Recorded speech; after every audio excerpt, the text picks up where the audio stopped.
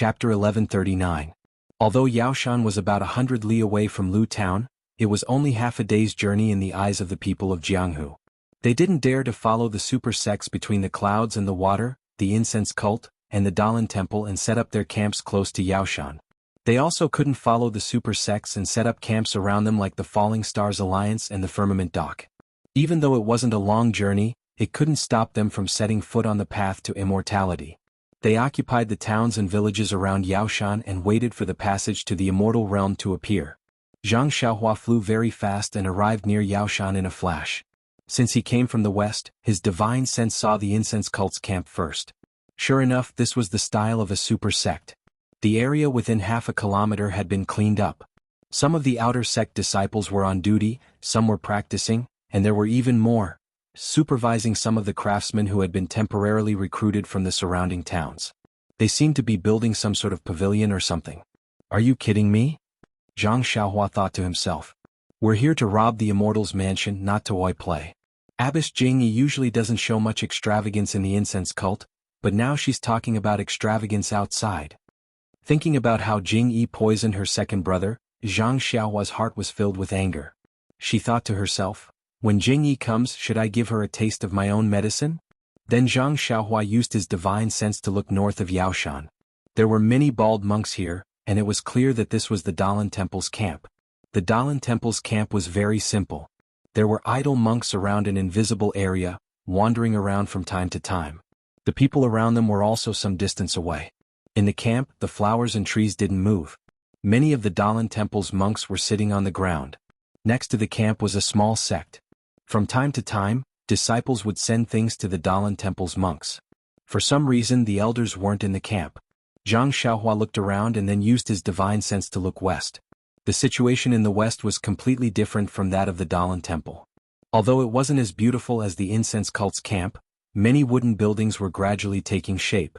There were huts built against the mountains, small pavilions near the water, and even a square table under a 100-year-old tree. Zhang Xiaohua first frowned when he saw the disciples in the camp dressed in the clothes of different sects, but when he saw the disciples in the robes of the Righteous Alliance gesturing around, Zhang Xiaohua understood that this was the territory of Alliance Master Zhang San of the Righteous Alliance.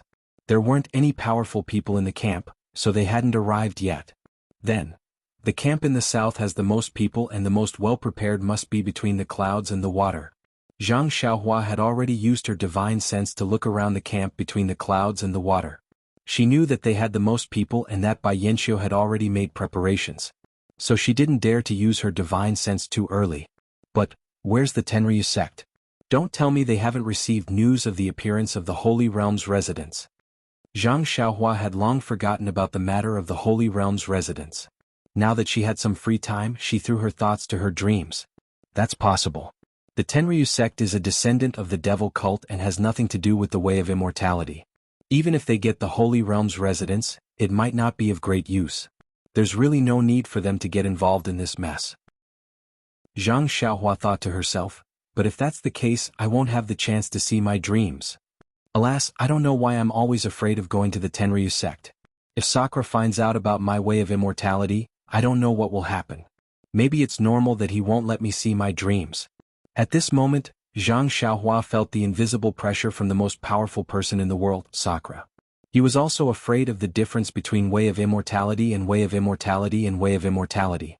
It seemed to be a kind of escape and also a kind of inexplicable, heartfelt worry. Let's not talk about Sakura's attitude first, but what about Dream? I don't know if it's a freak combination of factors or a trick from the heavens. I've never shown my way of immortality in front of Dream, nor have I explained it to her. Dream has always thought that my way of immortality cultivation is useless and that I'm only a person with brute force. If she tells Sakura about this situation, he might take a liking to her. Didn't he say that at worst, he'll give me all his way of immortality cultivation? But, what if Dream knows that I'm a way of immortality cultivator? She won't she choose me? Zhang Xiaohua suddenly became worried about personal gains and losses, and his divine sense naturally swept towards the camp between the clouds and the water. Zhang Xiaohua's divine sense swept over the central tent, but immediately his divine sense returned and circled around the tent a few times. Who's this person? He actually has divine sense? He actually has such a high way of immortality cultivation? Oh no, There's actually 3 of them.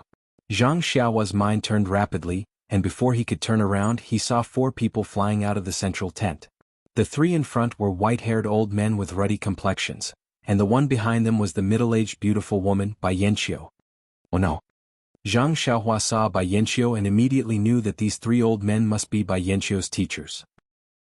Thinking of the many benefits he had gained between the clouds and the water, Zhang Xiaohua didn't care that he was hiding himself. Without waiting for Bai Yanqiu and the 3 helpers she found to come near, Zhang Xiaohua made a hand seal and immediately changed direction, flying straight towards the south. Alas, a typical case of having a guilty conscience. Sure enough, Taoist Master Hao Yun and the other 2 flew out of the tent. Looking at the empty sky, they swept their divine sense to the place where their divine sense had been just now, but didn't find any trace of a person. They couldn't help but be shocked. They saw Taoist Master Hao Yun standing in the air, respectfully saluting the place where Zhang Xiaohua had been standing. Which fellow Taoist? Can you show yourself for a chat? But Zhang Xiaohua had already left and the place was empty.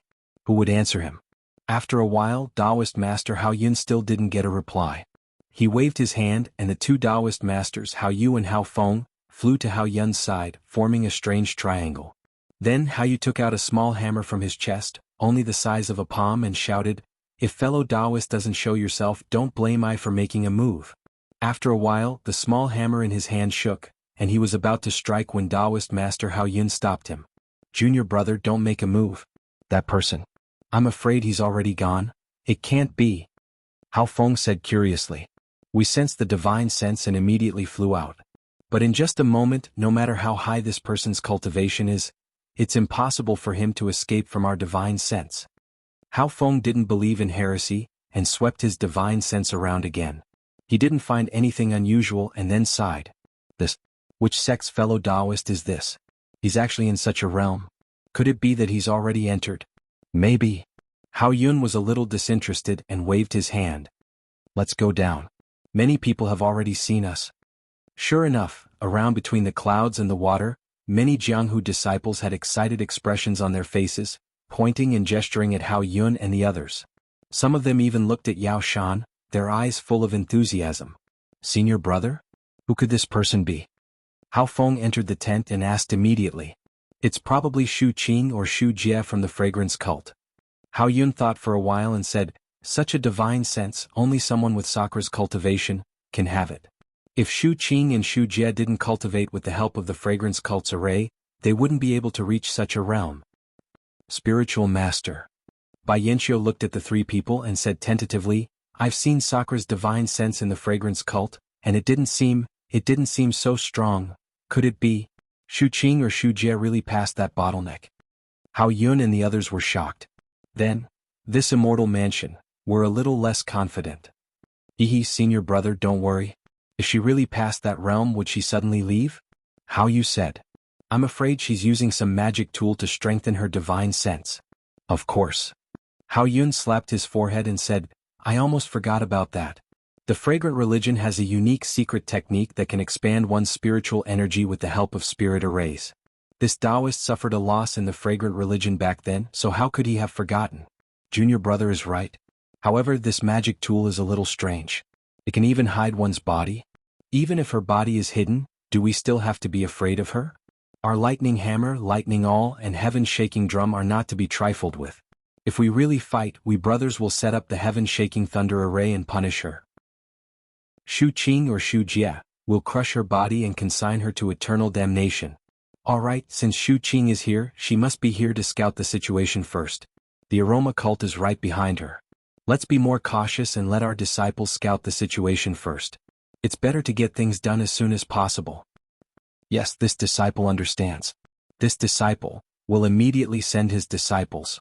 Bai Yanqiu replied with cupped hands. Not to mention that the people of Between the Clouds and the Water thought that Zhang Xiaohua was the grand elder of the fragrance cult and secretly thought of countermeasures. Zhang Xiaohua was as anxious as a stray dog. After flying for a long time, she finally stopped and gently patted her heart. Only then did she realize that she had hidden her body. It seemed that her flying technique was better than the other parties, so there was no need for her to be in such a difficult situation. AI, forget it. Just Between the Clouds and the Water alone has produced 3 people whose cultivation is much stronger than I. What fragrance cult, what Dalan temple? Do I even need to say anything? These people must be the disciples of the upper generation of these immortal Dao sections. The cultivation of the immortal Dao is calculated in decades. How can this poor Daoist reach that level? Even if it's Nun Jing-yi or the Grand Elders, I may not be a match for them. How can I compete with them for the immortal mansion? A frog at the bottom of a well, arrogant and ignorant. Perhaps this is the evaluation of IA a while ago. Zhang Xiaohua secretly mocked herself. At this moment, another divine sense swept over from the south. It actually, directly found Zhang Xiaohua. Chapter 1140. Zhang Xiaohua had concealed his figure and was flying in the air. Just as he was about to take a breather, suddenly a divine sense swept across the sky and locked onto Zhang Xiaohua. Who is it? Zhang Xiaohua was shocked. He had concealed his figure, but he didn't expect that the divine sense would still find him. Without thinking, he pinched a spell and flew to the side of the sky. His own divine sense also swept towards the source of the divine sense.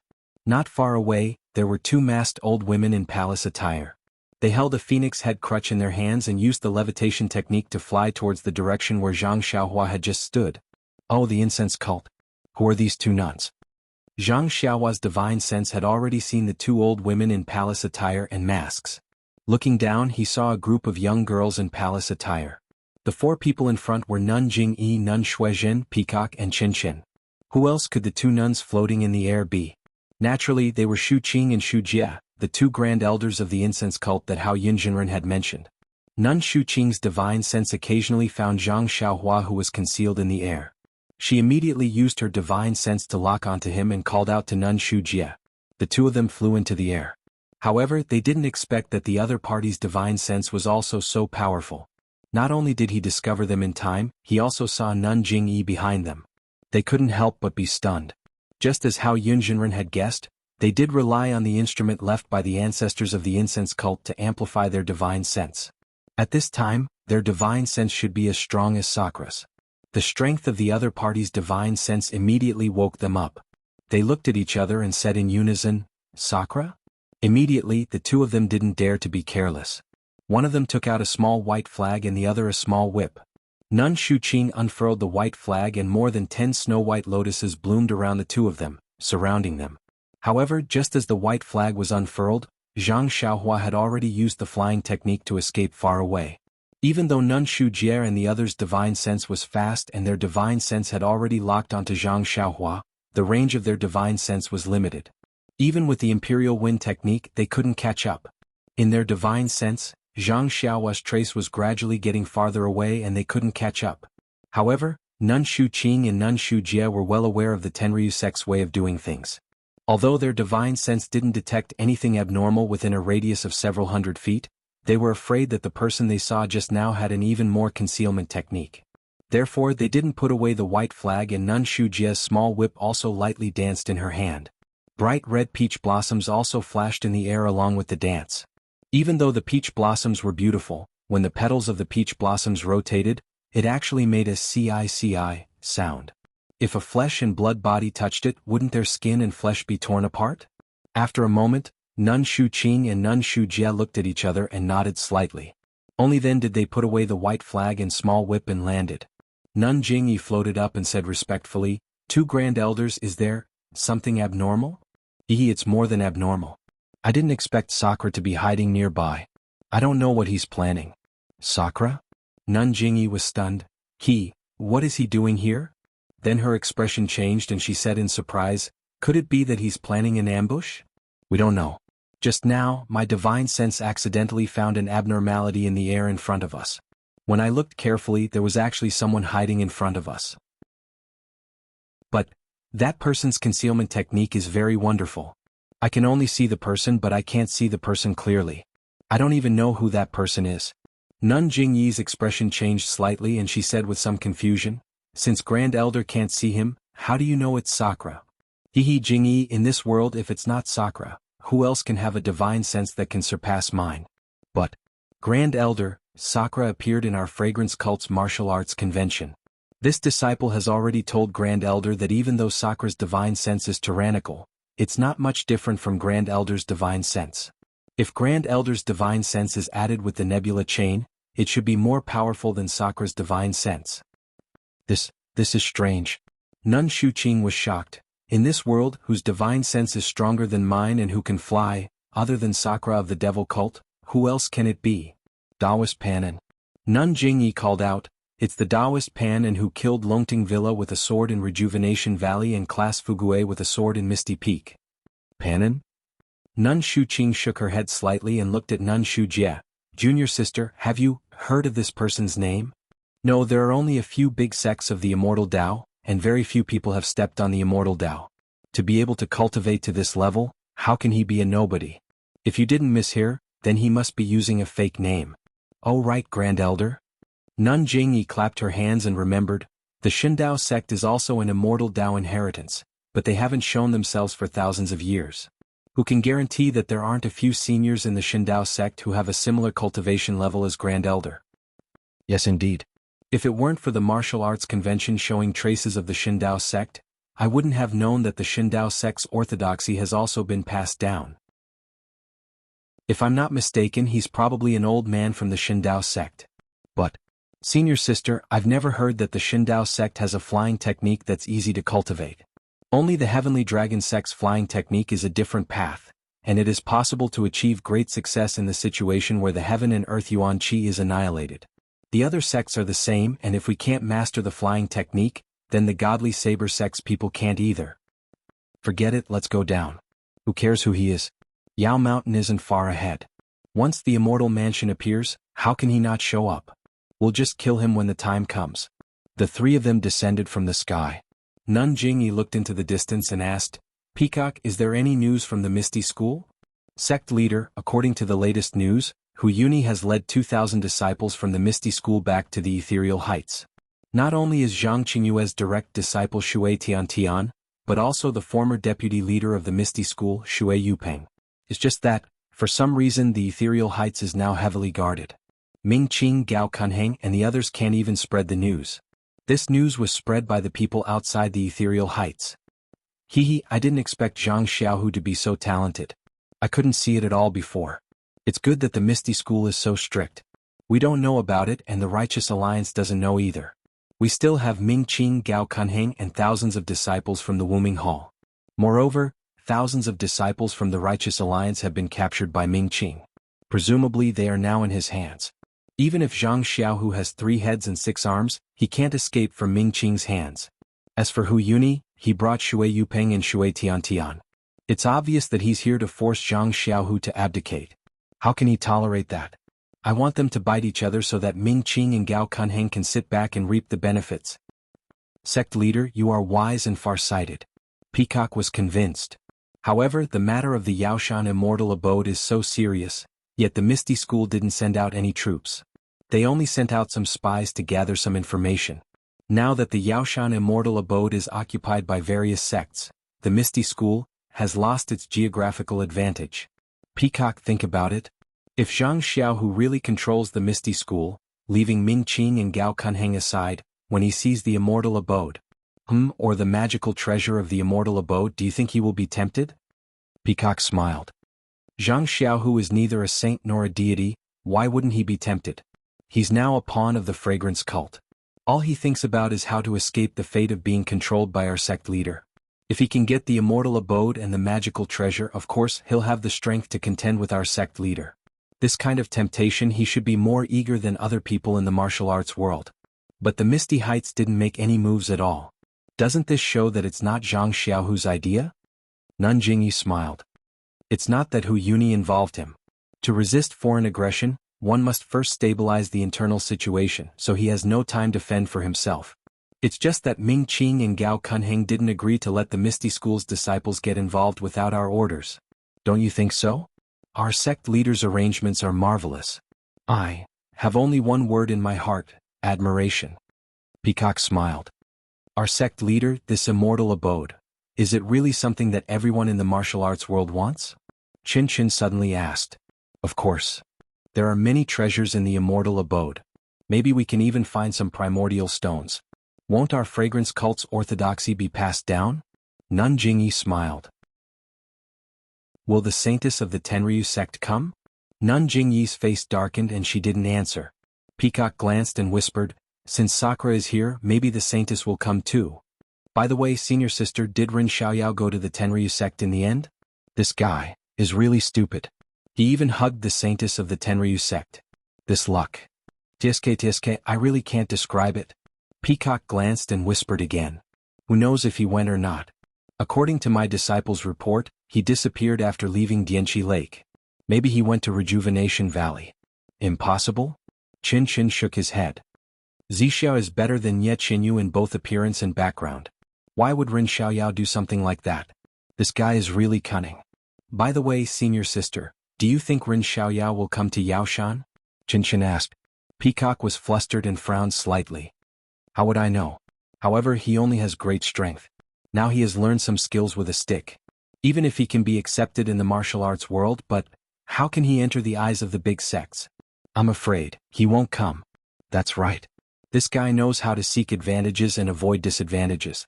In such a dangerous place he can only hide far away." Qin Qin smiled.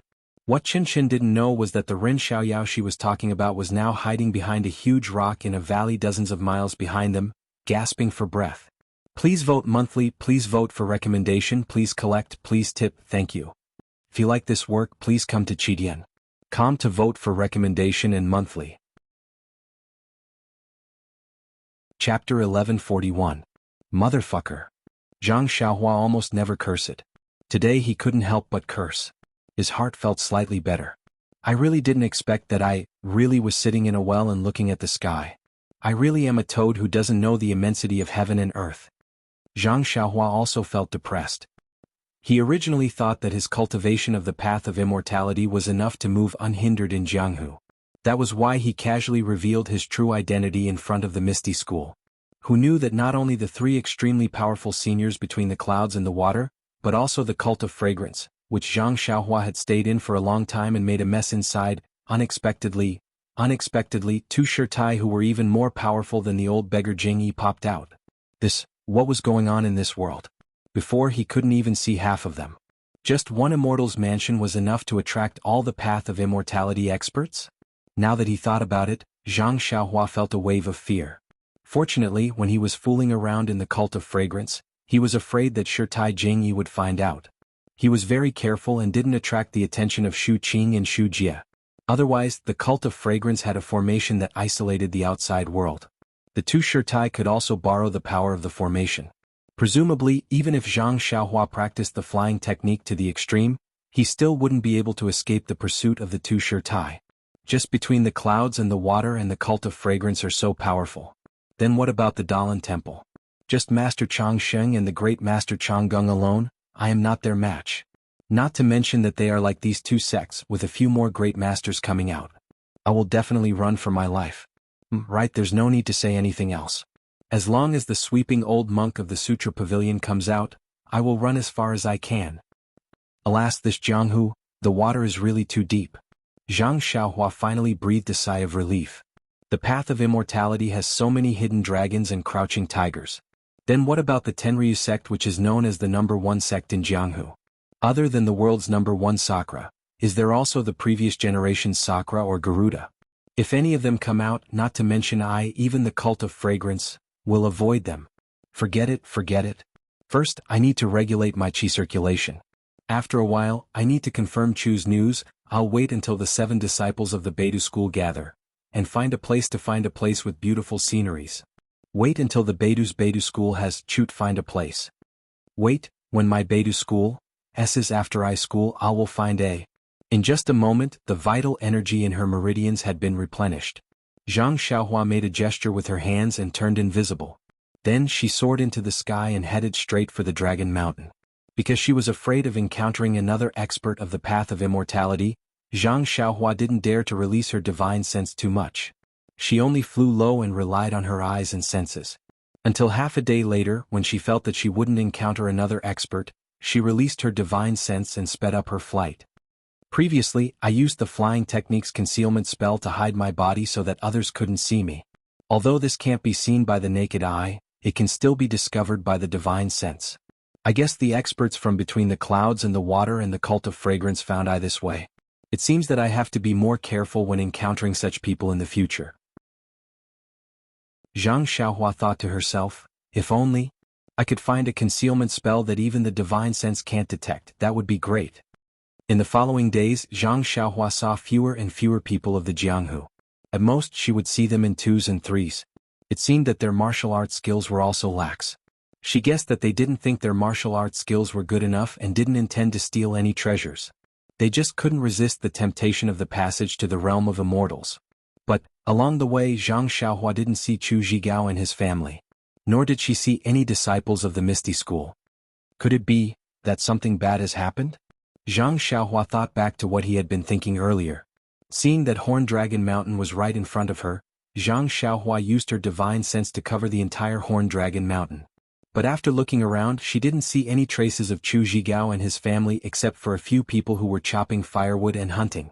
There was also a thatched cottage that had long been burned down in the mountain.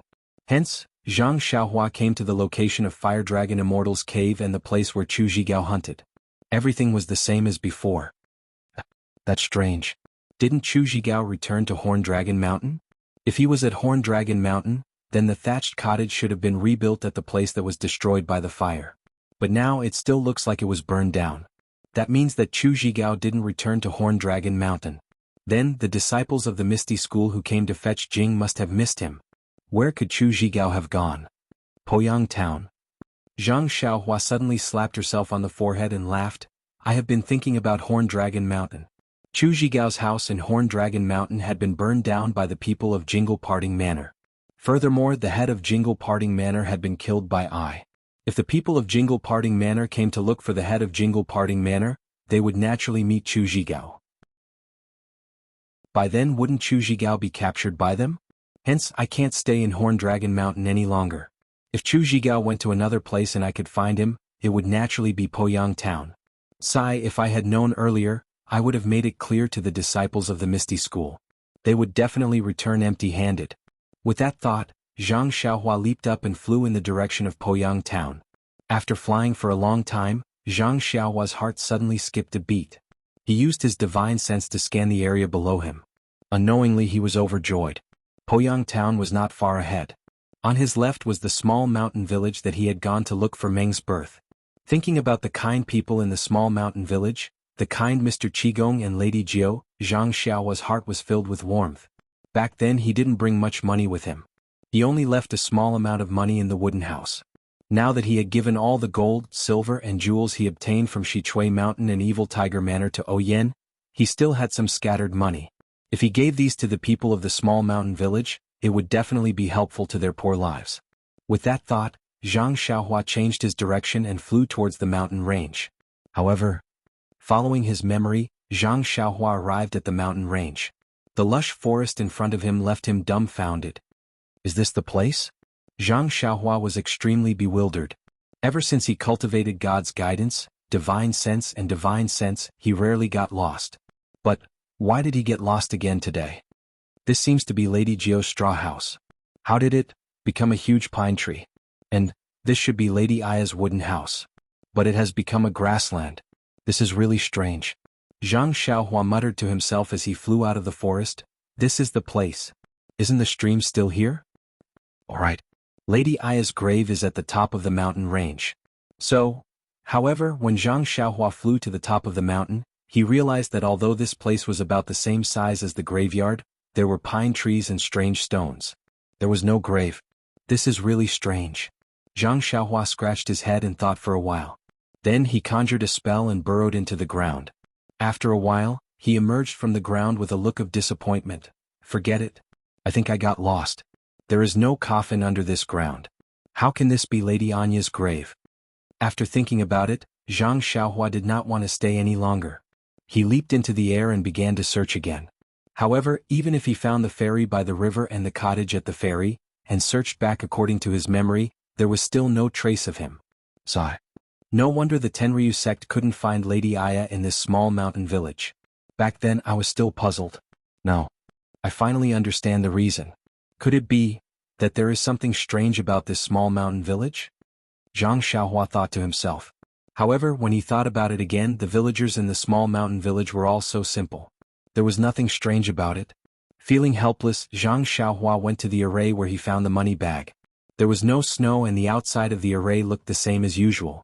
However, with Zhang Xiaohua's divine sense, there was a slight fluctuation of vital energy near the ground. It was the same place where the squirrel had drilled through and where Zhang Xiaohua had drilled into the cave. Could it be that there is something strange inside? Zhang Xiaohua thought and drilled into the array again. At this time, Zhang Xiaohua already had divine sense and didn't need to enter the cave. He just needed to scan the cave with his divine sense and everything in it was clear to him. It was different from what Zhang Xiaohua had imagined. The cave was the same as before. There was no fluctuation of vital energy in the dark cave. Could it be that the array in this cave has something to do with the small mountain village? Which senior of the immortal Tao placed the jade letter and money bag in this cave for no reason? How did the Shirtai of the fragrant religion know about it? What does this senior have to do with the fragrant religion? Zhang Xiaohua stood in front of the cave and rubbed his chin thoughtfully. However, the immortal Tao was something from 10,000 years ago. If there was a flaw in the array in the cave, who else in this world could know about it? Karma. Even if it is a cause from 10,000 years ago, it can also cause an effect 10,000 years later. If not for this cause, that I didn't know about in the past, I might never have known about it in the future. How could there be an effect of me obtaining the money bag and the jade letter? And the cause of me obtaining the money bag and the jade letter, how much effect will there be in the future? The Tao of Karma is indeed a mystery of the Tao of Heaven that is on par with the Tao of life and death. Zhang Xiaohua couldn't help but sigh. Zhang Xiaohua suddenly remembered that her dream had left the fragrant religion. She had also left the fragrant religion. The Shirtai's grave was left in the fragrant religion. She had sworn that she would personally kill the person who killed the Shirtai. Now that she had no clue, how could she live up to her oath? Perhaps after the Beta school is built, I will have to make another trip to the fragrant religion. Zhang Xiaohua thought to herself. Please vote for me. Please vote for me. Please add me. Chapter 1142. After coming out of the cave, Zhang Xiaohua did not delay any longer. She followed the path she had taken earlier and headed straight for Poyang town. However, when she flew over the mountain range, she inadvertently used her divine sense to scan the lonely mountain temple. A strange expression appeared on her face and then she was furious. She reached into her clothes and took out Chasing Dream.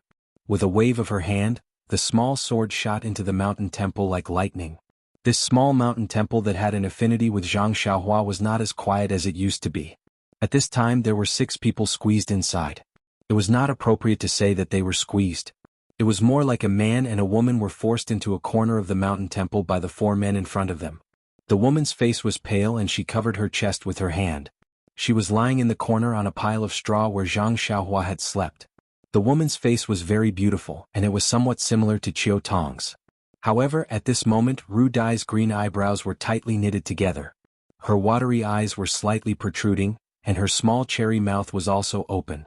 She kept inhaling with all her might, but the air she exhaled was far less than the air she inhaled. That woman seemed to be on the verge of death. Miss May. The man stood in front of the woman, as if he was helping to fend off the 4 men in front of him. However, the folding fan in his hand and his thin and weak arms showed that he was only a weak scholar. How could he withstand the shining swords? From time to time, he would turn back to look at the woman with concern. The man held the folding fan in front of his chest and scolded, You bully the weak, bandits. In order to escape we ran all the way here. Why, won't you let us go? A lean man stood at the side with his hands behind his back. He looked at the scholar and said coldly, You are Li Jinfeng, right? You must know the background of this woman. Since we were able to chase you all the way from Nanzhao town to here, then we must have the Mei family's treasure. You have been running all the way here, so the Mei family's treasure must be nearby, right? Look, Mei Qinglian is already dead. Why don't you hurry up and take out the treasure map? Seeing that I have the same surname as Miss Mei, I will spare your lives. That scholar was none other than the righteous Li Jinfeng. Li Jinfeng's expression changed when he heard the man surnamed Mei's words. He berated, I've only met Miss Mei by chance. I only know that Miss Mei's family suffered a great calamity and had no choice but to escape from Nanzhao town. How could I possibly know about a treasure map? Young Master Li, you're being disloyal by saying that. A fat man next to him said, You've been taking care of Miss Mei along the way. You look no different from a married couple. Why are you saying such things now? If Miss Mei hadn't said anything to you, would you have accompanied her for so long and run all the way from the north to the south? What do you mean? From what you're saying, if Miss May doesn't have a wealthy family, I won't take care of a lonely and weak girl like her. Hee, shopkeeper Lu, don't compare your jade artifact shop to this scholar. He has a noble character and will help any girl he sees. That man surnamed May glanced at Li Jinfeng and laughed. But when he helps, he'll be helping a poor young lady from a wealthy family. If he didn't run into us, wouldn't he already have a fortune of tens of millions of strings? Hee, old May, look at you.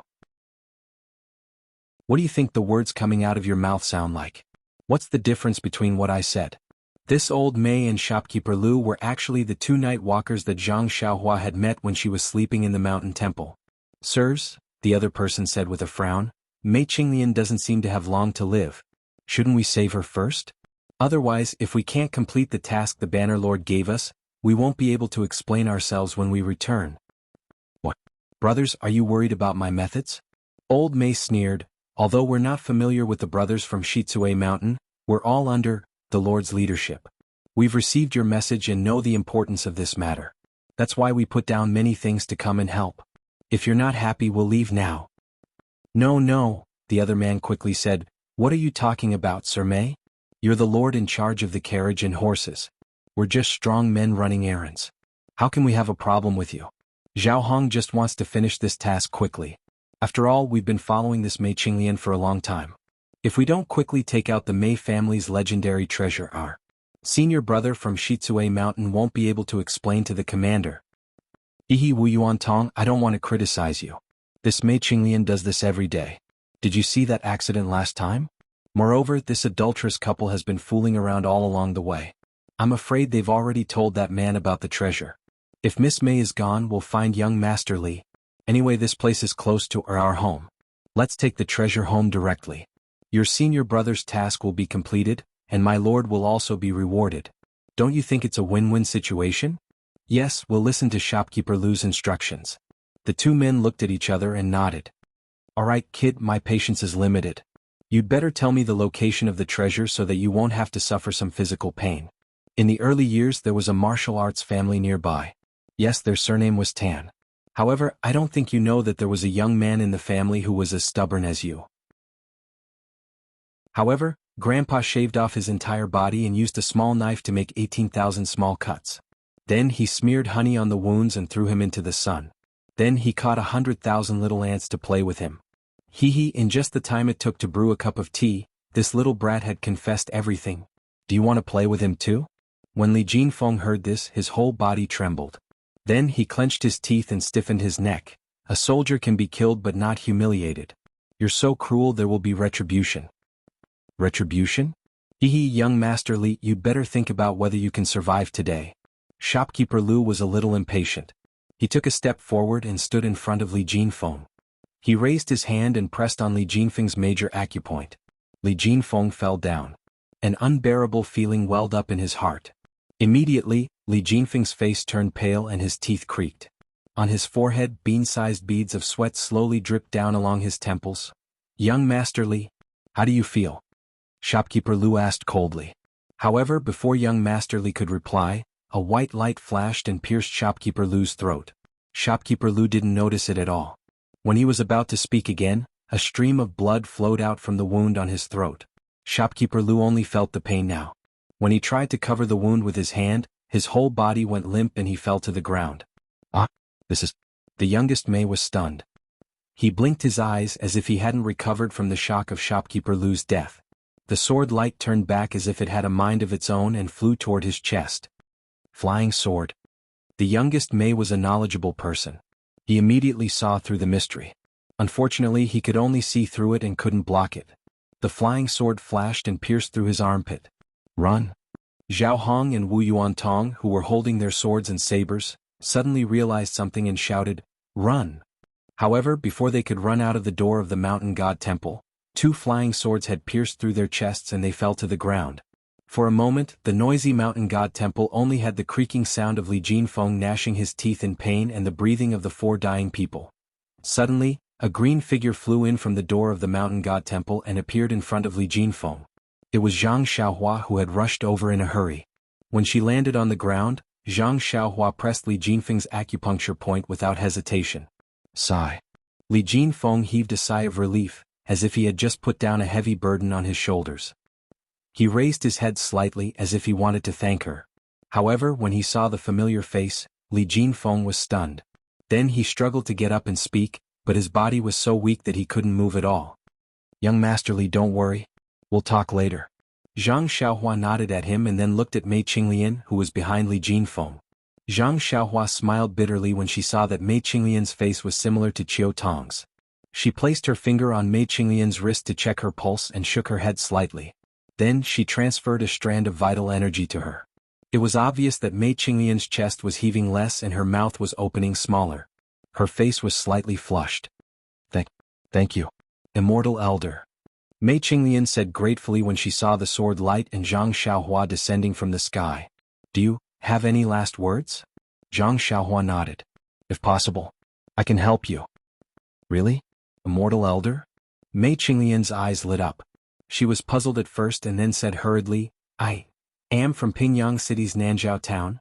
My surname is Mei. My name is Qinglian. Mei Qinglian? Zhang Xiaohua was stunned. She seemed to have heard of this name before. My father is a famous philanthropist in Nanzhao town, but Mei Qinglian's voice became weaker. At this moment, Li Jinfeng had already walked over. When he heard Zhang Xiaohua asking for Mei Qinglian's last words, he said softly, Miss Mei, you don't have to say anything else. I already know. Do you mean that you want this immortal elder to help you take revenge? Mei Qinglian's eyes flashed with gratitude. She looked at Li Jinfeng and then at Zhang Xiaohua. She nodded vigorously. I hope that immortal elder will be merciful and go to Shitsui Mountain. Save my father and the rest from the bandits who harmed the people. Shitsui Mountain? Zhang Xiaohua was enlightened. She immediately thought of what she had heard in Shitsui Mountain. Wasn't this Mei Qinglian the miss of the Mei family that Fort Master Qi had mentioned? At that moment, Zhang Xiaohua did not hesitate. She squeezed out a smile and said, Miss Mei, do you have any other last words? This matter. I have already completed it more than a month ago. I have killed all the bandits in Shitsui Mountain. Ah. Mei Qinglian's face lit up. She asked, then, my father, what about him? If you like this work, you are welcome to vote monthly and recommend at Qidian. Come. Chapter 1143. When Zhang Xiaohua heard this, she looked at Mei Qinglian's face, which had a last burst of energy. She smiled and said, At that time I saved many people from the prison. As for whether your father was inside, I do not know. Very well, thank you, Immortal Elder. Mei Qinglian smiled and turned to look at Li Jinfeng. Her eyes seemed to be filled with tenderness as she said, Li Gongzi, you are a rare gentleman in this world. This concubine only regrets that I did not meet you earlier. I hope that you can and your sweetheart be married to each other and grow old together. This scarf, just treat it as a wedding gift from little sister to you. As Mei Qinglian spoke, she reached for the handkerchief hanging from her waist with great effort. Then she lifted it up forcefully, wanting to pass it to Li Jinfeng. However, the moment she lifted it up a little, the light in her eyes disappeared. Her hand also drooped down weakly.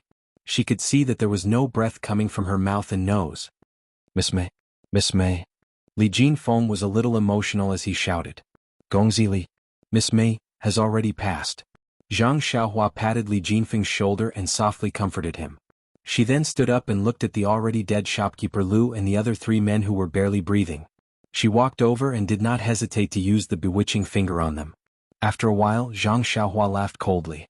She stretched out her hand and broke the necks of Mei Qinglian, Zhao Hong and Wu Yuantong.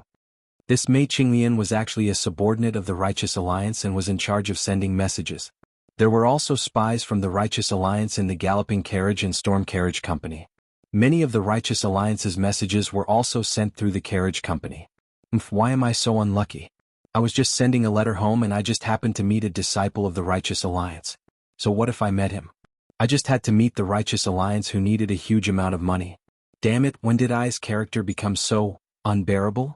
However, Zhang Xiaohua immediately rubbed her nose and said self-mockingly, perhaps my character has become even more heaven-defying. After destroying Shichui Mountain and Evil Tiger Villa, I kept most of the gold and silver that the Righteous Alliance wanted in my belt. Sigh, this Miss May is really pitiful. Originally, she had already escaped the calamity of being exterminated, but, because she had the Mei family's hidden treasures, she was targeted by Zhao Hong and Wu Yuantong from the Righteous Alliance. However, it's also strange. Why didn't the two of them capture Miss May in Nanzhao town? Why not just directly send her to Shichui Mountain? And of course, such a rare hardworking attitude. If it wasn't for the fact that those two people died so quickly, I would have asked them properly. That's not right. The youngest Mei and shopkeeper Lu were not invited by the two of them. It was because the youngest Mei found out about their whereabouts through the disciples of the Storm Carriage Company. That was why he brought shopkeeper Lu along. I understand now. Zhao Hong and Wu Yuantong also had the intention of pocketing the treasures. At least, they didn't have the intention of handing over all of the treasures. Birds die in pursuit of food and men die in pursuit of wealth. The ancients really didn't lie. Zhang Xiaohua finally understood the crux of the matter. Xiaohua. Li Jinfeng, who was at the side, saw Zhang Xiaohua doing many strange things. He also heard the words of the three people before they died. When he saw Zhang Xiaohua raise her head from her deep thoughts, he asked, "Are you the Zhang Xiaohua that I know?" Zhang Xiaohua asked curiously, "Why are you only asking now? What were you doing just now?" I didn't react just now. But now that I think about it, you actually used that, some kind of hidden weapon to kill all four of them. I feel, you can't possibly have such a high level of martial arts. Moreover, there were four of them. You didn't even show up, and they were all killed? Li Jinfeng's eyes suddenly lit up as he said with a smile, "Don't tell me that you are the legendary sword immortal." Zhang Xiaohua rolled her eyes and said, "Young Master Li, were you accompanying young Miss May and talking too much? How can I be a sword immortal?" "I think so too, but..." Li Jinfeng nodded. He was in so much pain that he didn't notice that Zhang Xiaohua flew in. "At most, I am an immortal Dao expert," Zhang Xiaohua said with a smile. "Immortal Dao? What is that?" Li Jinfeng asked curiously. "Let's talk about it later." Zhang Xiaohua waved her hand and said, "Let's first bury young Miss May." "But, you have already saved young Miss May. How can we bury her without permission? It's better to take her body back." Li Jinfeng disagreed with Zhang Xiaohua. "Alas, young Master Li, the bandits of Shichui Mountain are ruthless. How can there be any survivors in their hands? What I said to young Miss May just now was just to comfort her. No way, the bandits of Shichui Mountain are still alive." Li Jinfeng was a little indignant again. "Xiaohua, you promised young Miss May that you must kill all the bandits of Shichui Mountain when you go back." Zhang Xiaohua didn't know whether to laugh or cry. She said, "Of course I killed all the bandits and only left these two people. But young Miss May, I didn't see her at all. There were no survivors in the dungeon of Shichui Mountain, and there were hundreds of corpses in front of the gate of the mountain stronghold. Some were old and some were young. Young Miss May should be among them. Oh, by the way, it seems that young Miss May died before she reached Shichui Mountain. Her body was abandoned in the wild." "Alas, I see." Young Miss May was a well-known good person in Nanzhao town. She actually fell into such a state. Then, as you said, bury young Miss May here. Well, okay, wait a moment. Zhang Xiaohua nodded and went out again. After a while she came back with a huge coffin. Where did you get this?" Li Jinfeng was dumbfounded. He wanted to bury young Miss May properly, but the mountain was very high. It was very difficult for them to climb up the mountain. It was very difficult to take the body down or the coffin up, so he didn't tell Zhang Xiaohua. "Don't ask. See where the feng shui is good." "I'll do it, okay." Li Jinfeng looked at Mei Qinglian's body, who was smiling, and sighed. He went out of the temple and found a place not long after.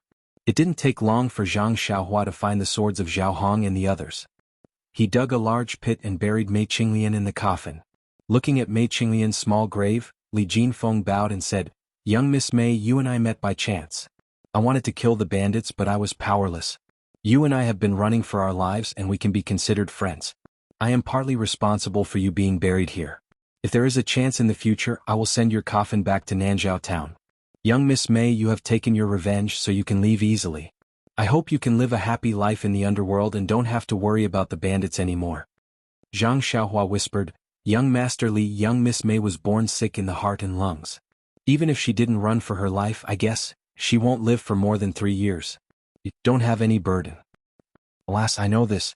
Young Miss May also told me, but I always felt very powerless all the way," Li Jinfeng said sadly. Strange, young Master Li. Young Miss Mei was chased by the bandits of Shitsue Mountain because of the Mei family's treasure. Why did you get involved for no reason? Zhang Xiaohua asked curiously. Let's go back to Lu Town. I'll tell you slowly along the way. Oh, I still have something to do in Poyang Town. Let's go together. When it's done, we'll go back to Lu Town together. Zhang Xiaohua replied. It's all right. As long as you're with me, what am I afraid of? Li Jinfeng said with a smile. With Zhang Xiaohua following them, it was indeed very convenient. Descending the mountain was also very easy. When they encountered a steep and difficult place, Zhang Xiaohua reached out and lifted Li Jinfeng up. Then he directly jumped over. At the foot of the mountain, the two of them hailed a carriage and headed towards Poyang Town. In the carriage, Li Jinfeng told her about his encounter with Mei Qinglian. It was also fate. Li Jinfeng was visiting a friend in Nanzhao Town. He met Mei Qinglian, who had just returned from visiting a friend. When she saw the drastic change in her family, she immediately jumped off the carriage and ran away without greeting the maids and servants. Shitsue Mountain had placed the Mei family as their main focus and had arranged many disciples around the Mei family. When they saw a luxurious carriage coming to the Mei family, they immediately stopped it. However, when they found that young Miss Mei was not in the carriage, they quickly looked around. Young Miss Mei was like a headless fly. When she saw Li Jinfeng's carriage, she jumped in without thinking. Coincidentally, Li Jinfeng was the only one in the carriage.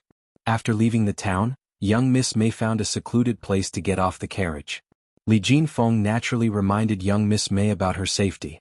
Young Miss Mei saw Li Jinfeng's refined manner in the carriage and knew that he was a gentleman. She couldn't help but feel dependent on him and quietly told him about her family's situation. The Mei family was also a big family in Nanzhao. Li Jinfeng had heard of Minister Mei's good reputation from her friends. When he heard about the Mei family's misfortune, even though he didn't know who did it, he was furious and felt pity for them. However, Li Jinfeng didn't let his anger get to his head.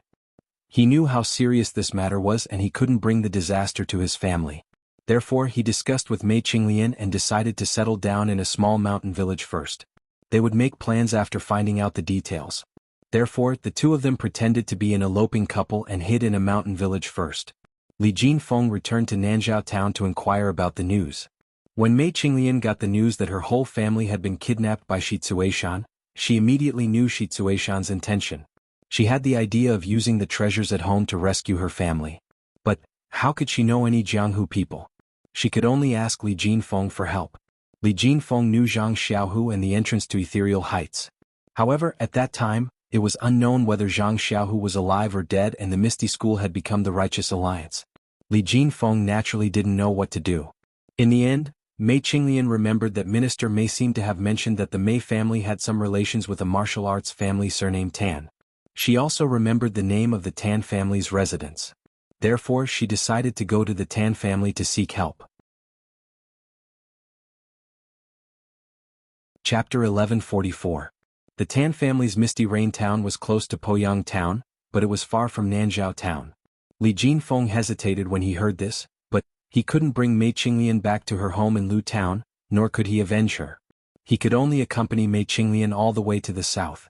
There was a saying in ancient times, a scholar is useless. Li Jinfeng felt that this was wrong. That day, Zhang Xiaohua accompanied Nye Qinyu from 1,000 miles away. That was because Zhang Xiaohua knew martial arts and had the ability to protect himself and Nye Qinyu. That was already a chivalrous act. But compared to Li Jinfeng, she was far inferior. Li Jinfeng was only a weak scholar with a weak body. Going to Misty Rain Town alone was already a test for him, not to mention bringing Mei Qinglian along. The hardships along the way couldn't be described in detail. Li Jinfeng's bravery had already moved Mei Qinglian. But she knew her body's condition and her current situation, so she didn't dare to reveal her feelings. Moreover, the two talked along the way and didn't hide anything. They already knew each other well. Mei Qinglian also knew that Li Jinfeng already had a girl named Qiu Tong in his heart. But because fate made fools of people, this girl went to the south a few years ago. Now it was unknown whether she was alive or dead. Even Li Jinfeng didn't hesitate to tell Mei Qinglian that she was somewhat similar to Qiu Tong. And it was because of this similarity that he helped her so deeply. Li Jinfeng's frankness didn't make Mei Qinglian angry. Instead, she appreciated Li Jinfeng even more. She felt that Li Jinfeng was a magnanimous gentleman. The two went all the way to the south, carefully covering their tracks, thinking that they had escaped from Shitsue Mountain. But what they did not know was that this Shichui mountain was not the same Shichui mountain. That day the horse carriage that they had taken from Nanzhao had been a galloping horse carriage. Some of the Righteous Alliance's disciples had already reported their whereabouts to the disciples sent by Shichui mountain. As they fled for their lives, they had not been able to shake off the Righteous Alliance's pursuit.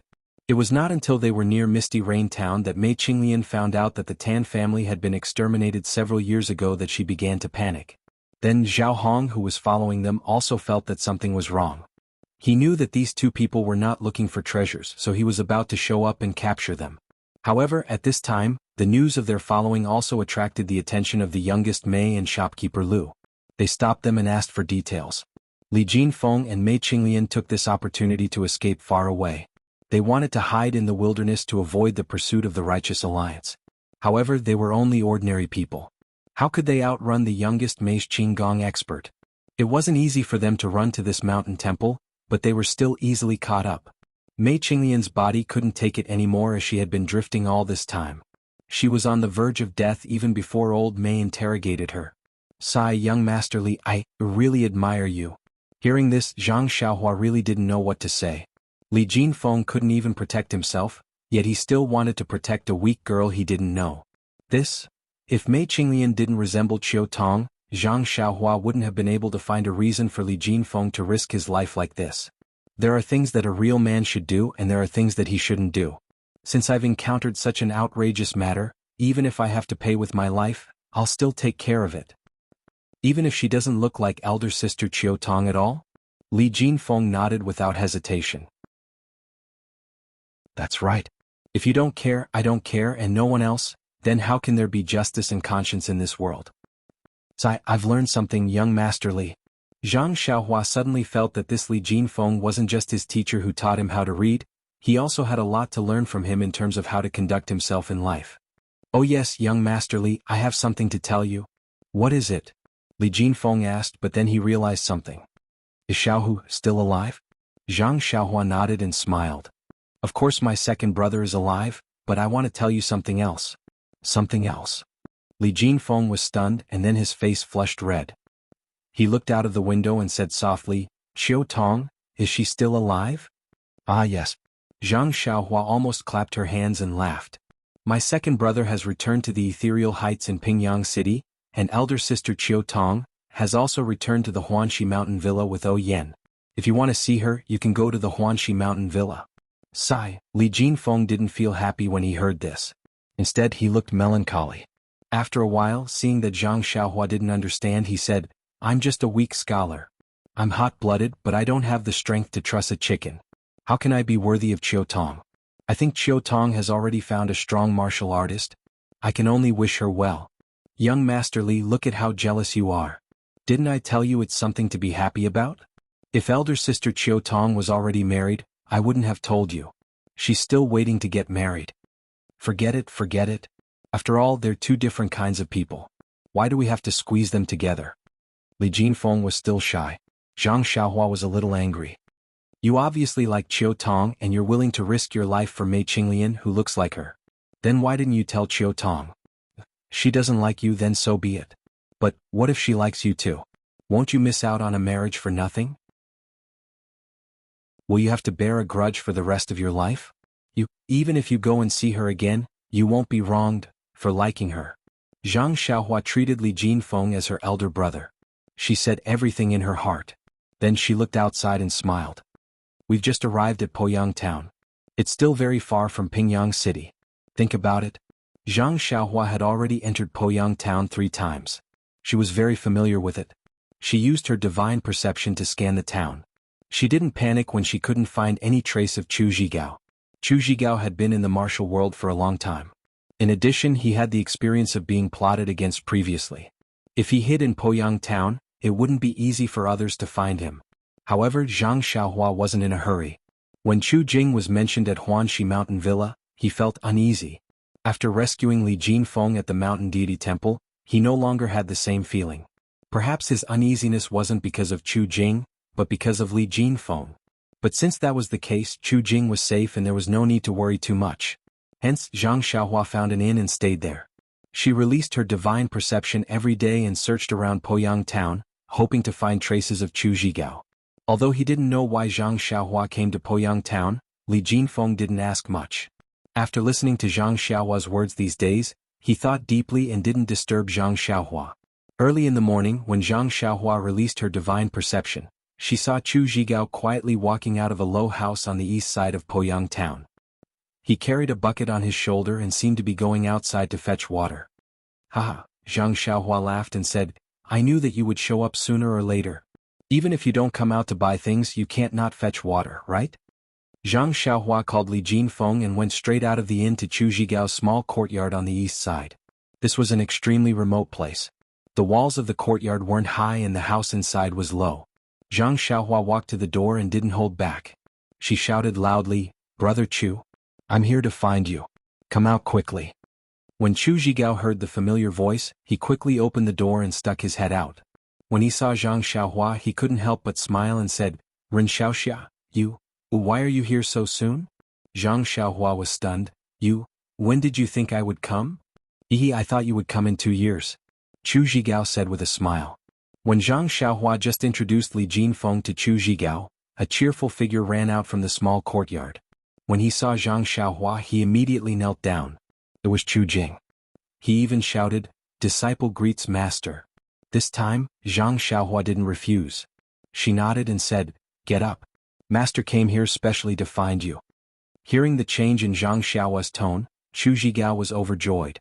At this time, Chu Zhigao's mother also came out. Chu Zhigao shouted, Mother?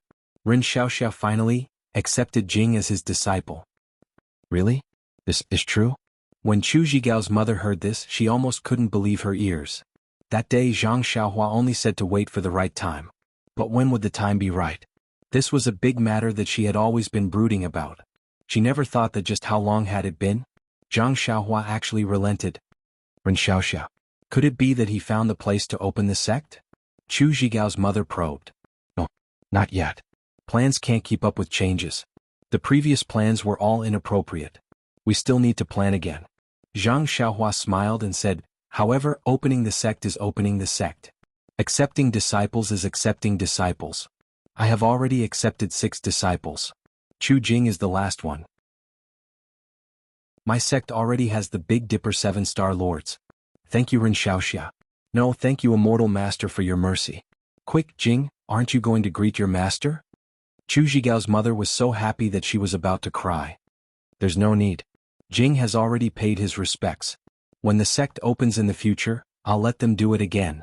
Zhang Xiaohua waved her hand and smiled. Then the group entered the courtyard. Chu Zhigao took out the tea and other things and said embarrassedly, In order to avoid being harassed by others, I didn't dare to stay on Dragon Mountain anymore. That's why I brought my mother and Jing to move here. This place is really simple and crude. I hope Immortal Master can understand. Haha, it's okay. Zhang Xiaohua waved her hand and said, You can pack up and follow me to Pingyang City. Chu Zhigao was overjoyed. He stood up and said, I'll pack up right away. When will Immortal Master be leaving? Oh, take your time. I still have some worldly affairs to attend to. However, I'll be back in a few days. Young Master Li is Ai's best friend. I'm afraid that something might happen to him if he stayed in the inn. So I brought him here. Please take care of him. Li Jinfeng followed Zhang Xiaohua here. He felt as if he was floating in the clouds and didn't know what they were talking about. Now that he heard himself mentioned, he immediately cupped his hands and bowed. Sorry for the trouble. Chapter 1145. Once he heard that Li Jinfeng was Zhang Xiaohua's best friend, how could Chu Zhigao not be respectful? He immediately stood up and bowed again. After Li Jinfeng returned the greeting, he thought for a moment and said to Zhang Xiaohua, Xiaohua? But he suddenly remembered that Chu Zhigao had called Zhang Xiaohua Ren Xiaoxia. Didn't that mean that he immediately shut his mouth? Chu Zhigao and his mother were stunned. Then they lowered their eyebrows as if they didn't know what was going on. Zhang Xiaohua was attentive and had already noticed. She smiled and said, Brother Chu, my real name is Zhang Xiaohua. Ren Xiaoyao is just another identity of mine. I didn't mean to hide it, please forgive me. It's nothing. Immortal Master is my savior and my son's teacher. I don't dare to think too much. Chu Zhigao replied hurriedly. Zhang Xiaohua smiled and didn't say anything. Li Jinfeng continued, Xiaohua, I wonder, where are you going? If it's on the way, why don't we go together? Zhang Xiaohua thought for a moment and smiled. Didn't I tell young Master Li a few days ago? Because I sent a letter home in Macho City, I got into a lot of trouble. Didn't I ask the youngest Mei in the Mountain Deity Temple? I have a rough understanding of the situation of the Righteous Alliance's carriage companies. Although old Mei only gave me a verbal account and I don't know who he is, but I must make a trip to the carriage company in Sorrow City and eliminate all the disciples of the Righteous Alliance in one fell swoop. Only then can I vent the hatred in my heart. Is that so? Normally, Li Jinfeng would have persuaded Zhang Xiaohua not to complain for fear of hurting the innocent. But after more than a month of running for his life, Li Jinfeng also knew that violence had to be met with violence. He nodded slightly and said, "Then, go quickly and come back quickly." Chu Zhigao was stunned. He looked at his mother and asked softly, "Immortal Master, are you talking about Macho City, where Rejuvenation Valley is located?" "Yes. You know it?" Zhang Xiaohua smiled and said. But based on that you must buy a good horse."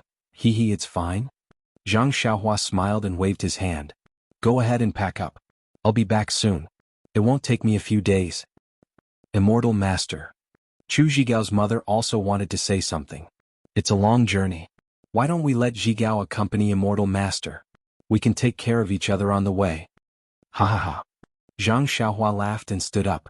She said, "Since Chu Jing is already under my tutelage and the Immortal Tao is going to flourish soon, I won't hide anything from you.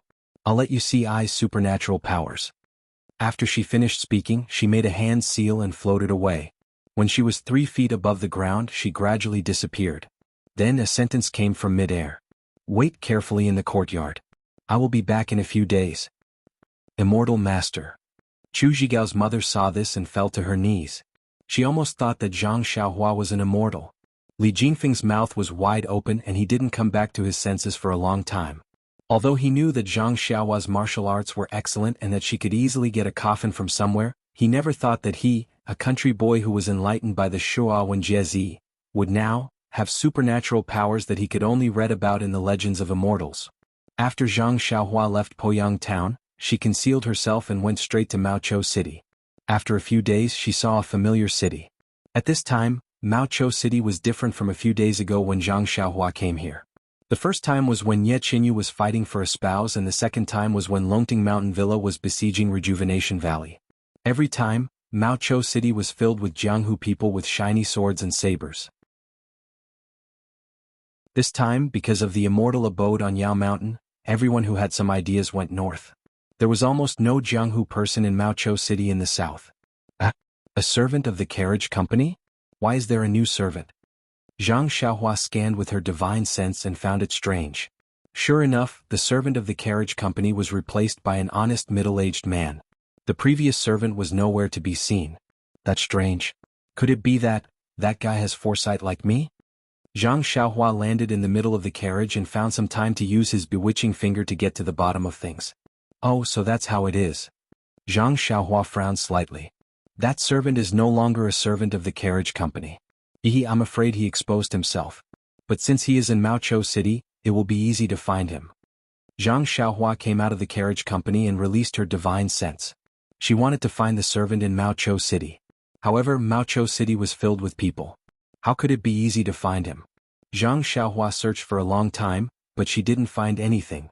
Forget it. Since I am in Maochou City, I should check on Little Orange's injuries. Zhang Xiaohua then went in the direction of Rejuvenation Valley.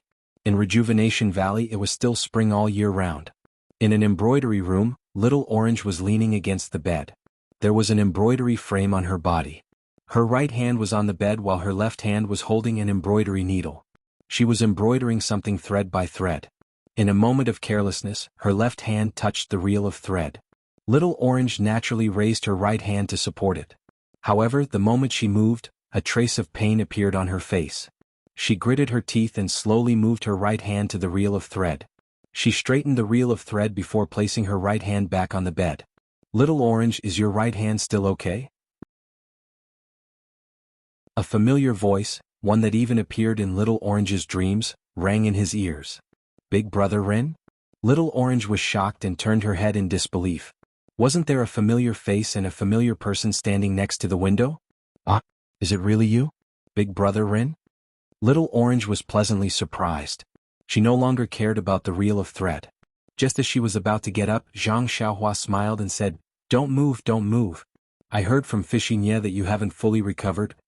You've seen Miss?" Little Orange's surprised face was filled with respect, and then a trace of melancholy. He said, "You are really that immortal?" Zhang Xiaohua walked up to him with a smile. "Little Fishnya is indeed like a sister to you. She even told you about this. Immortal. Elder Ren, please don't blame her. Elder Sister Ping rode on your David's deer and held the token you gave her. Although she heard from Elder Sister Ping that you picked it up on the road, but Miss didn't think so. She knew that you had always been thrifty, and also had deep feelings. Huan, you couldn't have thrown it away. You must have something urgent and had no choice but to let Elder Sister Ping ride on your David's deer. And, when we found out that the sect leader of the Misty School is Zhang Xiaohu, and that the Misty School is in Pingyang City, didn't you go to Pingyang City before? Your name is so similar to Zhang Xiaohu's. Miss wondered if you were that immortal." I forgot about Little Fishnye's intelligence. Zhang Xiaohua smiled and said, "When I accepted Little Fishnye as my disciple, I didn't have time to ask her. I didn't expect that I gave myself away so much." When Little Orange heard this, he was overjoyed and said, "Congratulations, Elder Immortal. Miss has finally been accepted into the Beta School, and Elder Immortal has finally accepted an extremely intelligent disciple." Then he felt a little sad. After thinking for a while, he probed, "Miss must be very happy now." Little Orange, when I accepted Little Fishnye into my Beta School, she is also my junior sister. You don't have to call me Master Immortal. Just call me Big Brother Ren." "Big Brother Ren. Why don't you call me Young Master Ren like before?" Little Orange said shyly, "I should call you Young Master Zhang, but Young Master Ren is too comfortable." "It's okay, Little Orange.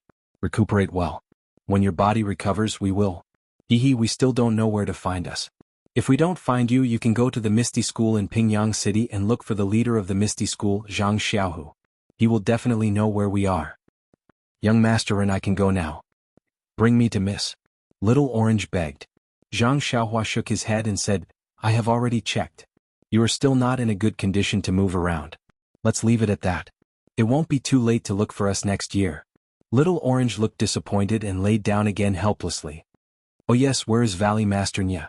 Why isn't he in the valley?" Zhang Xiaohua asked curiously. "I don't know. Seems there is something important." Old Master C and the rest of the people from the weapon forging sect came. Then Valley Master brought some disciples and went out with them. "Miss, didn't she tell you?" Zhang Xiaohua shook her head and said, "No." Little Orange was stunned. Suddenly she thought of something and said in shock, "Young Master Ren, Miss and Sister Ping went to Pingyang City to look for you right after Valley Master left. How long has it been? Why did you come back to Spring Valley?" Before Zhang Xiaohua could explain, Little Orange realized something and said apologetically, "I forgot that young Master Ren can fly." Seeing that it was getting late, Zhang Xiaohua smiled and said, "All right, Little Orange, do you have any words for Little Fishnye? Young Master Ren, are you leaving now?" Little Orange asked. "Yes, I came to Macho City to settle some matters. But when I thought of your injuries, I came over to take a look. After I am done, I still have to rush back to Pingyang City," Zhang Xiaohua said. "Thank you, Young Master Ren, for still thinking of me." Little Orange was a little happy and said, "I don't have anything to say to Mississippi. I only hope that, in the future, I can still serve Miss." No problem. There are only a few dogs and kittens in Beta School. It will be lively if you go there," Zhang Xiaohua said with a smile. "Oh, really? Thank you, Master Immortal. Thank you, Young Master Ren." Little Orange was overjoyed. "All right, you should recuperate first. I'll agree to your request. I will take my leave first." Zhang Xiaohua waved her hand, conjured a spell and flew out of the window. When Zhang Xiaohua was far away and out of sight, Little Orange heaved a long sigh of relief. She released the embroidery in her left hand. The embroidery was a pair of ducks playing in the water. "Please vote monthly, please vote recommendation, please collect, please tip, thank you." Chapter 1146. By the time they left Rejuvenation Valley, night had already fallen and the lights in Macho City were gradually becoming brighter. Zhang Xiaohua stood in midair with her hands behind her back. She did not release her divine sense and only used her naked eyes to look down. She saw that in Macho City, every household was lit up with lights. The surface of Macho Lake reflected the surrounding lights and the night sky that had yet to be revealed. It was even more starry than the real night sky. This place, why is it so deserted?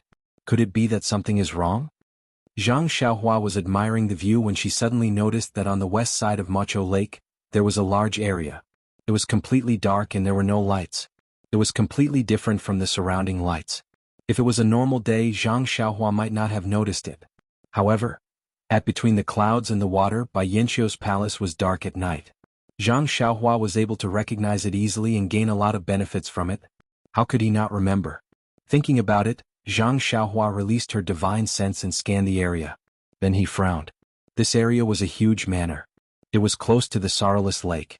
Although most of the area was dark and there were no traces of people, there were still many people living around the manor. Moreover, there were many men in martial attire around the manor. They held lanterns in their hands and were constantly on duty. I'm afraid this is the manor of an official. Zhang Xiaohua had just thought of this when another thought popped up. That day when I came to Macho City with my dream, it seems that the dream appeared near this manor. Could it be the incense cult in Macho City? At this moment, a black shadow escaped from the manor in a panic from the southern side of the manor. Not far behind him were two men in martial arts attire. One of them held a torch while the other held a steel saber. They were hot on his heels. Haha, Zhang Xiaohua saw the black shadow in front of her and couldn't help but laugh. People often wear out iron shoes but still can't find you. I cast a wide net in Macho City but still couldn't find you. I actually met you here today. Wasn't the black shadow in front the worker of the storm carriage company? Judging from the way he fled, he seemed to be quite familiar with the surrounding terrain. However, the two people who were chasing after him were obviously much more skilled than the shop assistant. After they left the manor, they threw away their torches and focused on chasing after him. By the time Zhang Xiaohua had flown behind them, the shop assistant had already been sandwiched between the two of them. You little thief, why aren't you surrendering? A Chinese character shouted with a sinister smile. Heroes, please spare my life. I was just short of some money and wanted to steal some things from your residence. But I didn't get anything. Please spare me. The shop assistant was still arguing, but his eyes were looking around and his feet didn't stop. Hee, with such qinggong, how could you be an ordinary thief? Don't bully me because I can't see. A man said angrily. The other man continued, Yixiang Manor is famous in Imocho City. There isn't a single ruffian in the vicinity who would believe your words? Seeing that the shop assistant was getting closer, one of the men raised his steel knife and laughed sinisterly. Since brother isn't willing to stop, then I'll let you bleed first. However, just as the steel knife was about to fall, a black shadow descended from the sky and grabbed the shop assistant's neck. With a light lift, the man's steel knife fell into the air. The black shadow didn't stop and hovered about 10 feet above the ground. With the shop assistant's body in his hand, he flew far away in the blink of an eye like a nighthawk. When the two men saw this, they couldn't help but be stunned. They stopped in their tracks and looked at each other, their eyes filled with horror. Big brother. I didn't see wrongly, right? Is that someone from the Immortal Tao? Brother? No, you didn't see wrongly, that's right. The other stuttered and shrunk his neck. Brother, let's hurry back and report this matter to the steward. This thief is not from anywhere. Not only did he sneak into our Yixiang Manor at night, he even had an expert from the Immortal Tao to receive him. This matter is serious. The two men turned around and left even faster than when they were chasing after the shop assistant. As for the shop assistant, he had escaped from death and was overjoyed. His body was in midair and the night wind blew gently. He almost suspected that he was in a dream. That shop assistant was also clever and knew that it was not the right time to speak. He waited for the expert from the Immortal Tao to descend from the sky and stop at a secluded place before turning around. Without looking carefully, he bowed and said, Immortal Elder, thank you for saving my life. After a few kowtows, he offered his gratitude. That person laughed coldly and didn't reply. When the shop assistant heard this, he unconsciously raised his head and probed. This disciple is a subordinate disciple of Qin Yanling Imocho City. I don't know which elder of the Immortal Tao is. This last surprised, was when he saw the face of the person who came. He couldn't help but cry out in surprise. He saw that the face was very young, only about 16 years old. However, the figure was thin and tall, taller than the shop assistant by a head. Wasn't that The person he had seen before at the storm carriage company. In an instant, the shop assistant's back was covered in sweat. What, you recognized I? The person who came was indeed Zhang Xiaohua. Her eyes were full of sarcasm as she said coldly. Immortal Elder. I have eyes but fail to see. I don't know. The shop assistant was incoherent and didn't know what to say. Was there a need to say this? He had reported the situation of this immortal elder's family having excess wealth, and he himself knew the methods of the Qin Yanling Mo. Was there a need to ask the reason why this immortal elder came to find him now? Immortal Elder, please spare my life, please spare my life. These are the orders of the owner. I am only following orders. The shop assistant fell to the ground and begged. Your so-called owner has already died in I's hands. You don't have to accuse me. You have to know the consequences of what you have done. Zhang Xiaohua didn't waste time with him. She pointed her finger and used bewitching finger to hit the acupoint at the back of the shop assistant's head. After a while, Zhang Xiaohua's face was filled with anger. She thought to herself, this Qin Yanling Mo is really despicable. Who knows how many innocent lives it has taken. It's a pity that I don't have the means to get rid of it one by one. Oh right, the place you went to just now, is it the Manor of the Fragrant Cult? Zhang Xiaohua suddenly thought. Yes, this Yixiang Mountain Manor is the manor of the famous martial arts family, the Gu family. Secretly, it is the base of the Fragrant Cult in Imocho City. It has been many years. This is what I know from the Banner Lord. Why did you go to the Yixiang Mountain Manor? The Banner Lord seems to be doing something to the Yixiang Mountain Manor. I was just a scout to find out the actual situation. Alright, tell me the location of your Banner Lord. The shop assistant told Zhang Xiaohua what she wanted to know very clearly. After he finished, Zhang Xiaohua said, although you didn't personally kill anyone according to your information, who knows how many innocent people have died in the hands of others. You can be considered to have deserved more than death. Letting you leave unknowingly is also a reward for your cooperation just now. As she said this, she looked at the shop assistant's blank expression. Zhang Xiaohua sighed slightly in her heart. She stretched out her hand and grabbed the shop assistant's neck. With a slight force, a kacha sound was heard. A stream of blood flowed out from the corner of the shop assistant's mouth. His body went limp and fell to the ground, dead. It's not that there won't be retribution, it's just that the time hasn't come. Once the time is up, retribution will come knocking. Zhang Xiaohua said in a low voice. She soared up again. Tonight, a secret branch of the Righteous Tao Alliance in Imocho City was unlucky. Before the shop assistant could reply, the god of pestilence came knocking on their door. A group of evil men whose hands were secretly stained with blood didn't even get to see the other party's face before their lives were reaped by a swift and fierce sword light. In just the time it took to eat a meal, Zhang Xiaohua soared up from a small courtyard and was about to fly out of Imocho City. But just as she was about to leave the city, she changed her mind and her body flew diagonally towards Lingering Fragrance Manor. Lingering Fragrance Manor was the same as before. Most of the place was pitch black, but there were more disciples patrolling around the manor. It was as if they were guarding against the Righteous Tao Alliance. Zhang Xiaohua concealed her body and landed in a pavilion. Beside the pavilion was a small pond. The lotus flowers in the pond had already withered and the lotus leaves were also somewhat withered. Looking at the water in the pond, it was flowing slightly.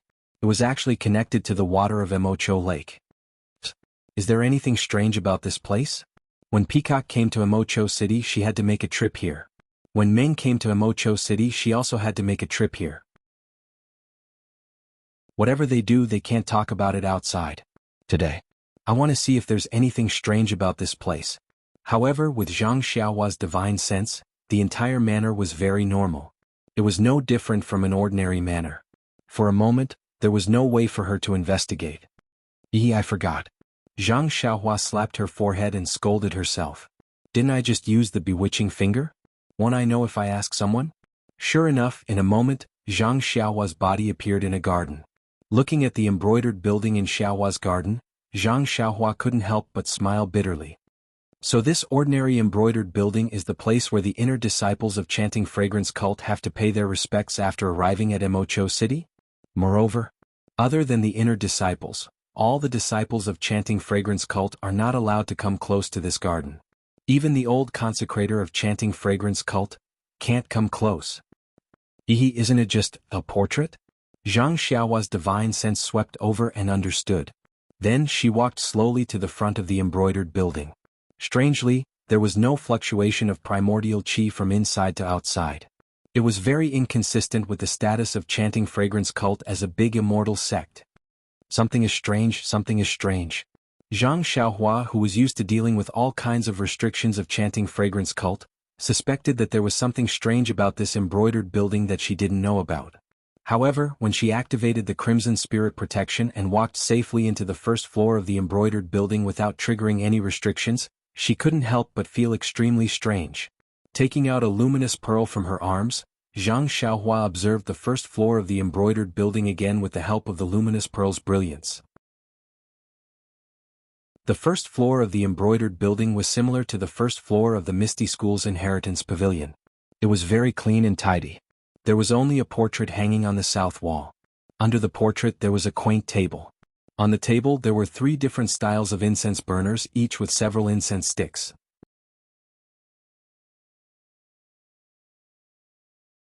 Chapter 1147. Naturally, Zhang Xiaohua's attention was drawn to the portrait. As Zhang Xiaohua expected, the portrait was of a lady dressed in palace attire. Her face was covered with a white veil and she held a whip in her hand. The only difference was that the background of the lady had changed from a small bridge to a small pavilion. Beside the pavilion was a small lake that was as round as a crescent moon. Looking at the lake, it was similar to Maoqiu Lake. However, the lake was rippling with waves and there was no embankment that divided the lake into 2. There was also no frown pagoda. This lady is always dressed in palace attire and a veil. Who knows if she is the lady I saw in the Jade Stone Hall? However, her attire and the whip in her hand have not changed.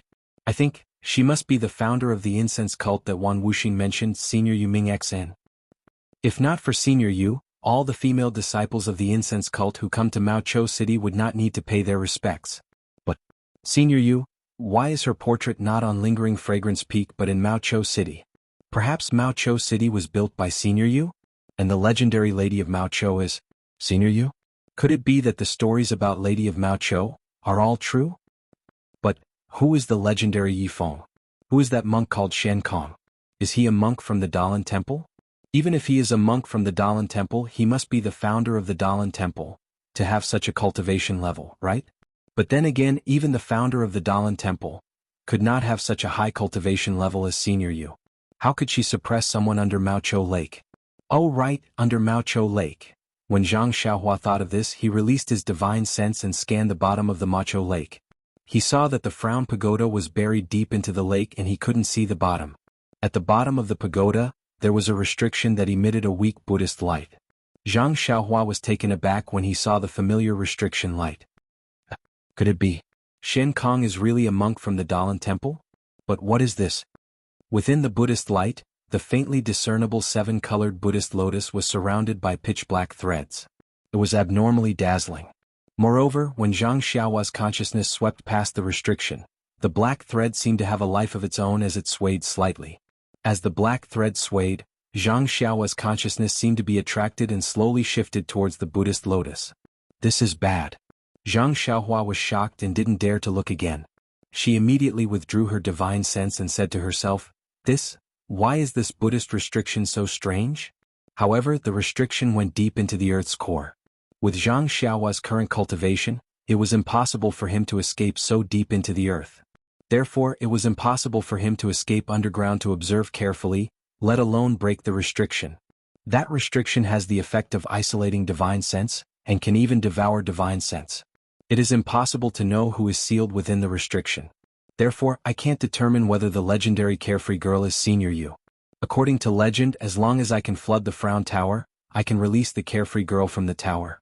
But, ordinary means obviously can't do it. If I want to do it, I can only use the magical power of the immortal Tao. Not to mention that I don't have such means now. Even if I did, the so-called Shen Kong monk must have other means of defense on the Frown Tower. Forget it, whether the carefree girl is Yu Mingxin or not is just a cuz from tens of thousands of years ago. Who knows where the effect is? The carefree girl is a legend in Jing City, and she is very popular. Yu Mingxin is indeed the founder of the immortal Tao. Speaking of which, there is no connection between them. This effect will be left to the fated person of the incense cult. I have no interest in it. Thinking of this, Zhang Xiaohua bowed deeply to the portrait, just like she did in the Misty School's Hall of Inheritance. Senior Yu, I have gained a lot from your incense cult. Let me bow to you as a token of my gratitude. Then Zhang Xiaohua straightened up, looked at the ladder in the corner, and slowly walked up to the second floor of the embroidery tower. The second floor looked more like a woman's boudoir than the ground floor. However, it had been a long time and there were no silk objects. There was a futon in the corner, a table in front of the window, a wooden box and a bronze mirror on the table, and a wooden cabinet against the wall. Zhang Xiaohua scanned the room with her divine sense and found that they were all ordinary objects. She didn't sense any fluctuation of vital energy. She even walked to the bronze mirror and looked at it again and again. She didn't sense any abnormalities like the clear sky mirror. This must be where Senior Yu lived in the early years. This table should be a dressing table. It is so simple and crude that there isn't even a stool. What's inside the box? Zhang Xiaohua thought and opened the wooden box. It was similar to the dressing box that Zhang Xiaohua saw in Lady Aya's room in the small village. It was also empty except for a wooden hairpin at the bottom of the box. Strange? Zhang Xiaohua was surprised when he saw the wooden hairpin. Of course, he wasn't surprised that the hairpin was similar to Lady Aya's hairpin. He was surprised that the hairpin was exactly the same as the Purple Phoenix hairpin. Misty School has a jade slip that is exactly the same as the Purple Phoenix hairpin. Senior Yu's embroidery room has a wooden hairpin that is exactly the same as the Purple Phoenix hairpin. What does this mean? Zhang Xiaohua immediately let his imagination run wild. Could it be that the founder of Misty School Yang Haoya and the founder of Fragrance Sect Yu Mingxin have something that can't be explained clearly? But this kind of thing. Why doesn't the founder of Shindao Sect, Wan Wuxin, know about it? Could it be that Senior Huan was deceived by the two of them? Zhang Xiaohua touched his nose and thought for a while. He then took out the two Purple Phoenix hairpins and another jade slip that looked like a Purple Phoenix hairpin. He compared them with the wooden hairpin. Needless to say, it was obvious. The four of them were exactly the same except for the texture.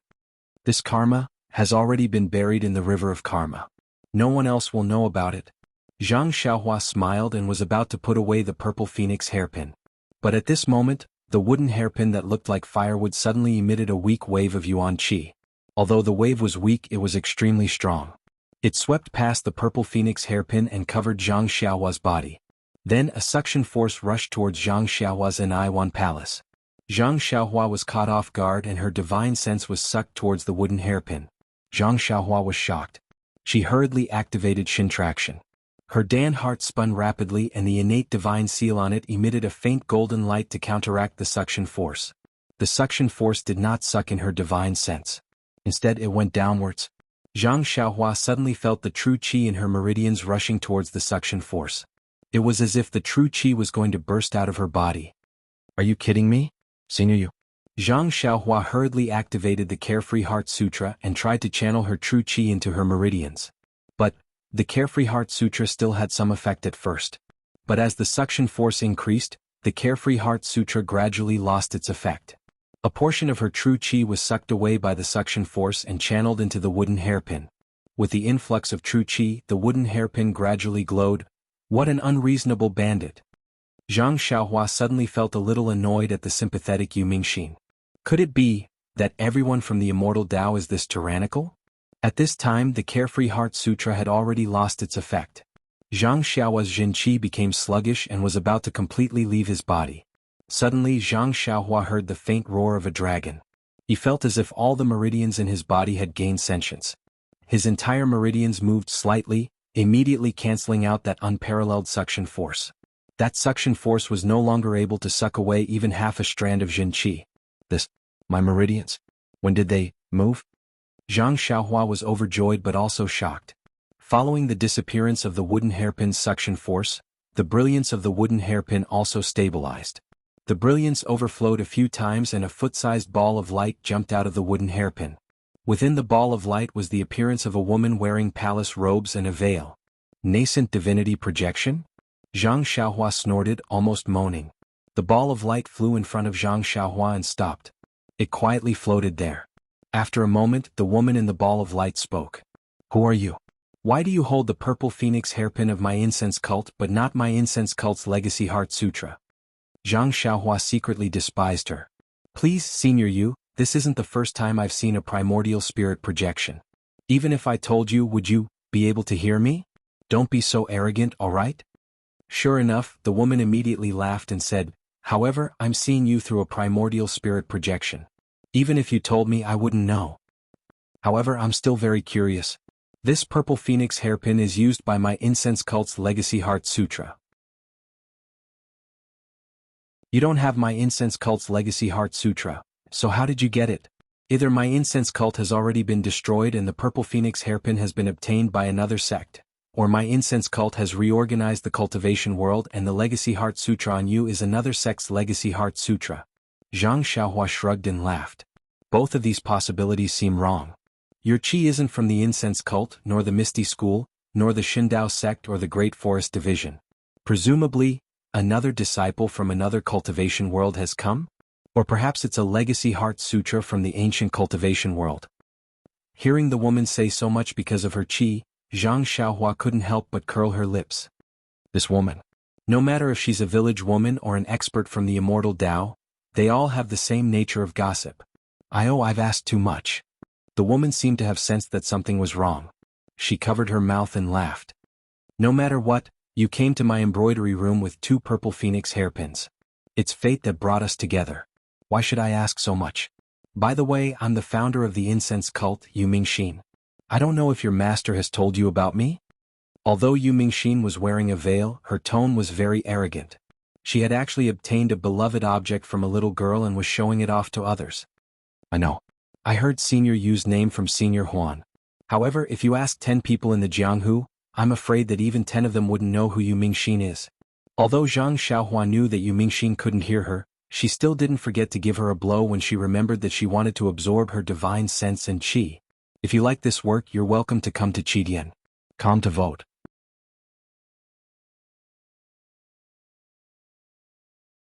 Chapter 1148.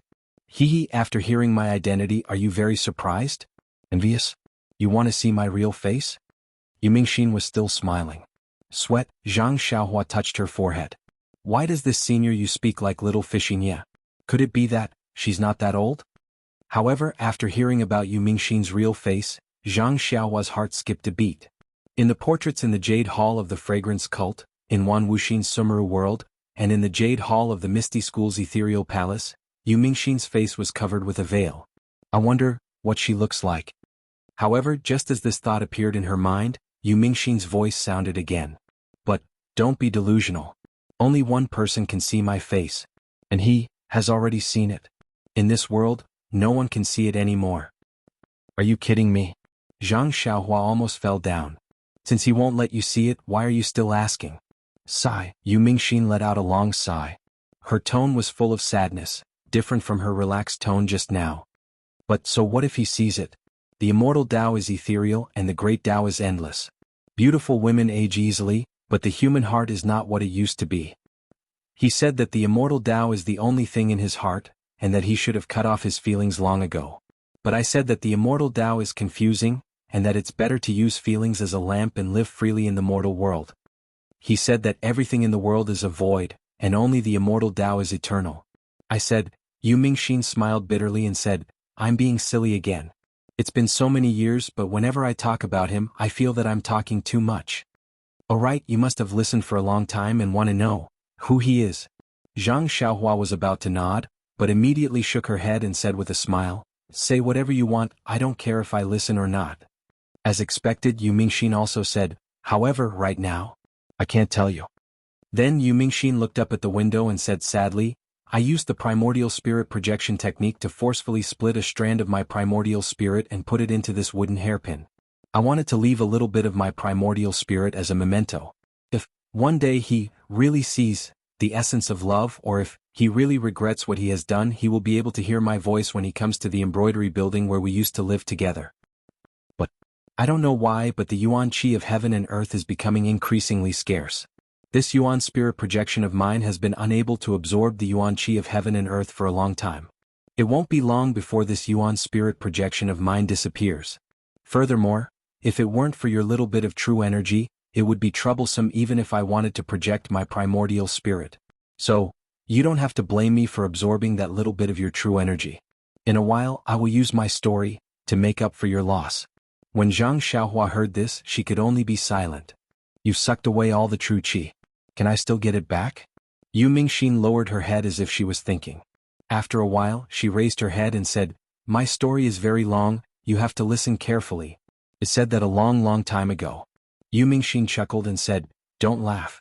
It's indeed something that happened a long time ago. This is also the reason why the Fragrant Religion, Misty School and Shindao sect were established.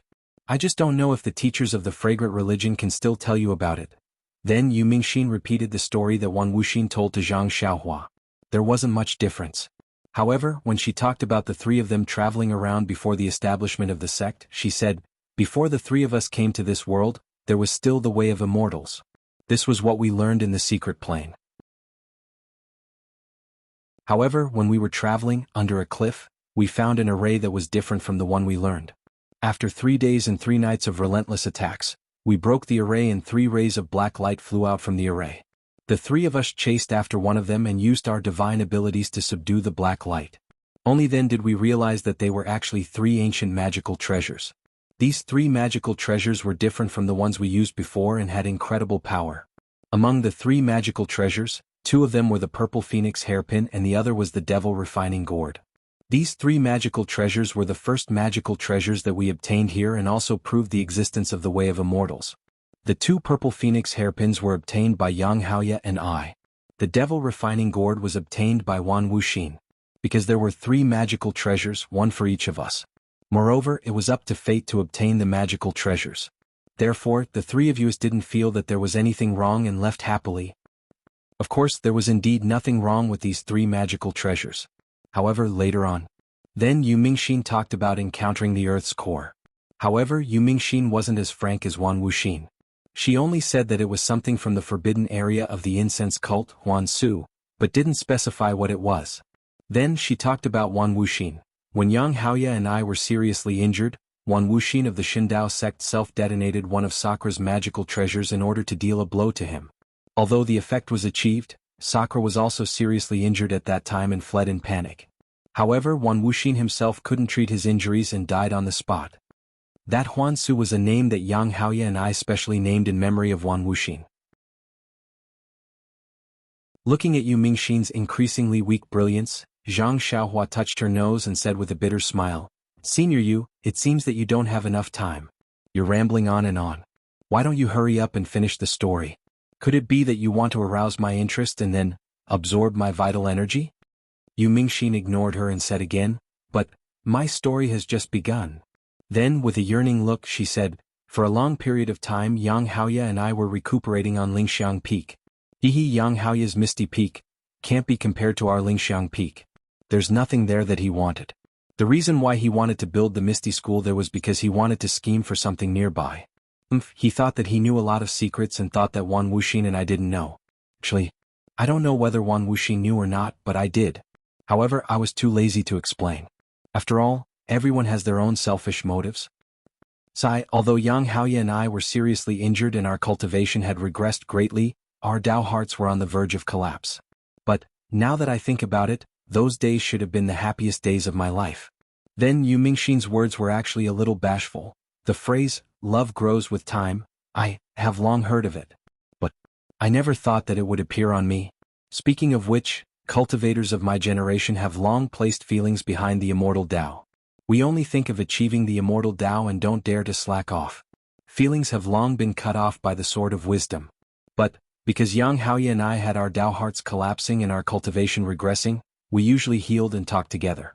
But the love demon actually found a crack in our Dao hearts. We actually fell in love like ordinary people. At that time, we were intimately attached to each other every day and were really happy.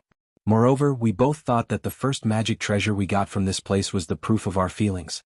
Because of this, Yang Haoye gave his purple phoenix hairpin to me as a token of love. What about me? Of course, I also gave my purple phoenix hairpin to Yang Haoye.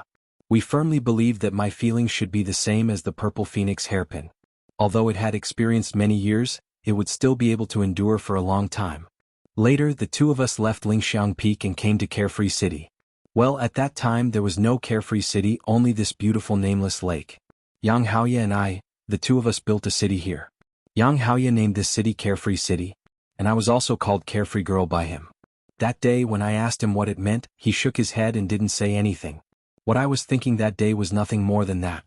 Although the Tao of immortality was unattainable, there was warmth in the world and there was no need to worry. However, I only thought of one of the reasons and didn't think of the other. Why didn't I think of it that day? Yang Haoya called himself Night Wind. Wasn't that the wind that floated alone and had no fixed abode? I thought that he called himself romantic and wanted to be the night wind that brushed against one's face. Sigh until one day Yang Haoya left a letter and left without saying goodbye. Only then did I know. I heard that he had never given up on the Tao of immortality. He heard that the Dalan Temple's Buddhism had a secret technique that could cut off the threads of love with the sword of wisdom. It could turn the love in one's heart into cultivation. He actually abandoned me and went to the Dalan Temple alone to look for Master Shen Kong, who had never shown his face. I'm sure, you know what I was thinking at that time. My veil was lifted by him and he drew a portrait of me beside the nameless lake. My heart was filled with his shadow. How could I not have him? Therefore, I followed him to the Dalan Temple and challenged him outside the Dalan Temple. I wanted to ask him to come back. Who knew? He actually avoided me and only sent a little monk to tell me that our fate had come to an end. He wanted to cultivate diligently in Buddhism in order to improve his cultivation. I was furious at that time and charged into the Dalan Temple without caring about anything else. Sigh, in my rage I couldn't help but show no mercy. I actually killed many monks in the Dalan Temple. At that time, Master Shen Kong of the Dalan Temple was actually not there. In the end, Yang Haoya saw that I had killed too many people and could only hold the purple phoenix hairpin in his hand. He knelt in front of me and asked me to stop. He would rather return the purple phoenix hairpin to me and let me cut off his head than come back with me. But, how could I do it? How could I destroy his Tao heart? Sigh, I had no choice but to take the purple phoenix hairpin. But, when I wanted to throw the purple phoenix hairpin back to him, I couldn't bear to do it. It seemed that if I threw it, I would cut off all ties with him and never see him again. Therefore, I could only laugh coldly and turn to leave the Dalan Temple and return to Lingering Fragrance Peak. After that, I named the palace on Lingering Fragrance Peak as Mo Shen Palace. The name of Lingering Fragrance Peak was given by Yang Haoya and I couldn't bear to change it. Yu Mingxin's voice became weaker and weaker until it was almost inaudible. Zhang Xiaohua couldn't help but perk up her ears. Following that, my cultivation remained stagnant and my Tao heart couldn't be rebuilt. Therefore, I left the 2 purple phoenix hairpins in Mo Shen Palace and returned to Worry City.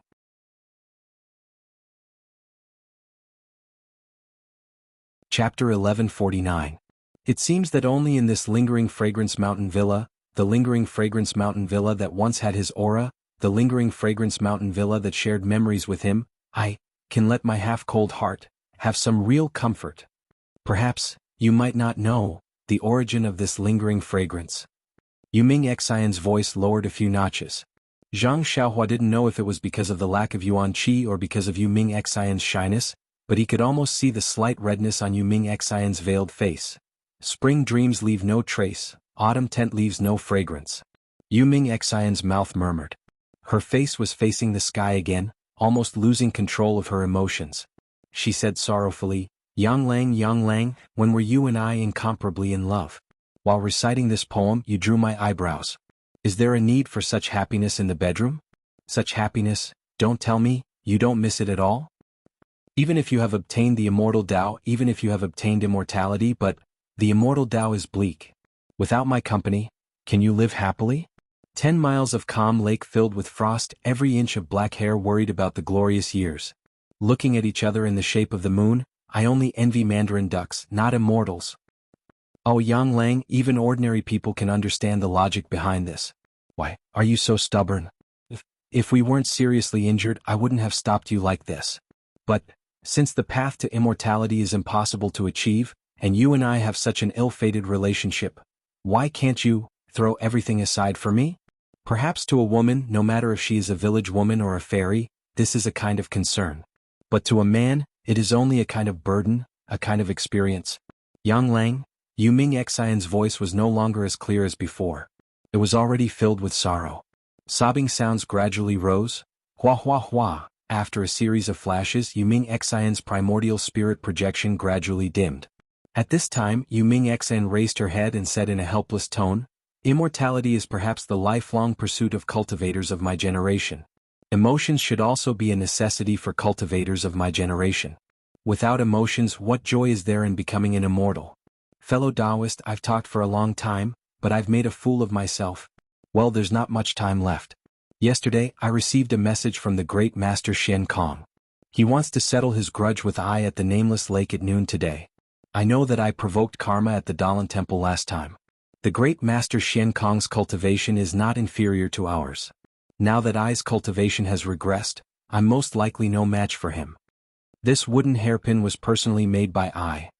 Originally, I wanted to keep it for Yang Lang to see when he returned. But now, fellow Taoist, you're here but Yang Lang still hasn't come. Furthermore, the projection of I's primordial spirit is about to dissipate. I'm afraid.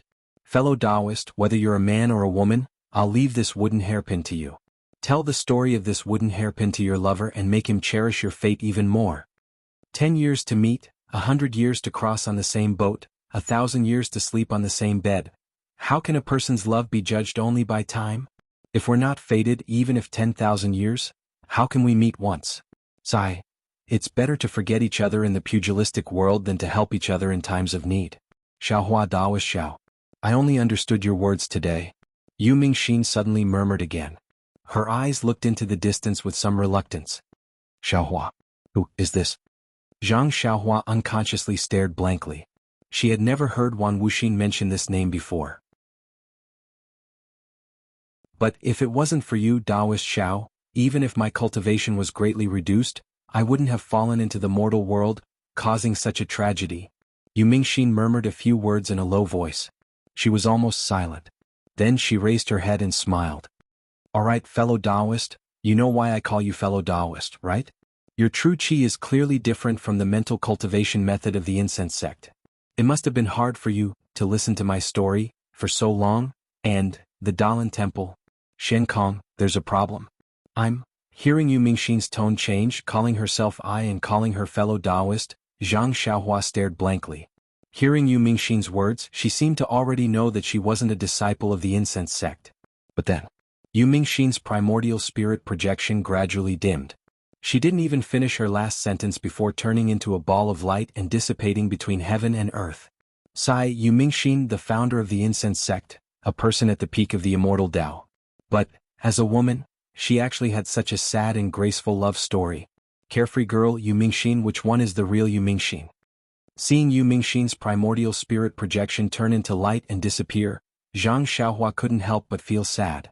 She thought to herself, when she left behind her primordial spirit projection, Senior Yu didn't know that she would end up being suppressed under the Frown Pagoda.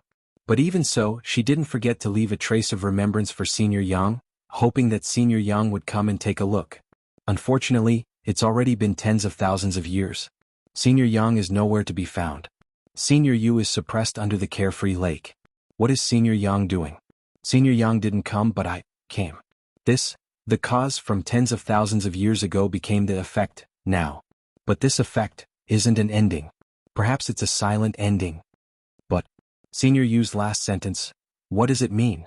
There's a problem with the Dalan Temple's master Shen Kong? What's the problem? It's all from tens of thousands of years ago.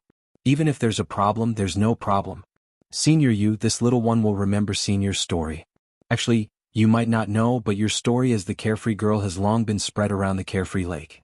Countless scholars and literati have been reciting the story of the carefree girl, although, the story is different from what you said, but, the pursuit of perfection and the pursuit of love is no different from seniors from tens of thousands of years ago. If you knew this, perhaps you would be able to rest in peace at the bottom of the carefree lake.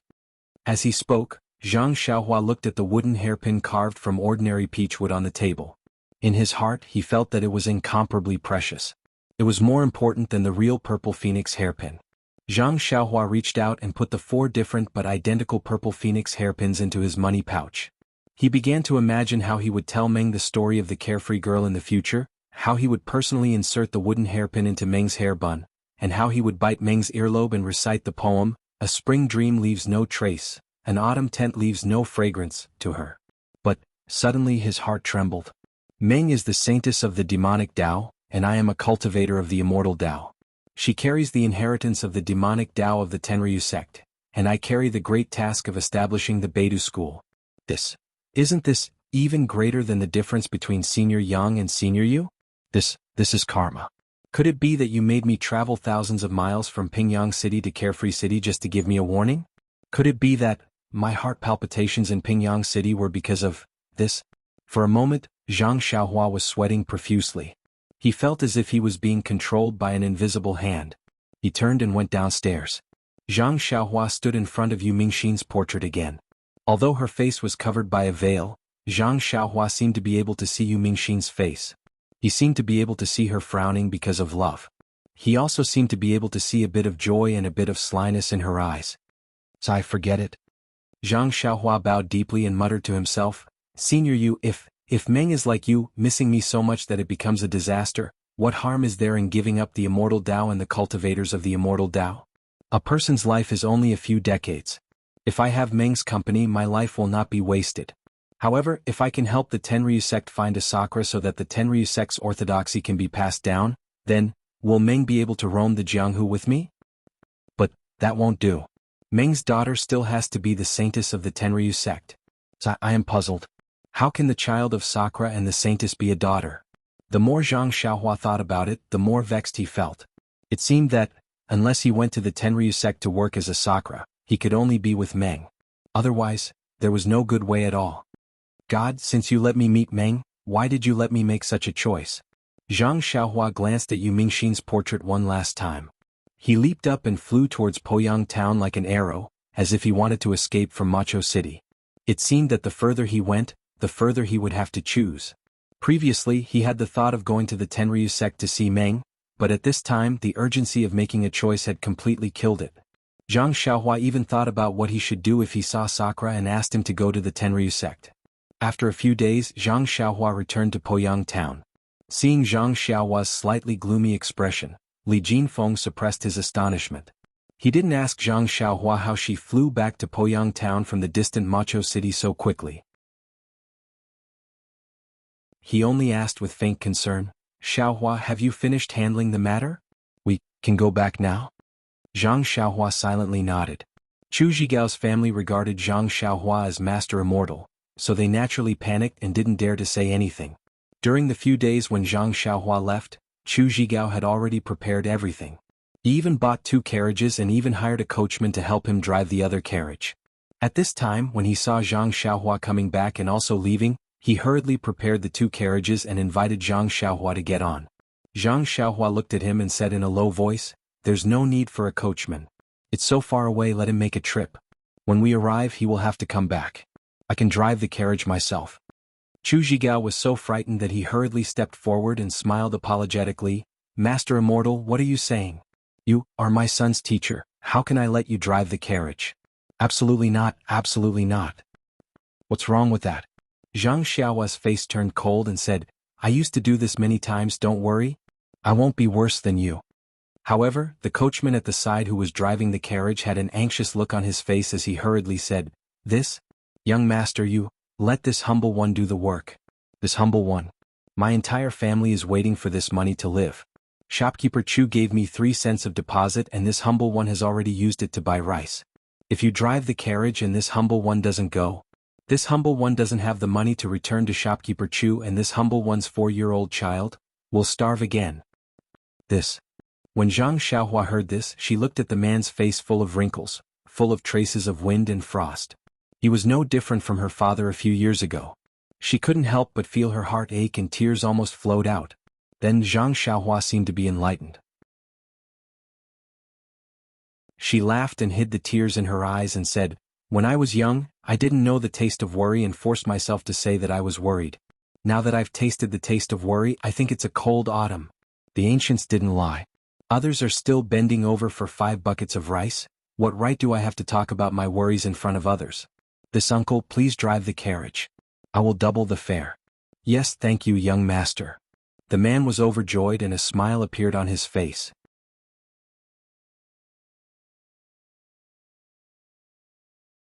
Chapter 1150. Seeing Zhang Xiaohua's relieved laughter and his shrewd way of handling matters, he did not give the coachman money for no reason just because he pitied him. Instead, he asked the coachman to drive the carriage to Pingyang City before he doubled the fare. Seeing this, he was even more delighted. He felt that, this village lad, was becoming more mature. Before the two carriages left, Li Jinfeng thought of something again. He pulled Zhang Xiaohua aside and said in a low voice, Xiaohua, there's still one more thing. Zhang Xiaohua asked curiously, Young Master Li, please speak frankly. I am your teaching disciple. There's nothing that can't be said clearly. Young Master Li blushed slightly and said, It's like this. Miss Mei's remains are buried in a foreign land. I thought for a long time.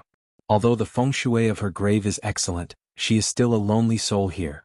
The Mei family is also a prominent family in Nanzhao town. They must have their own grave in Nanzhao town. If we can send Miss Mei's coffin back to Nanzhao town and let her rest peacefully beside her family, wouldn't that be better? Zhang Xiaohua's expression turned serious. Looking at Li Jinfeng, who was almost the embodiment of justice, she could not help but feel like she was looking at a tall mountain. She said seriously, This is what we should do. We should do this. But, young Master Li looked embarrassed. But I am embarrassed. Moreover, Miss Mei's coffin has to be sent so far away. Although it's already autumn, the weather, haha, Zhang Xiaohua smiled and said, Since young Master Li is in such a mood, how can I not fulfill your wish? Disciple? Li Jinfeng waved his hand and said, You'd better call yourself I. That sounds more profound. As your disciple. I don't dare to call myself that. Then I'll call myself I in the future. Zhang Xiaohua giggled and said, Isn't the money in I's pocket yours, young Master Li? There's no need to think about it. As for Miss Mei's corpse, don't worry, I can guarantee that it won't rot for many years. Don't. Li Jinfeng hurriedly waved his hand. That's not necessarily true. Being too ostentatious isn't suitable for Miss Mei. If there's anything abrupt, Miss Mei won't be able to rest in peace even in the underworld. And don't worry. Zhang Xiaohua said. She turned around to find the man who was driving the carriage and told him the situation. The man was even more delighted. He didn't care about anything. First of all, it was a long journey and the cost of the carriage was high. Many people were willing to take it and would not refuse because of the coffin. Second of all, he would have a companion when he came back. Not long after, the man who was driving the carriage found another man who was about the same age as him. He was also driving the carriage. Of course, Zhang Xiaohua didn't have to worry about these things. Chu Zhigao could handle it. However, when the three carriages left Poyang town and Zhang Xiaohua brought down the huge coffin from the mountain, the two men were stunned. At the same time, the two men were also relieved. From Poyang town to Pingyang city, they didn't know how many barren hills and unruly rivers there were. They also didn't know how many bandits they would encounter. Looking at the young master's skills, how could they not be safe? After placing Mei Qinglian's coffin, the man drove the carriage and walked at the back. Chu Zhigao drove the carriage and walked at the front with Zhang Xiaohua and Li Jinfeng. When they left Poyang town and saw that Zhang Xiaohua's knot in her heart was gradually untied, Li Jinfeng asked with a smile, Xiaohua, why did you go out for a few days, and come back with such a face? Could it be that you didn't find the person you were looking for? Zhang Xiaohua retracted her divine senses and looked at the scholar she met when she came out of the Guizhuang house. Thinking of the many merits of this scholar that could be her role model, she didn't hide anything and smiled. Of course I have to find the person I was looking for. If they weren't eliminated, more people in the world would be killed by them. If that's the case, you should have a straightforward look on your face. Why do you look so gloomy? That's right. Zhang Xiaohua smiled bitterly. Young Master Li, if it's killing, it's not as straightforward as you think. It's a life. If it wasn't because I had no other choice, I wouldn't be so ruthless. Li Jinfeng squinted his eyes and smiled. Different professions are like different mountains. I don't understand you. I just feel that if I had half of your martial arts, I would have been chased by bandits and killed them long ago. Why would I have to run for thousands of miles? That's true. With martial arts to rely on, you can do anything with a straight back. Zhang Xiaohua nodded. She thought for a moment and said, Young Master Li, have you heard the story of the sorrowless woman by the sorrowless lake? Of course. Young Master Li smiled. That's a popular legend since ancient times. How could I not know?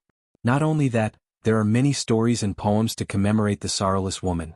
Why are you suddenly asking about this? Could it be, you met another sorrowless woman by the sorrowless lake?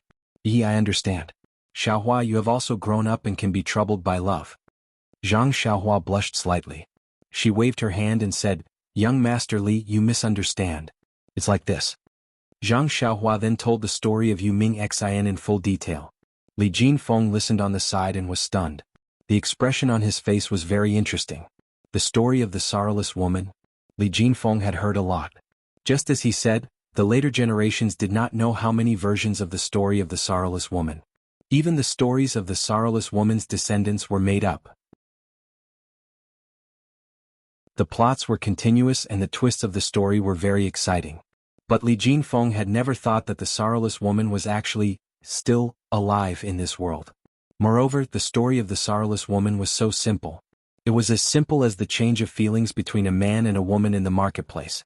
Today they loved each other and tomorrow, they would abandon each other. However, whether it was the real sorrowless woman or the story of the sorrowless woman, the one thing that did not change was the sorrowless woman's steadfast heart and persistence in love.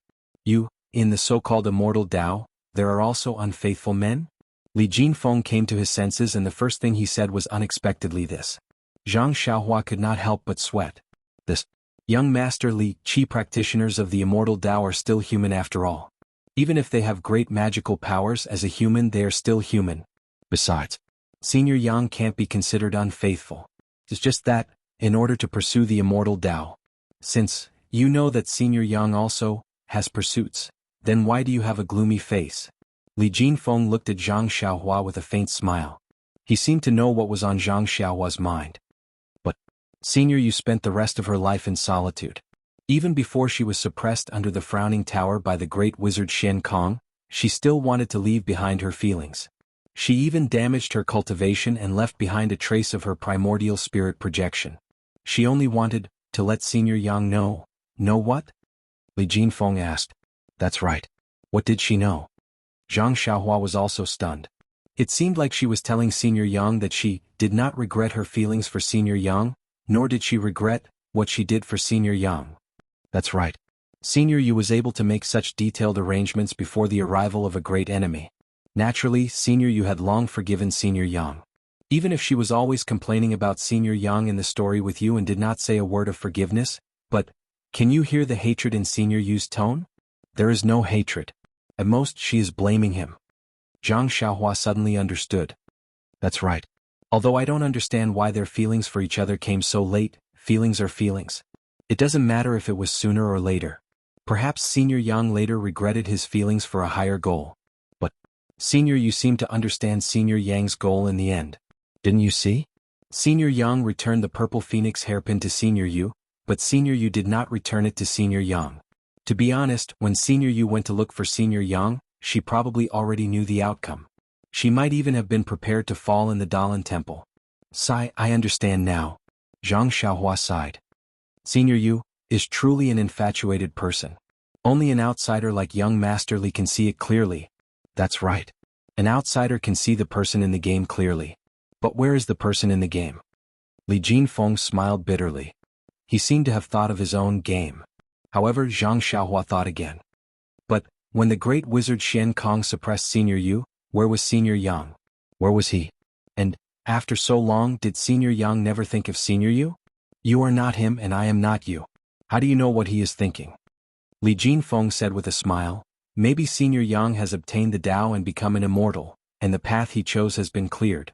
Or maybe he regrets it, but Senior Yu is also suppressed under the Frown Pagoda, and he can't save her. Rather than being sad, he might as well not see her. He didn't even go to the Carefree Lake.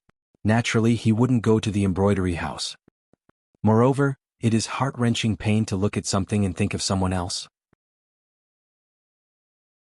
Xiaohua, you might not be able to understand this kind of pain. What can I not understand? Zhang Xiaohua straightened her neck and said. Then tell me, what are you sad about? Li Jinfeng seemed to have succeeded in his evil plan. This. Zhang Xiaohua was at a loss for words. She had always believed that if one said something happy, it might not be twice as happy. It might even be the envy of others. If one said something sad, it might not be half as sad. It might even be the schadenfreude of others. However, when she looked at Li Jinfeng, she couldn't help but trust him a little more. She said, you haven't even settled your own matters and you still have to rely on me. If I tell you, what can you do? When Li Jinfeng heard this, he didn't get angry. Instead, he laughed and said, why do I need to rely on you for my matters? That's strange. What's strange about it? Zhang Xiaohua said proudly. O Yan is now a disciple of the Beidou school. She is Ai's junior sister. You tell me Chiu Tong, is she also a relative of the Beidou school? If she wants to get married, if she doesn't ask Yen and me, her senior brother, do you think she dares to get married? Ah? Li Jinfeng was dumbfounded. Please vote for me. Please vote for me. Please add me.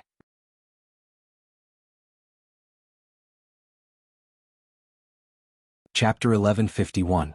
Looking at Li Jinfeng's shocked expression, Zhang Xiaohua said proudly, Young Master Li, tell me if I were to recommend you to Yen, what do you think the outcome would be? Li Jinfeng was stunned for a moment, then laughed and said, if such a thing can be forced into a deal, what hope do I have? I don't think Chiu Tong would be interested in a poor scholar like me. Even if Chiu Tong reluctantly agreed because of you, what about our lives in the future? Won't we be living in your shadow forever? If Chiu Tong wasn't willing, even if I begged you, what use would it be? Zhang Xiaohua was even more stunned. She was stunned for a moment, then gave Li Jinfeng a thumbs up and said, I'm impressed, you actually said such things to Chiu Tong's? Mrs. Senior Brother. I'm really impressed you really have guts. You only know now.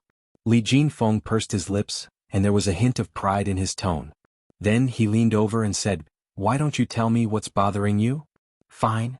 Zhang Xiaohua waved her hand and said, I can't handle my own matters. Even if I tell you, will you be able to help? Even if you can help, won't I still have to deal with it myself? And if I can come out and tell you, won't I still have to deal with it? I have to deal with it myself, why would I tell you? This. Li Jinfeng was obviously confused by Zhang Xiaohua's tongue-twisting words, and almost couldn't react. Finally, he waved his hand and said, fine, just pretend I didn't say anything. Seeing Li Jinfeng deflated, Zhang Xiaohua's face lit up. Chu Zhigao, who was driving the carriage in front, heard the two of them bickering at the back. He wanted to laugh but didn't dare to and couldn't hold it in. Come on, brother Chu, laugh if you want to. Be careful not to choke. Zhang Xiaohua laughed. Ah! Chu Zhigao's laughter was so shocking that the birds in the bushes by the roadside flew away, causing the people in the car behind to be stunned. The carriages traveled for several days, following the route taken by Zhang Xiaohua and the Lotus Flower Escort Agency's caravan to the north. Although the horse carriage wasn't slow, it was still a far cry from Zhang Xiaohua's flying speed. Unknowingly, Zhang Xiaohua often stood at the front of the horse carriage and looked ahead helplessly. However, she could only see mountains and towns. They were still very far away from Pingyang City. However, in these three horse carriages there were either old, weak, or young people. Only Chu Zhigao was a man with half-baked martial arts skills. How could he let Zhang Xiaohua leave with peace of mind? Seeing Zhang Xiaohua in such a state, how could Chu Zhigao not know what he was thinking? He took the opportunity to laugh and said, reporting to Immortal Master, the speed of our carriage is slow. If Immortal Master has something important to do, why don't you leave first? We don't have any gold or silver on us. One look and you can tell that we are poor people. If we encounter robbers, it might not be inappropriate to speak nicely to them. Zhang Xiaohua shook his head. He had walked this path before. Even with the escorts of the Lotus Flower Escort Agency by his side, there were many bandits who coveted him. Most of the time they had to use silver to pave the way. This was still reasonable.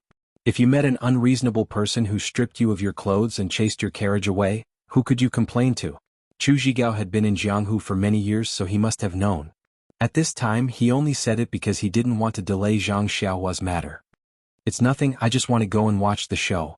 Zhang Xiaohua waved his hand and said, since there is such a matter, why don't we just not go and watch the show? Sometimes watching a show can take one's life. While he was talking, Zhang Xiaohua's expression froze. He unconsciously smiled and said, Brother Chu, please wait a moment. I will be back soon. He then made a hand seal and flew into the air. He had long forgotten to hide anything in front of the two coachmen behind him. He muttered, it's really like someone giving me a pillow when I'm sleepy.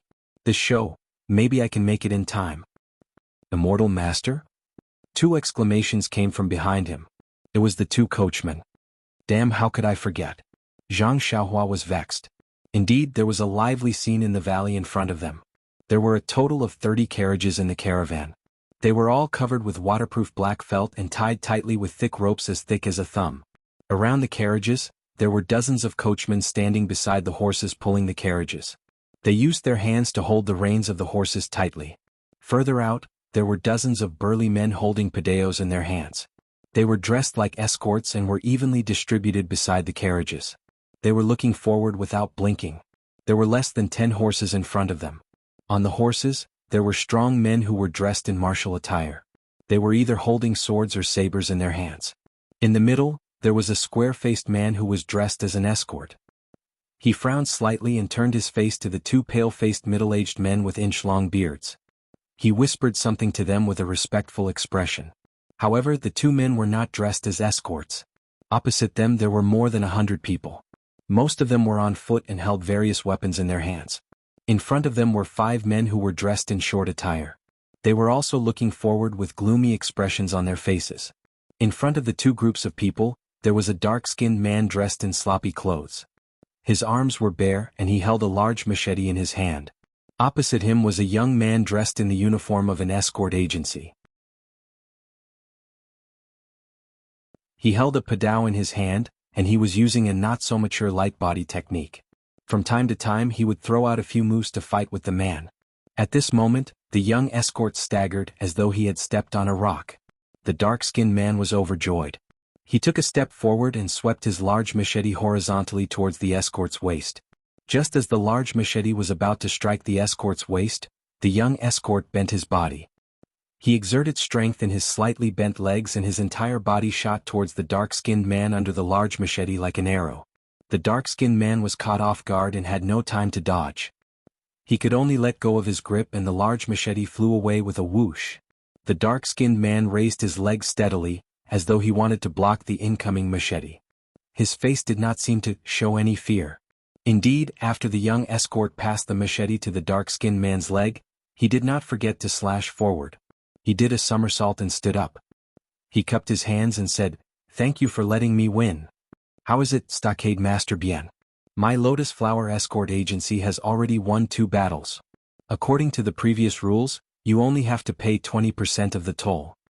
Hee. The burly man opposite him looked at the dark-skinned man who was walking back helplessly and said with a smile, "Escort Leader Yuan, you've been on this road for many years and we're old acquaintances. If it were in the past, I wouldn't dare to charge you a single copper coin no matter how bold I am. But, it's different now. I heard that you're using the name Misty School again. This Misty School doesn't seem to be as famous as the Righteous Alliance. The hundreds of brothers behind me all need to eat. Escort Leader Yuan, you don't mind if I charge you 20% more, right?" "You." Escort Leader Yuan's face was a little angry. He held it in and cupped his hands. "Stockade Master Bien, we're all roaming the pugilistic world. We pay attention to the rules and face. If you change the rules without permission, I'm afraid it's inappropriate." "Inappropriate?" Stockade Master Bien looked up at the sky and said proudly, "I opened this road and planted this tree. Of course I set the rules." Then he looked at the 2 people next to Escort Leader Yuan and said, "I know there's an expert next to Escort Leader Yuan, but if Escort Leader Yuan defeats my hundreds of brothers, will the toll be paid? Don't worry. I'll be free of charge on this road. Even in the future, as long as it's your Lotus Flower Escort Agency's carriage, I'll let it pass." Hee. The young man next to Escort Leader Yuan sneered and pulled out the long sword at his waist. He patted his horse and was about to dismount when he heard someone next to him sneer, "Where did this wild man come from? How dare he ask the Lotus Flower Escort Agency for money? He must be tired of living." Oh. Stockade Master Bien's face was full of anger. He turned his head and saw a tall and thin young man standing on a 30 feet tall tree. The young man was holding a shiny yellow copper rod in his hand. Wasn't that Zhang Xiaohua who had flown over earlier? "You." Seeing Zhang Xiaohua standing so high up, Stockade Master Bien's aura weakened a little. This was an extremely advanced Qinggong. Before he could speak, Zhang Xiaohua leaped down and used the ethereal steps to approach him. She shouted, "All of you take this. Today I'm going to fight hundreds of you." Before Stockade Master Bien could raise the long spear in his hand, Zhang Xiaohua's copper staff smashed in front of him with a whooshing sound. The long spear was like a small piece of firewood. With a whoosh it flew into the air and disappeared. Stockade Master Bien's arms were numb, and the web between his thumb and forefinger was torn. Immediately after, with a bang, the copper rod swept across the head of the horse Stockade Master Bien was sitting on. Immediately the horse's head was smashed into pieces. Pale white brain matter and dark red horse blood splattered all over Stockade Master Bien's body. Stockade Master Bien couldn't control his body and fell to the ground. His red and white clothes were mixed with mud, making him look even more miserable. Zhang Xiaohua effortlessly took care of Stockade Master Bien. She didn't stop and continued fighting. Even though the other Stockade Masters on horseback wanted to flee, how could they be faster than Zhang Xiaohua? In just a moment, 10 Stockade Masters fell to the ground. Their faces were covered in blood and dirt. 10 tall steeds collapsed on the ground with their heads badly mutilated. Behind Zhang Xiaohua, the people from the Lotus Flower Escort Agency, as well as the 2 young men who weren't from the Lotus Flower Escort Agency, all stood there in a daze, watching with their eyes and mouths agape. Stop right there. Whoever dares to escape will end up like the horses. Zhang Xiaohua's shout frightened the hundreds of people behind Stockade Master Bien who were about to scatter and flee. They all stood there with pale faces, their arms and legs trembling uncontrollably. It was as if they didn't know what to do. Suddenly, a quick-witted person threw away the weapon in his hand, placed his arms behind his head, and knelt down with a thud. He cried, "Hero, please spare my life. I have a 4-year-old mother who is crying piteously for food and a 72-year-old child who needs to be supported. If I die, it will be 3 lives." Everyone came to their senses and threw away their weapons, shouting in unison, "Please cast a monthly vote, please cast a recommendation vote, please bookmark, please tip. If you like this work, you are welcome to cast a recommendation vote or a monthly vote at Chidian.com."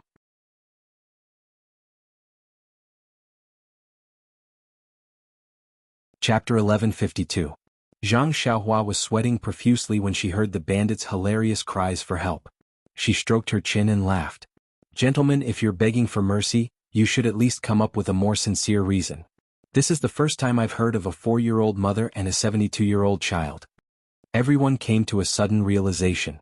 They knelt down with strange expressions and stole glances at Zhang Xiaohua's emotions. Escort leader Yuan dismounted from his horse and walked briskly to Zhang Xiaohua. He cupped his fists and said, "Gentlemen, thank you for your help." Escort leader Yuan. "Hehe, I haven't seen you in a few years and you've become an escort leader?" Escort leader Yuan was stunned. He looked up and exclaimed, "Zhang?" However, he immediately shook his head and said sincerely, "Although you look quite similar to an old acquaintance of mine, I dare not recognize you." Zhang Xiaohua waved her hand. "Let's not talk about this for now. Yuan Changqing, take care of these bandits first. I know the rules of your escort agency, and I have no intention of breaking them. However, since they've already boasted, let's make them suffer." You're really? Yuan Changqing was about to call out her name in shock. Zhang Xiaohua hurriedly waved her hand again. She had only taken care of a few bandits because she had heard them say that Zhang Xiaohu's Misty School was inferior to the Righteous Alliance. However, it was a hindrance to his identity as an immortal cultivator. If others were to find out, they would ridicule him for no reason. There was indeed nothing to be proud of. "Alright, there are 3 carriages about 10 li behind us. Send someone to pick them up." "Yes, I'll do so right away." Yuan Changqing was naturally very respectful now that he knew of Zhang Xiaohua's identity. He was the younger brother of the Misty School's sect master. His martial arts skills aside, just this title alone was worthy of his respect. The 2 young men who weren't escorts were curious as they watched the 2 of them talk. However, they knew that this wasn't the place to talk, so they didn't approach them. Yuan Changqing walked up to the 10 fort masters who had just stood up. Their faces were covered in dust and their expressions were perturbed. They didn't know what to do. Yuan Changqing cupped his hands and said, "Fort Master Bien, I'm really sorry to have startled you. This little brother is a disciple of my Misty School. He just happened to pass by here." He happened to hear Fort Master's speech, so he couldn't help but intervene. Soon after, he turned his head and glanced at Zhang Xiaohua, who was casually holding a copper rod in her hand. He smiled again and said, "Of course, my little brother from the Misty School is inexperienced in the Jianghu. His actions were ruthless and broke the rules of the underworld. I Yuan hereby apologize to Stockade Master Bien. My Lotus Escort Agency will compensate for these dozen or so fine steeds, and this time my little brother's fee for borrowing the road will not be small." When Stockade Master Bien heard this, his face turned red and he shouted, "Escort leader Yuan, are you looking down on me? What are these dozen or so horses? Could it be worth one of Bien's lives? Besides, when have I ever gone back on my words? I've already said that as long as someone from your Lotus Escort Agency can defeat all of my brothers, not to mention this time, I won't take a single cent from you for all of your escorts in the future. Do you want me to become someone who goes back on my words?" Yuan Changqing thought to himself, didn't I want you to say this? His face was still hesitant. But this little brother isn't a member of my Lotus escort agency. He's from the Misty School? Alright, escort leader Yuan, we're all people of the Jianghu. How can we go back on our words? Otherwise, before you've even walked 3 li, the spittle of the Jianghu will drown me. Lotus escort agency and Misty School, aren't they one? If everyone doesn't give face to the Misty School, how can your Lotus escort agency walk the Jianghu? As he spoke, he stole a glance at Zhang Xiaohua. He pulled on Yuan Changqing's sleeve and said in a low voice, this? Who is Xiaoxia? How come I've never heard of him? His martial arts, TSK, I'm afraid he's stronger than 10 of you, escort leader Yuan? Can you introduce me to him? Fort Master Bien, it's not that I don't want to agree, but this little brother is indeed a little god of plague from the Misty School. Didn't you see? Just now the dozen or so horses were all smashed to death. If it were someone else, who would do that? If you get to know him and he passes by here in the future looking for you for no reason, if he's unhappy, who do you think will be unlucky? Fort Master Bien shrunk his neck and shivered. He said in a low voice, then, I won't stay any longer. Brother, I'll accept your kindness. The next time I come, I'll definitely meet you on the mountain. Definitely. Fort Master Bien? You take care? Alright, brother Yuan. Don't worry, I'll be friends with you for the next few days on the road. This time, no one will stop you. Yuan Changqing was overjoyed. He cupped his fists and said, thank you, Fort Master Bien. Fort Master Bien stood up and reorganized his troops. He cupped his fists at Zhang Xiaohua and said, the green hills never change and the clear waters flow forever. I'm not your match today, but if there's a chance in the future, I'll come and learn from you. Zhang Xiaohua had heard Stockade Chief Bien's words the last time he passed by this place. When he heard it, he could not help but want to laugh again. Zhang Xiaohua suppressed his laughter and waved his hand, indicating that Stockade Chief Bien could leave. Only then did Stockade Chief Bien relax. He waved his hand and left in a hurry with his defeated troops. Escort leader Yuan, you're really something. No wonder you're an escort leader. Zhang Xiaohua said with a smile as soon as Fort Master Bien walked away. No, it's all thanks to Brother Zhang. If it weren't for Brother Zhang, I'm afraid we'd have to go through a lot of trouble today. It's not that bad. Zhang Xiaohua looked at the 2 disciples who wanted to say something and said, with these 2 senior brothers here, nothing will happen. By the way, Brother Zhang, let me introduce you. These 2 are disciples of the Misty School. This one's surname is Lu and his name is Da. This one's surname is Ku and his name is Nan Li. Zhang Xiaohua cupped her fists and said, greetings, Senior Brother Lu and Senior Brother Ku. I wouldn't dare. Greetings, Junior Brother Zhang. Junior Brother Zhang's cudgel technique is really amazing. I'm really impressed. I heard that during the martial arts assembly of the incense cult, there was someone called Ren Xiaoyao who also used a copper cudgel. He suppressed everyone and shocked the Jianghu. I'm afraid Junior Brother Zhang isn't any worse than him. The 2 senior brothers have also been to the incense cult? Zhang Xiaohua asked curiously. Yes, the 2 of us came back from the Shixing Peak with gang leader Zhang. How could we not have been to the incense cult? Did Brother Zhang come back to the Misty School with Elder Hu? I don't think you look familiar. Looking at the 2 people's expressions, Zhang Xiaohua also realized that although she had shown her face on the Shixing Peak, there were thousands of disciples of the Misty School on the Shixing Peak. How could she know all of them? I didn't come back to the Misty Mountain Villa with Elder Hu. Zhang Xiaohua didn't know how to introduce herself. Yuan Changqing next to them laughed and said, Brother Lu, Brother Ku, you 2 are blind. Didn't you just say that you didn't complete the task given by gang leader Zhang and were afraid that you wouldn't be able to report back? There is a ready-made Buddha in front of you. If you ask for help, I can guarantee that you will be fine. The 2 people were shocked. They looked at Zhang Xiaohua carefully and asked curiously, Junior Brother Zhang? What's the relationship with gang leader Zhang? Do you still need to ask? They both have the surname Zhang. The little brother in front of you is gang leader Zhang's younger brother. If he helped you, wouldn't it be 10,000 times better? Oh, Junior Brother? Zhang, my eyes are blind. Really? Don't be offended. Gang leader Zhang has never talked about his family, so I didn't expect him to have such a powerful younger brother. Don't blame me. Zhang Xiaohua laughed and said, don't blame me for not knowing. Besides, what can I blame you for? That's great. The 2 people were happy to see Zhang Xiaohua was amiable. At this time, the people of the escort agency had already cleaned up the surroundings, arranged the carriage and were ready to set off. It was just that Yuan Changqing had ordered several escorts to follow Zhang Xiaohua's instructions to look for Chu Zhigao and the others, so they waited quietly. Seeing that the 3 carriages had not arrived yet, Zhang Xiaohua smiled and said, "I wonder what the 2 senior brothers are doing here? Could it be that gang leader Zhang attaches great importance to it?" This. Luda thought for a moment and said, "This matter is very confidential. I just want little brother to say a few good words in front of gang leader Zhang. As for the specific matter, little brother is not a disciple of the Misty School and gang leader Zhang also told me not to tell anyone, so." Zhang Xiaohua nodded and said, "Well, you guys are really reliable. Don't worry, when I go back I'll talk to second brother. If it's not something extremely important, I'll let second brother go. I still have this bit of face. It's nothing important, nothing important." Kunanli next to him said, "It's just to pick up a few people? It's just that you didn't find them." Zhang Xiaohua was shocked. A strange expression appeared on her face.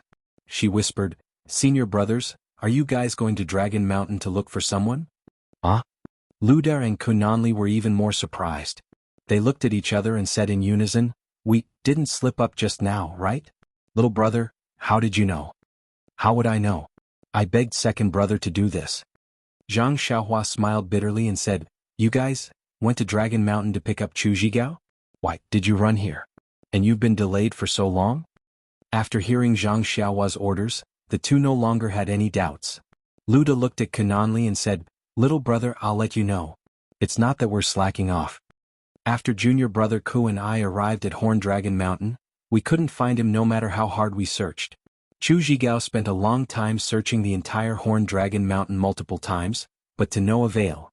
Little brother, you should know that sect leader Zhang trusts us, which is why he told us to hide this matter from us. How can we face sect leader Zhang if we mess up the first time we do something? So, therefore, I discussed with senior marshal brother Lu and wanted to search the towns around Dragon Mountain. However, we searched the towns near Dragon Mountain, and even the towns further away such as Misty Rain Town and Poyang Town, but we still couldn't find a trace of them. So, we returned home and wanted to apologize to sect leader Zhang."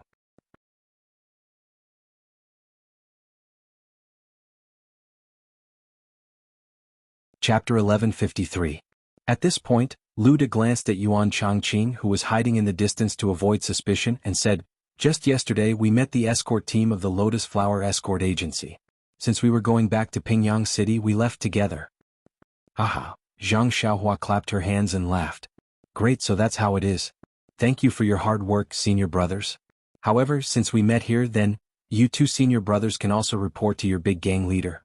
There's no need for me to go down and intercede for you." "Little brother, you mean?"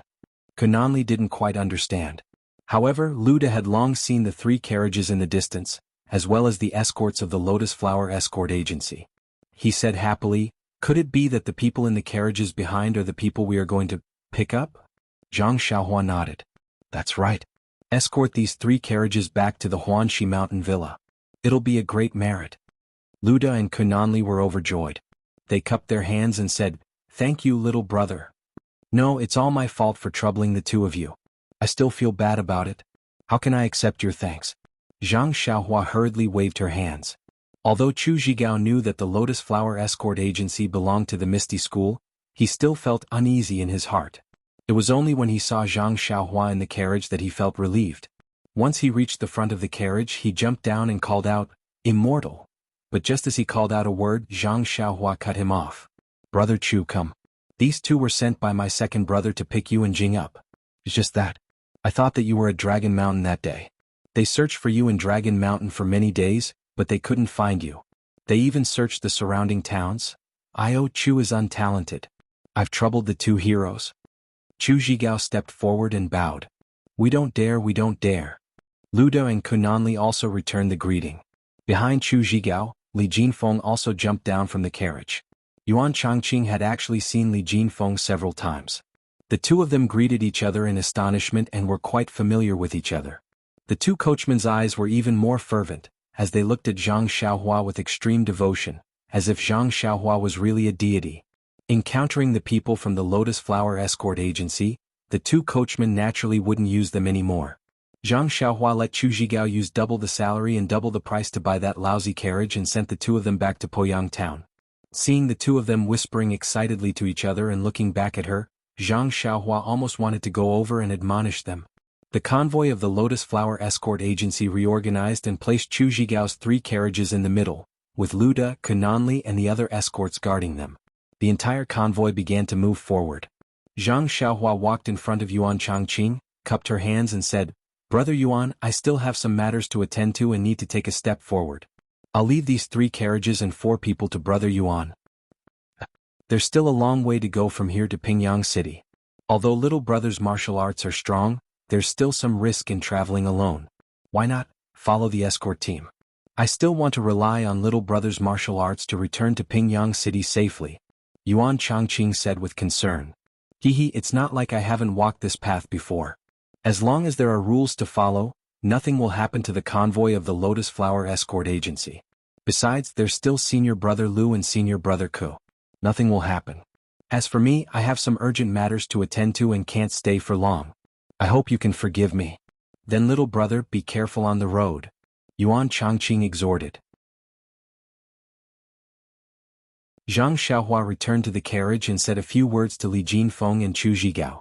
She passed a few jade talismans to Li Jinfeng and whispered, "If there's an extremely dangerous matter, crush this green jade piece and it can save your life. Also, if you crush that white jade piece, I'll know and I'll rush over as soon as possible." When Li Jinfeng heard this, he carefully hid the few jade talismans and said, "Xiaohua, if you have something to do, leave quickly. I'm just a weak scholar. I'm afraid that even bandits won't be interested in me. You have to be careful. Otherwise, Sister Chiu Tong won't have anyone to rely on for the rest of her life, Xiaohua." Li Jinfeng's face was a little red. Zhang Xiaohua laughed and used the ethereal steps to leave. When she couldn't see any trace of them, she made a hand gesture to conceal herself and soared into the sky. The entire pugilistic world's attention was focused on Mount Yao. At this moment, it was different from what Zhang Xiaohua saw previously. Setting aside the fact that the climate within a radius of 12 miles around Yao Mountain was obviously different from the surrounding areas, the trees on Yao Mountain were still as green as ever even though it was already autumn. It was no different from spring or summer, and some of the ordinary grasses were even more vigorous than usual, and the flowers were even more dazzling. Not to mention that the disciples of the Xiangxiang cult, Dalan Temple, between the clouds and the water, and the righteous Tao Alliance were even more strict. Just the number of disciples in the encampment of the 4 sects indicated that the sect leaders of the 4 sects had already arrived. Let's talk about the scheming people on Mount Yao. When Zhang Xiaohua came to take a look that day, the various sects had set up defenses around Mount Yao to prevent other sects' disciples from going up the mountain. But at that time, only the sect leader of Between the Clouds and the Water, by Yanqiu, was present. The other sect's strength was reduced by a lot. But there were still many people who relied on their superior lightness skills to sneak in from different places. Looking at the current situation, although it could not be said that every inch of the mountain was carefully searched, there were at least a few thousand people spread out over the several dozen li of Mount Yao, each of them searching on their own. Some of them were like bullets running here and there to look. Some of them were holding shovels and hoes in their hands, digging here and there. There were also some who were even more mysterious, holding all kinds of discs, pointers, boxes and other strange things in their hands. They looked at the things in their hands while walking up the mountain along different routes. In short, there were many more. However, although there were thousands of people scattered on Mount Yao, there were no bubbles. They were all covered by the trees of the mountain. But these people's actions caused the people outside the mountain to be dissatisfied. Taking advantage of the night, there were many people sneaking into Mount Yao every day. Although the disciples of the 4 sects tried to stop them with so many people rushing in, there were always people who slipped through the net. Buzz. Everyone on Mount Yao, as well as at the foot of the mountain, looked up to see what was happening. Bang! Another muffled sound rang out, and a wave of air descended from the sky like a hurricane. The trees and rocks were blown away, and the people on Mount Yao staggered and almost fell to the ground. After the wave of air passed, the strange sound also stopped, and the place returned to its previous tranquility. The people on Mount Yao seemed to be moved. Without prior agreement, they rushed in all directions, heading in the direction of their thoughts. At the foot of the mountain, several small sects leaders and disciples broke through the blockade of the 4 sects and went up Mount Yao. South of Mount Yao, in the encampment between the clouds and the water, Bai Yanqiu and the three perfected masters flew out of their tents as soon as the buzzing sound came. They looked at the mountain in front of them expressionlessly, not too surprised. But when the wave of air came out again, the wind blew in front of their eyes. The four of them were stunned. Then they said in unison, "Yuan Qi of heaven and earth?" Immediately, the four of them ignored the others and sat down on the ground, silently operating the Heart Sutra in their hearts. After the time it takes to drink a cup of tea, Bai Yanqiu was the first to open her eyes. She looked at the three teachers who still had their eyes closed to guide their qi. Then she turned around and looked at the crowd on Mount Yao. A look of annoyance appeared on his face. After the time it takes to eat a meal, the three perfected masters between the clouds and the water opened their eyes. Perfected Master Hao Yun said with a smile, This immortal mansion is really amazing. It hasn't even been born yet, but the Yuan Qi of heaven and earth it spews out is already so dense. It's not much inferior to the immortal mansion recorded in the sect's ancient records. If we can cultivate in this immortal mansion, our cultivation can be expected. Senior brother is right. Not to mention the Yuan Qi of heaven and earth it spews out today, the amount of Yuan Qi of heaven and earth overflowing from Mount Yao is far more than what we have seen in our lives. The prosperity of the immortal mansion. Perhaps it will be because of this immortal mansion. Since the three perfected masters have said so, then this disciple, all the previous arrangements the three perfected masters. Haha, Bai Zhangmen, you don't have to say any more. Previously, it's not that we didn't want the sect leader to covet the immortal mansion, but the sect leader has other actions. However, Bai Zhangmen is the sect leader between the clouds and the water. Everything in the sect is decided by the sect leader. Our opinions are only for reference. When the sect leader abandoned the Shindao sect and changed it to between the clouds and the water, we were just talking about it. Thank you for your tolerance. Bai Yanqiu smiled like a flower and said, However, I would like to ask the three perfected masters to enlighten me. Immortal mansion, when will it be born? Perfected Master Hao Yun smiled bitterly. Even Master Huan doesn't know the time, how can we know? Alas, in fact, what the immortal mansion looks like is not recorded in the sect's ancient records. We also don't know what it looks like. Is it similar to the Shindao sect? Senior brother, you're wrong. How can it be the same? If it's the same, why would we come here? I'm just talking about the scale. Look at Yao Mountain, it's only a few dozen miles. Even if it's all occupied. Hearing this, Bai Yanqiu was shocked. He looked at the whole Yao Mountain and whispered, Three perfected masters. I'm afraid, the whole Yao Mountain is that immortal mansion. Well, that's right. We're only thinking about the immortal mansion, but we've never thought about how it will be born. Will it fall from the sky? Or will it come out from underground? If the whole Yao Mountain is the immortal mansion, it's understandable. When the time comes, as long as there's a door, it'll be enough. This is bad. This group of disciples from various sects are going back and forth on Yao Mountain. If they really find the door, it'll be terrible. Bai Zhangmen, didn't you also? Yes, perfected Master Hao Yu, I did send people, but the number was limited. Moreover, I mainly wanted to hide it from the incense cult in the Dalan temple. When the immortal mansion is born, we'll have the upper hand. But now, because of this group of people, how can we have the upper hand? If that's the case, then it's time to clean up. Perfected Master Hao Feng looked at the disciples from various sects running around like flies and said coldly, Please vote monthly, please vote recommendation, please collect, please tip. If you like this work, you're welcome to come to Chidian. Come to vote.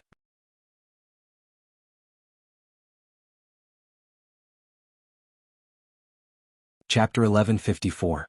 West of Yao Mountain, in the Righteous Alliance's camp, in a rather large pavilion, a dozen people stood respectfully facing the direction of Yao Mountain. Alliance Master Zhang San's face was gloomy as he sat on a gold-threaded Phoebe Jinan wood chair, coldly looking at the people in front of him who had their heads bowed and did not dare to speak. Alliance Master Zhang San's face had been gloomy for several days. Ever since he came to Yao Mountain from the Righteous Path Peak and received some news about the Misty School, he had been gloomy since then. Everyone knew that the Alliance Master had not spoken for several days and was really angry. No one dared to step forward, afraid that, if they said something wrong, he would punish them. Picking up a teacup inlaid with golden threads, Alliance Master Zhang San drank a mouthful. Before it even entered his throat, he spat it out with a pu sound. Then, with a swing of his hand, the teacup was smashed to the ground, shattering into pieces. What kind of tea is this? Is it for humans to drink? Alliance Master Zhang San said angrily. Yes, Alliance Master. This subordinate will immediately order my subordinates to find a good mountain spring. Vice Alliance Master Chai knew that Alliance Master Zhang San had spoken, so he could only bite the bullet and go forward. Humph, mountain spring water is easy to find, but the thousands of elite disciples of my righteous alliance are not easy to find. Vice Alliance Master Chai, can you tell me how long will it take for my righteous alliance to nurture thousands of elite disciples? Alliance Master Zhang San berated. Also, you all, can anyone tell me that so-called immortal Tao expert, is he from the incense cult? He only killed my righteous alliance's disciples? Did he not care about the Misty School's disciples? Alliance Master Zhang San was flustered and exasperated. He jumped up. Also, my righteous alliance's Azure Flame token, even our headquarters were taken by someone. I actually do not know who that person is. Also, where is the money I asked for? You all should give it to me. It will be winter soon, next year. My righteous alliance will make a big move. Without money, how do you expect me to send out the disciples? The crowd was in an uproar, and they all shrunk their necks and lowered their heads. Alliance Master, don't be anxious. Although thousands of disciples are trapped in Ethereal Peak, they are still disciples of the righteous Tao Alliance and their martial arts have not been crippled. Even if they are imprisoned, once we find the Dharma treasure of the immortal Tao and pass by Ethereal Peak, we can either destroy the Misty School or force them to hand over my thousands of disciples. Wouldn't that be the end of it? Vice Alliance Master Chai did not want to speak, but if he didn't, who would? You have the nerve to say such words. When has my righteous Tao Alliance ever suffered such a huge loss? Where am I supposed to put my face? Even if we destroy the entire Misty School, it will still be difficult to wash away this shame. That's right. If Alliance Leader Zhang is willing, our righteous Tao Alliance will destroy the Misty School after we pass. Our elite disciples are already lying in ambush halfway. Vice Alliance Leader Chai agreed with Alliance Leader Zhang San. That's how it should be. Alliance Leader Zhang San laughed sinisterly. Didn't that old beggar Jingyi not care about the Misty School? I'll let the whole pugilistic world see that our righteous Tao Alliance is not inferior to the immortal Tao Alliance. Vice Alliance Leader Mi, who looked a little dispirited, suddenly became spirited and said, that's exactly what we need to wash Ethereal Peak with blood. Only then can we save the face of our righteous Tao Alliance. Alliance Leader, do you still need to say this? Although we don't have any evidence, that immortal Tao expert must be a consecrator of the incense cult. We'll only use ordinary disciples to kill them this time. I'd like to see how that immortal Tao expert will deal with them. But what about the monks of the Dalan Temple? Vice Alliance Leader Yen, who looked a little hesitant, asked tentatively, those bald donkeys are the most merciful. They've seen through our plans a few times, but they've been putting on a false front, killing and arson. Our righteous Tao Alliance's disciples were captured by the enemy and we sent our disciples to rescue them. This reason makes sense to the whole pugilistic world. No matter how powerful the Dalan Temple is, it's still the Dalan Temple of the pugilistic world. They broke the rules for no reason. Alliance Leader Zhang San sneered. Then he looked at Yao Shan and laughed for no reason. I didn't expect this Zhang Xiaohu, who I've never heard of before, to have such skills. Vice Alliance Leader Chai, you've made a mistake. Shui Yupeng, a hero of her generation, actually died in the hands of a nobody. Dying a heroic death? Bullshit. Didn't he just discover the relationship between Shui Yupeng and the Righteous Tao Alliance? But even if Shui Yupeng is still alive, there are 4 Vice Alliance leaders in the entire Misty School. There are 5 new halls and Zhang Xiaohu has arranged for each hall leader. Even if Shui Yupeng is a Vice Alliance leader, he won't be able to do anything. If he doesn't contact the Righteous Tao Alliance's disciples, what else can he do? Huyuni, why did you come back? You might as well build your own Misty School outside. I'm sorry for my incompetence. I'm willing to accept any punishment. Vice Alliance Leader Chai bowed and said, this subordinate originally thought that this Zhang Xiaohu was a puppet of the fragrance cult. Our Righteous Tao Alliance controlled Shui Yupeng to give her a taste of her own medicine, making the fragrance cult unable to speak of their suffering. I didn't expect Zhang Xiaohu to be so clever. Maybe the incense cult is clever. Alliance Leader Zhang San sneered and waved his hand. The Misty School is just a chicken rib. If the Alliance is happy, we can destroy it with a wave of our hand. Let's take a look at this treasure first. Vice Alliance Leader Yen, did the Righteous Tao Alliance's disciples on Yao Mountain find anything? Vice Alliance Leader Yen shook his head. Alliance Leader, there's nothing. We've searched for so long but there's nothing. What about the disciples of the incense cult, the Dalan Temple, and between the clouds and the water? This? Vice Alliance Leader Yan's expression was strange. They didn't even send any disciples up the mountain. What? Did they finish their investigation long ago? Alliance Leader Zhang San was surprised. We came late and only occupied the west side. Did they already send their disciples up? Alliance Leader, according to what I know, between the clouds and the water was the first to arrive, followed by the Dalan Temple, and then the incense cult. They only sent their disciples to guard the mountain path and didn't let any disciples from other sects go up the mountain. They didn't even send a single disciple. Vice Alliance Leader Yen honestly reported what he knew. This is interesting. Alliance Leader Zhang San said, pass down the order. Tell the disciples to be careful and not miss anything important. Yes, I understand. As he spoke, a buzzing sound came from Yao Mountain, and another burst of Yuan Qi came out. The wind blew Zhang San's white hair up. What is this? Vice Alliance Leader Yen, send more people up there to take a look. Alliance Leader Zhang San was very surprised by the sudden appearance of the hurricane and immediately ordered. On the east side of Yaoshan, the incense cult's leader, Nun Jingyi, sat upright in a wooden hut that could not be considered beautiful. On her left sat Nun Shuezhen and other inner disciples, while on her right sat several white-haired old priests. Shu Qing and Shu Jie, the two Taishang elders, were not among them. Jingyi's face was full of joy. Looking at Yao Mountain outside the house, she smiled. Yao Mountain's grand event is even more attractive than my incense cult's martial arts convention. The appearance of the Immortal Mansion is really something to look forward to. Leader, between the clouds and the water actually arrived much earlier than my incense cult. I'm afraid they already have news of the Immortal Mansion? Between the clouds and the water received the inheritance of the Shindao sect. The Shindao sect and my incense cult are both inheritances of the ancient path of immortality. No one can guarantee that they don't have records of the Immortal Mansion. As for the Shindao sect, between the clouds and the water was destroyed by us once. I'm sure they want the Immortal Mansion more than my incense cult. Leader, you're right. Anyone can get the Immortal Mansion, but not between the clouds and the water. If that bastard by Yanxiu gets it, I'm afraid he'll stir up another bloody storm in the Jianghu? Nun Shuezhen nodded. The appearance of incense cult brings chaos to the Jianghu.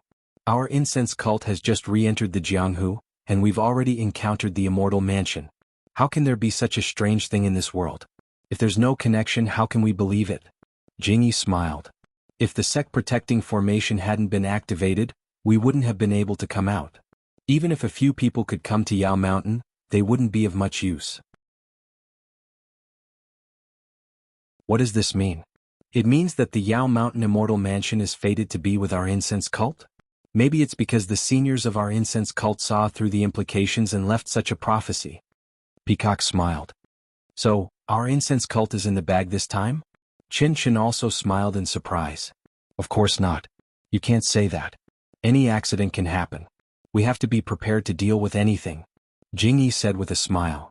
Just like the Misty School, we only used Zhang Xiaohu as a chess piece, but this chess piece played such a big role. Not only did he reorganize the entire ethereal heights like an iron bucket, but he also subdued the group of people brought back by Hu Yuni. This is really beyond our expectations. Reporting to Sir Leader, although we didn't let Zhang Xiaohu's Misty School come, but he can't not report the matter of the Misty School to Sir Leader. Besides, even if Zhang Xiaohu didn't say anything, Ming Qing and Gao Kunheng would have said it. Ethereal Heights is like an iron bucket, we don't know what's going on inside? Can't be. There's something unusual. Master Shuezhen frowned. Well, our sect, didn't we already do something to Zhang Xiaohu? I think he wouldn't dare to have any second thoughts. Master Jingyi smiled, but then she frowned and realized something. Junior Sister Shuezhen, you're right. It seems, after Hu Yuni sent that disciple named Chu Yunfei to the Ethereal Heights, there hasn't been any news from the Misty School. Now that Hu Yuni has also entered the Ethereal Heights, Shui Yupeng and Zhang Qingyue's direct disciple are there, it's bound to be lively. Although we can't see it, we should at least listen to it. Haha, I know that Sir Leader has been worried about the Immortal Mansion and doesn't care about the Misty School, so I've already sent people to the Ethereal Heights to inquire about it. I think there will be news soon. Junior Sister Shuezhen, you know me too well. Master Jingyi smiled. At this time, the same buzzing sound and the explosion of the chi of heaven and earth made Master Jingyi and Shu Qing, who was hiding behind the wooden hut, fly out.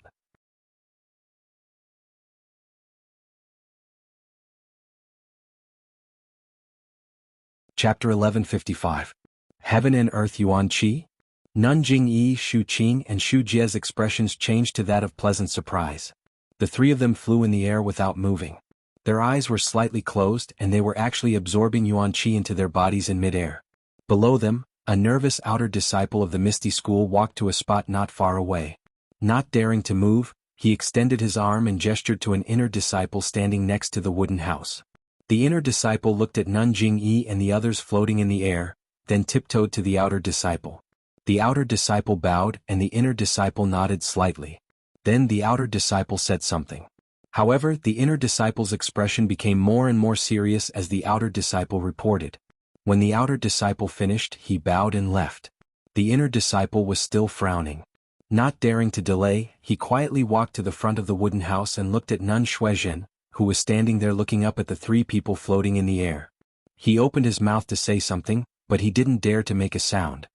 He only pulled on Nun Shuizhen's sleeve and pointed to the side, indicating for her to go over. Nun Shuizhen was envious of Nun Jingyi's immortal cultivation. Being pulled by the inner disciple made her unhappy, and her dissatisfaction was written all over her face.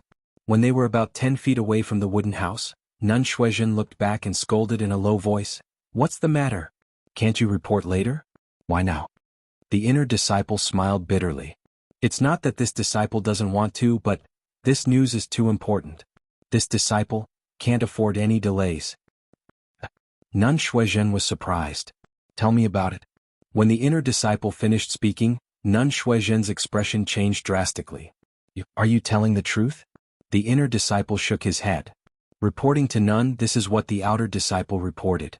This disciple didn't see it personally, but from what the outer disciple said, it's most likely true. How can this be? Nun Shuizhen shook her head repeatedly. "Send another disciple to investigate. We must get to the bottom of this." "Yes, disciple will head over now." Once the disciple was far away, Nun Shuizhen looked at Nun Jingyi, who was still floating in the air. She let out a long sigh and muttered, "When the fragrance spreads, the Jianghu will be in chaos." By the time Nun Jinshui returned to the wooden hut, the eruption of the Qi of heaven and earth was over. The Qi of heaven and earth was still dense at the foot of Yao Mountain. However, it was not much different from before the collapse of the incense cult's protective array. Shu Qing stopped her cultivation and landed on the ground. She said, "Sect Master, this immortal mansion must be ours. If the incense cult obtains this immortal mansion, our immortal Tao will be within reach. The incense cult will definitely suppress the Tenryu sect." Then, the two of them flew to the back of the wooden house and meditated. Nun Jingyi landed on the hill with a look of pleasant surprise on her face. She waved her hand, indicating for everyone to follow her back to the wooden house. "Everyone, have you seen it?" Nun Jingyi smiled. "That hurricane just now brought with it a fresh and lively aura. That's the Qi of heaven and earth, which is what the immortal Tao relies on. The immortal mansion hasn't even appeared yet, but there's already so much Qi of heaven and earth erupting. Who knows what kind of immortal pills and elixirs are inside? Perhaps there's a pill that can pull everyone into the immortal Tao." "Junior sister Shuizhen?" "Yes, sect master." Nun Shuizhen replied. Did Yao Mountain's arrangement leave anything out? Regardless of the price, the incense cult must obtain this immortal mansion. Sect master, sect master, sect master, sect master, sect master, sect master has made all the necessary arrangements, but Nun Jingyi frowned and said unhappily, "Is there anything else that's inappropriate? Let's hear it." "No, sect master, sect master, sect master, I just received a message from an outer disciple. The Misty School has undergone a great change." "What? Great change?" Nun Jingyi was also stunned. Could it be that the Righteous Alliance has launched a surprise attack on the Misty School? Seems. Zhang San is still on the west side of Yao Mountain, and he's not worried about Yao Mountain at the moment. Why would he go find trouble with the Misty School? Isn't that picking up sesame seeds and throwing away watermelons? Nun Jingyi said so much in one breath that Nun Shuizhen could not interrupt for a while. After Nun Jingyi finished speaking, Nun Shuizhen sighed and said, "If the Righteous Alliance launches a surprise attack on the Misty School now, that would be good. I'm afraid that the Righteous Alliance will also suffer a great loss. The Righteous Alliance may have no chance of obtaining the immortal mansion of Yao Mountain. Huh? Qin exclaimed, when did the Misty School become so powerful? Nun Shuizhen glanced at the future master of Ruijin Hall and said, according to the outer disciple, the leader of the Misty School, Zhang Xiaohu, is now an immortal Dao cultivator. Impossible. Without waiting for Qin to speak, Nun Jingyi refuted. Zhang Xiaohu hasn't even mastered the martial arts of the Misty School. My fragrance sect's Yuhuan Sutra has only been practiced for a few days. Not to mention 3 Yuhuan pills, even 300 Yuhuan pills won't let him set foot on the immortal Dao. Whether it's the immortal Dao or not, I don't know. That outer disciple doesn't know either. He just captured a disciple of the Misty School and used some means to interrogate her. I knew it. Zhang Xiaohu can't set foot on the immortal Dao. This is just a cover released by the Misty School. Presumably, that Misty School disciple was deliberately captured by us outer disciples? That's right, Master Shuizhen. You believe the outer disciples too much. If it's so easy to set foot on the immortal Dao, my fragrance sect, why would I worry about passing down the legacy? Why would I waste my time coming to Yao Mountain? Qin laughed. When Peacock heard this, she frowned slightly. No one knew what she was thinking. When Yuyan saw that her master's expression was not good, she thought for a moment and said, reporting to Sir Leader, it can't be so absolute. When the Misty sect attacked the Misty Peak, there were people from the immortal Dao helping them.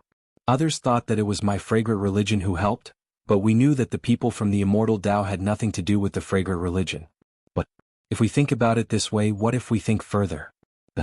Is the immortal Dao related to the Misty School? If it's really related to the Misty School, like what Sir Leader said, give them some elixir or something. Who knows, maybe they can pull Zhang Xiaohu into the immortal Dao. Sister Yin, what you said is a novel idea. If it was in ancient times, it might be the same. But now that the immortal Dao has existed for tens of thousands of years, where is the elixir that you mentioned?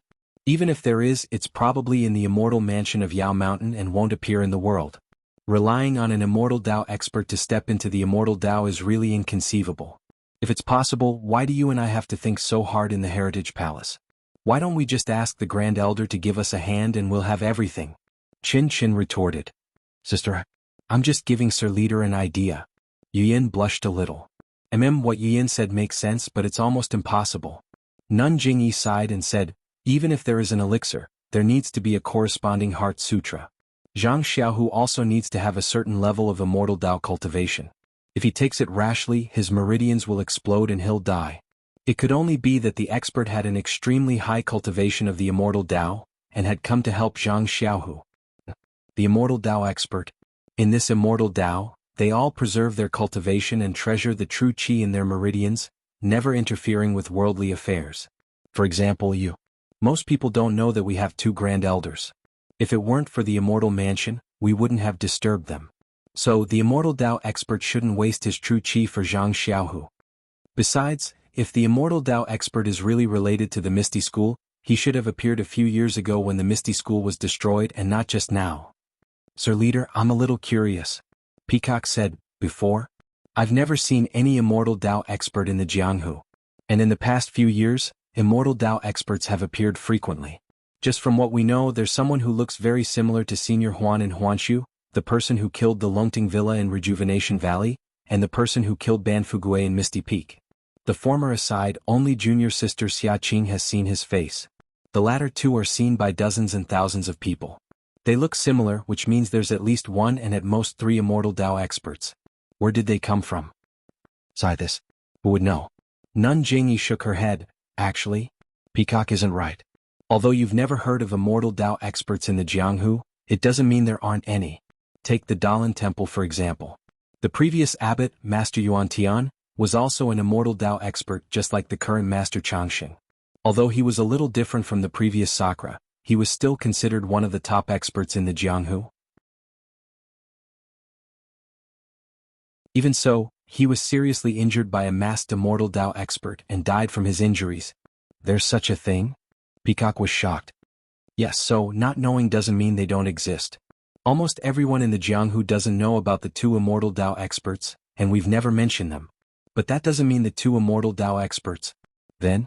Sir Leader, what do you mean? Nun Shuizhen asked. Let's investigate further. It's best if Ming Qing and Gao Kunheng come here so we can ask them properly. It's really as the outer sect disciple said then, the Misty School is really giving us a headache. Nun Jingyi said thoughtfully.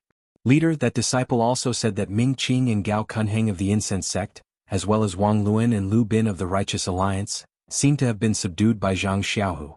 They listened to Zhang Xiaohu's every word and never refute. How did it end up like this? Nun Jingyi was extremely puzzled. Even if Zhang Xiaohu has the cultivation of the path of immortals, I am certain that when he was at Lingering Fragrance Peak, he was definitely not at the path of immortals. It has only been a few months and he was able to subdue Ming Qing?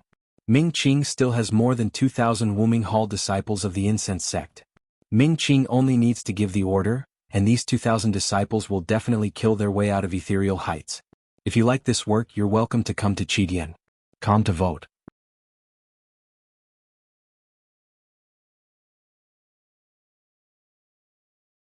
Chapter 1156.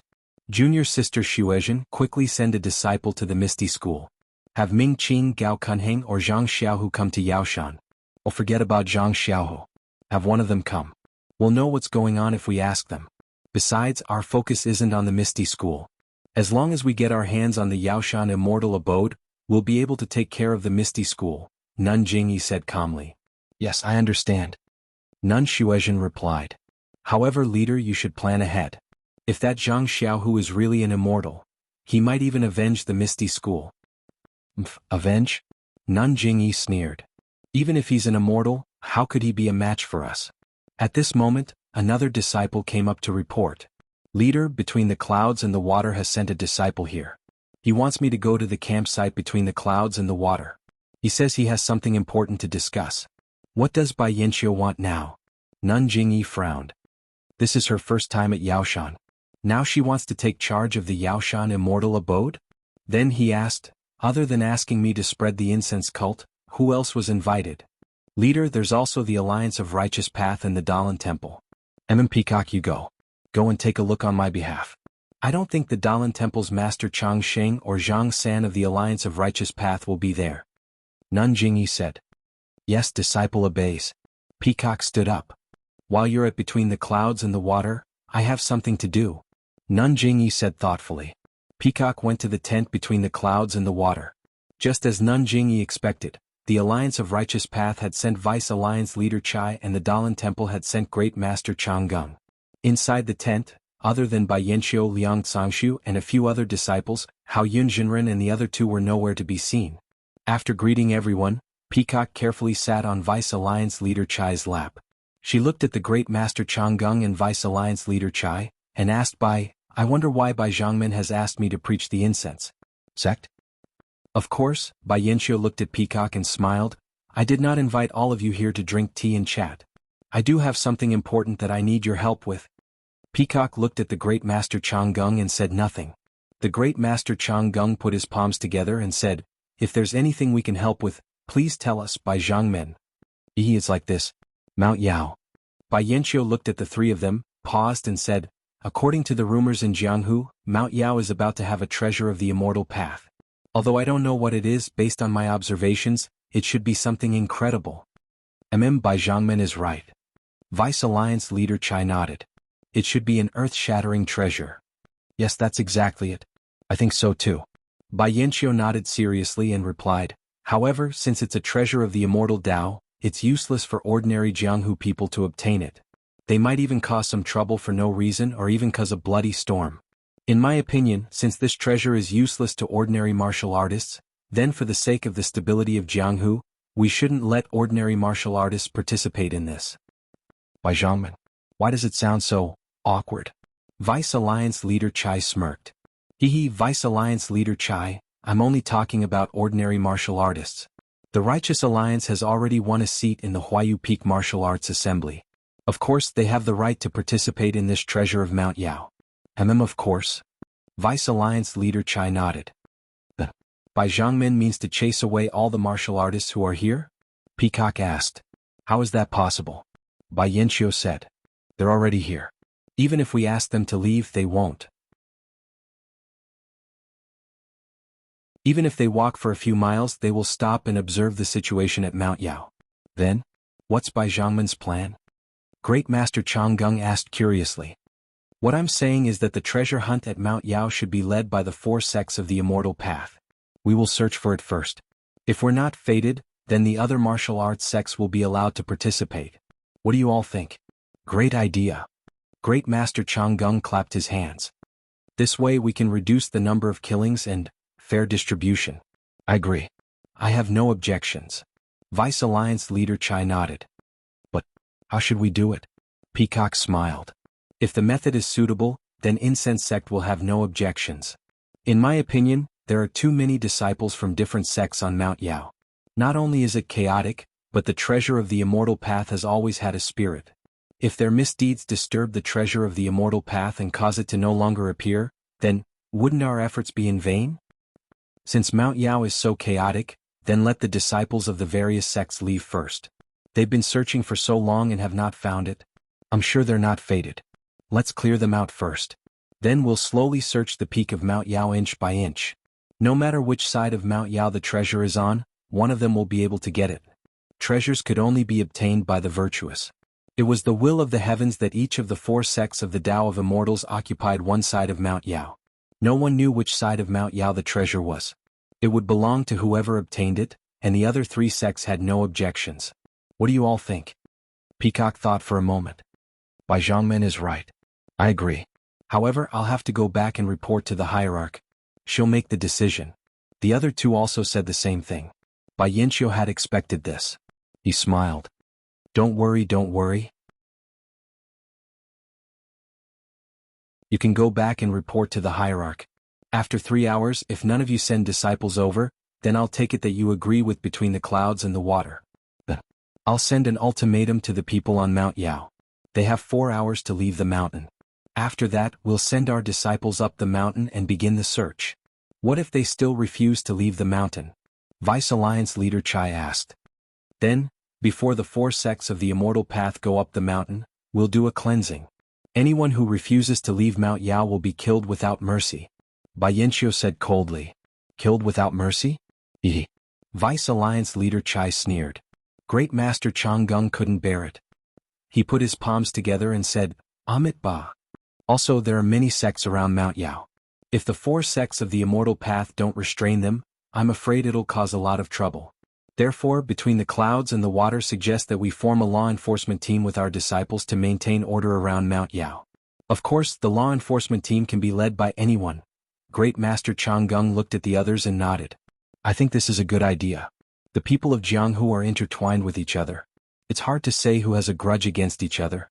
We might not see each other on a regular basis. Now that we're all gathered together, how can we not cause trouble? It's okay if they cause trouble, but let's not delay our business. Peacock didn't agree immediately. She smiled and said, I think it's a good idea as well. However, we'll have to report this to our hierarch. Then let's report it together. Vice Leader Chai felt uncomfortable listening to Bai Yanqiu talk about the 4 sects of the Immortal Path. But he couldn't say anything, so he waved his hand impatiently. Then I'll wait here for your reply. Bai Yanqiu stood up to send them off. After the 3 of them left, Bai Yanqiu ordered, Liang Cangshu, gather the sect's elites and estimate the size of the foothills to the south. Be sure to get rid of these annoying flies as soon as possible. Yes, I understand. Liang Cangshu replied from afar. Bai Yanqiu looked at the verdant Mount Yao, his face glowing with excitement. When Chang'e returned to the incense cult's encampment, Nun Jingyi wasn't in the wooden house. Nun Xuezhen heard Chang'e's words and frowned. She asked curiously, when did Between the Clouds and the Water become so proactive? They came early. Why didn't they do anything? Why did they have to wait until the 4 sects gathered? Is it because they don't want to bear the evil reputation? However, the matter of the enforcement team can be considered. According to the report of the outer sect disciples, many people have died around Mount Yao. If it weren't for the temptation of the immortal mansion, wouldn't the sects have already fought each other? I'm sure the hierarch will agree. I'll give the order now. Thank you for your trouble, Nun Xuezhen. I think so too. Chang'e nodded. After a long time, Nun Jingyi still hadn't returned. Seeing that the incense stick's time was almost up, Chang'e couldn't help but ask, Nun Xuezhen, I wonder, where did the hierarch go? It's almost time to meet between the clouds and the water. Well, Nun Shuezhen hesitated and said, the hierarch didn't say where he was going. He went out alone. I think he went to the Dalan Temple's encampment in the north of Mount Yao. Well, Chang'e didn't know whether she should send someone to look for him or report it herself. But then Chang'e's eyes lit up and her heart calmed down a lot. She looked back at Nun Shuezhen and said with a smile, Nun Shuezhen, I'll have to trouble you to tell the outer sect disciples to gather at the foot of Mount Yao except for those on duty. 4 hours later, when there's news from between the clouds and the water, we'll immediately go up the mountain and capture all the disciples of the sects on the west side of Mount Yao. Seal their major acupoints and send them to between the clouds and the water. Nun Shuezhen was stunned and stopped her. Chang'e? Shouldn't we wait for the hierarch to return, first? Haha, Nun Shuezhen, the hierarch is at the Dalan Temple's encampment. Great Master Chang'e went back to report it. How could she not know? Since she hasn't returned yet, I should be the one to make the decision. Nun Shuezhen patted her forehead and said with a smile, look at me. I've always followed the hierarch's lead. I forgot that I should listen to your opinions in the future. I don't dare. I'm still young and have a lot to learn from you, Nun Shuezhen. I'll have to trouble Nun Shuezhen to point out my shortcomings.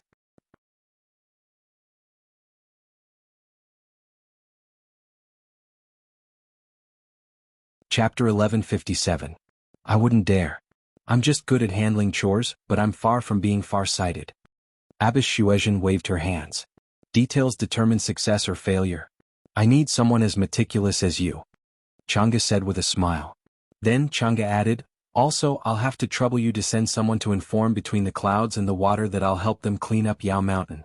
I'll send you a message about the law enforcement team later. Yes, I'll do it right away.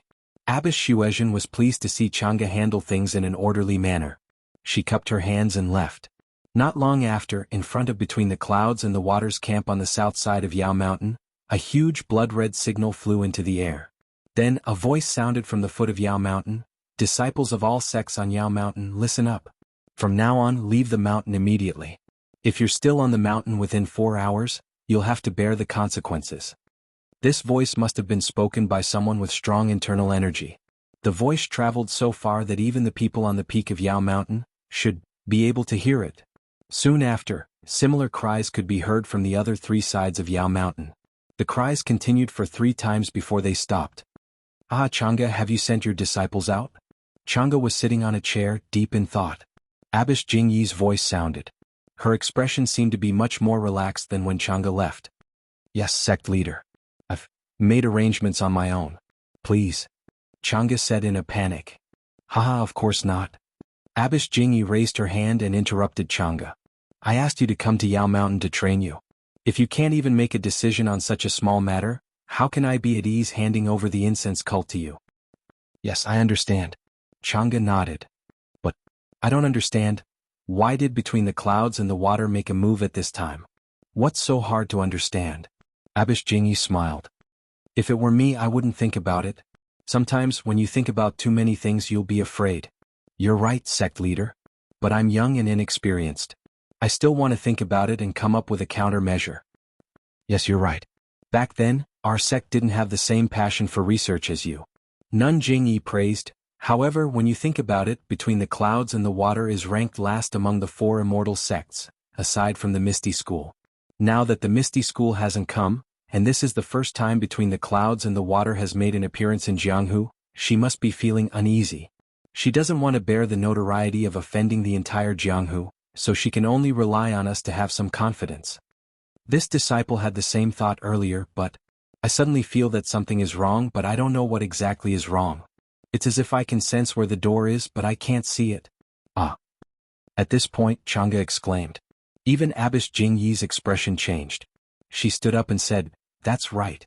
That's it. By Yanqiu, this bastard, he actually... By the way, is the disciple I sent to Mount Qing ready? Abbess Jingyi hurriedly instructed.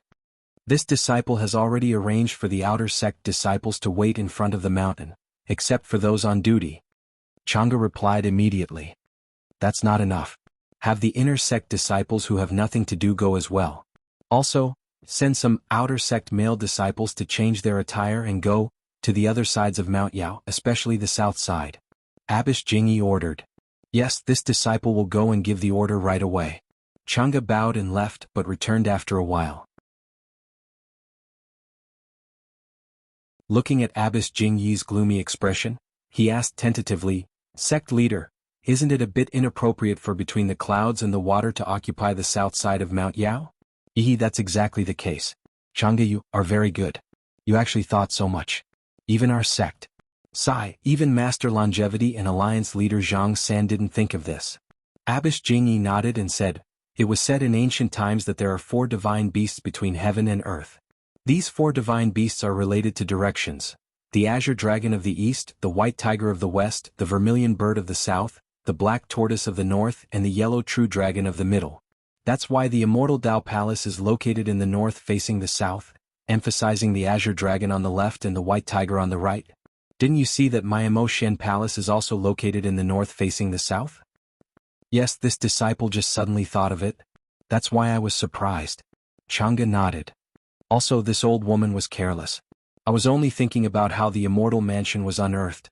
Between the clouds and the water's actions made this old woman realize that Mount Yao couldn't be an immortal mansion. If Mount Yao is an immortal mansion, then the exit must be in the south of Mount Yao. Between the clouds and the water occupies the south side of Mount Yao, so it naturally has a reason to find the exit first. Chang'e suddenly understood. And between the clouds and the water allowed others to search the mountain for a long time, so they probably just thought of the key point. Exactly. That's why, let the male disciples fish in troubled waters. Maybe they'll find something. Otherwise, if between the clouds and the water finds the exit quietly, wouldn't we have come in vain? Nun Jingyi's somewhat relaxed mood just now became bad again. She looked outside and said, Where's the Misty School? What's the news? Chang'e was stunned and said in a low voice, Sect leader, the outer sect disciples have just received the order. I'm afraid the news won't come until tomorrow. Sigh. It's really one trouble after another. Why are they all gathered together? At this moment, a voice sounded from the south side of Mount Yao. Disciples of various sects on Mount Yao, there's not much time left. There's only 1 hour left. Come down quickly. If you don't obey the order, you'll have to bear the consequences. Sect leader. It doesn't seem to be that fast. Chang'e said in surprise. If it were up to me, why would I give them 4 hours? I'll chase them away as soon as I see them. After all, no one can guarantee that there won't be any accidents during this period of time.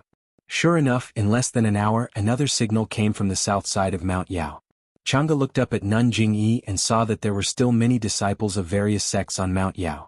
She said coldly, Go tell the disciples to go up and clean up. Kill those who should be killed. Since these disciples of various sects have just come up from the incense cult's defense, it means they don't put us in their eyes. Moreover, our disciples have already shouted at the foot of the mountain. We've already done our duty. Sect leader. Kill without mercy? Chang'e was a little hesitant. Yes. Kill without mercy. Nun Jingyi didn't hesitate and waved her hand. In Jianghu it's either you die or I live. How can there be so much mercy? I've brought you out to see some of the real Jianghu. Yes. This disciple understands. Chang'e retreated. Not long after, the disciples of Incense Cult, the Alliance of Righteous Tao, the Dalan Temple, and between the clouds and the water all took out their weapons and rushed up Mount Yao. Immediately, screams came from the 3 sides of Mount Yao. The disciples of various sects who were still on Mount Yao and didn't want to come down because they wanted to see what was going on before making a decision were now filled with regret. They wished they had followed the disciples who had already gone down the mountain and left obediently. It seemed that it was too late to leave now. A disciple of Cheonghua Island heard the screams not far away and saw the disciples of Between the Clouds and the Water using their lightness skills. He immediately threw down the weapon in his hand and stood there obediently with his hands raised high. At the same time he shouted, Senior brothers, it's my fault. I'll go down the mountain now. If I don't come up here. Before he could finish his words, 2 disciples of Between the Clouds and the Water closed in on him. Without saying anything, they swung their sabers and chopped at him. They turned a deaf ear to the disciples' words. The pitiful disciple had originally held on to some hope, but when he saw the cold gleam of the 2 sabers striking his body, he realized that what the Shuiyun Den had said just now was true. They wanted to kill the chicken to scare the monkey. With 2 slashing sounds, the 2 disciples of Between the Clouds and the Water didn't mind the unarmed disciple of Cheonghua Island running away. They had already blocked all the possible escape routes. The two sabers hit the vital parts of the disciple's body. The body of the disciple of Jianghu Island went limp. His face was still filled with regret. He died on the spot. The two disciples of Between the Clouds and the Water didn't even look when they saw that the disciple was cut down. They directly stepped over the corpse and chased after the others.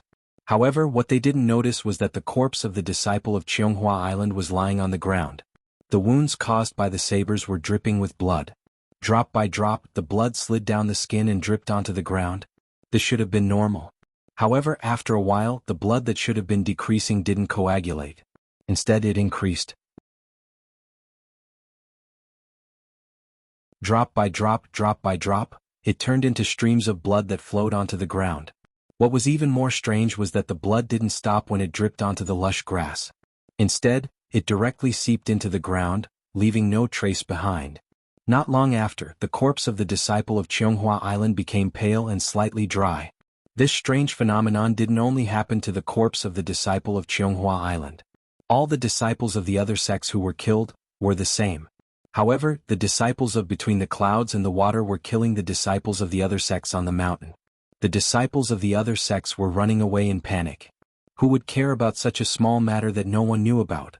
At this moment, everyone at the foot of Yao Mountain realized that the four sects were really going to be ruthless. The people of the other sects were dumbfounded. They thought that the law doesn't punish the masses. Although the four sects of the immortal Tao were powerful, they wouldn't go against the entire Jianghu. They miscalculated the determination of the four sects of the immortal Tao to get the immortal mansion. They also miscalculated the situation they were in. Naturally, they would have to pay the price with blood. However, they definitely wouldn't dare to rush up Yao Mountain to save people. In the midst of the emergency, they suddenly heard that people were going up to clean up the four sides of Yao Mountain. However, there were no screams coming from the north side of the Dalan Temple. Quick, let's go to the Dalan Temple and ask the elders to uphold justice. This killing people like scything flax is simply a demonic method. A sect elder shouted. Yes, let's go. Even if we can't stop them, we have to make the disciples on the mountain run to the Dalan Temple. Everyone came to a realization.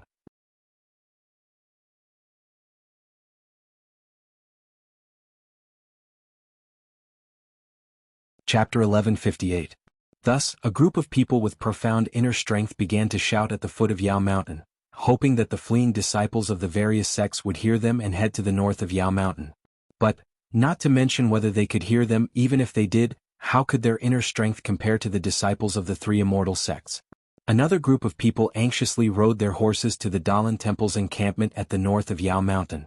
In front of the simple and crude encampment of the Dalan Temple, there was already a dense crowd of people. At the front of the crowd were a few agitated old men. They grabbed the sleeves of the monks on duty and pleaded, "Little master, let my mother see Grandmaster Chang Sheng. My boy is on Yao Mountain. He is the sole heir of our Shi family for 3 generations. The mission of bringing glory to our Shi family rests on his shoulders. If anything happens to him, our Shi family will be finished. That's right, little master, please take pity on us. That grandson of mine was just curious for a moment, so he went up the mountain to play. He said he would come down in a while, but I'm afraid he went too far. The Righteous Alliance's disciples are only halfway up the mountain. If Grandmaster Longevity appears, my grandson should be saved." The people in front all had blood relatives on the mountain. They were also young and impetuous, so they didn't listen to the cries of the 4 sections. When their relatives at the foot of the mountain saw the massacre on the mountain, they ran to the Dalan Temple to ask Grandmaster Chang Sheng of the Dalan Temple to uphold justice. The monks of the Dalan Temple held wooden sticks in their hands and stood there expressionlessly. They blocked the entrance of the Dalan Temple's encampment and didn't let anyone in. As the clamor grew louder, finally, an old monk walked past a big tree in the distance. When he came closer, everyone recognized him as Grandmaster Chang Sheng. Everyone was delighted and shouted, "Grandmaster Chang Sheng is merciful. Quickly save our disciples. They are young and ignorant and offended the 4 immortal sections. Grandmaster, please spare their lives. When we bring them home, we will definitely punish them severely. Grandmaster, if you save our disciples, our Shenxia school will definitely erect a statue of you in our school. We will burn incense and kowtow to you every day." That's right. Master Chang Sheng is a Buddha in all homes. This kind of small matter, isn't it a piece of cake? Reverend Chang Sheng forced a smile and walked forward. He put his palms together and said, "Benefactors, please calm down. Our Dalan Temple has always been merciful. If we can save people, we will save them. However, Yao Mountain has 4 sides, and my Dalan Temple only occupies the northern side. The other 3 sides are occupied by the incense cult, between the clouds and the water, and the righteous alliance. I'm afraid my Dalan Temple cannot interfere with the affairs of the other sections. The treasure on Mount Yao has been quiet for many days now, and there are no signs of it being unearthed. Furthermore, the disciples of the various sects have been rashly heading up the mountain in search of treasure. It's already a mess, and if there's any movement, wouldn't it lead to a huge storm? Therefore, when Bai Zhangmen of Between the Clouds and the Water proposed to clean up the disciples of Yao Mountain, my Dalan Temple and the other 2 sects agreed. However, Between the Clouds and the Water's methods were too ruthless. My Dalan Temple's master Chang Sheng couldn't bear to see bloodshed. As early as 4 hours before Between the Clouds and the Water's shout, he had already sent many disciples and lay disciples up the mountain to persuade the disciples of the various sects to return to the northern side of Yao Mountain. However, as you all have seen, no matter how the disciples of my Dalan Temple tried to persuade them, not a single person came down. Now, take a look again. My Dalan Temple has not killed a single person. Instead, it has accommodated the disciples of the other 3 sides.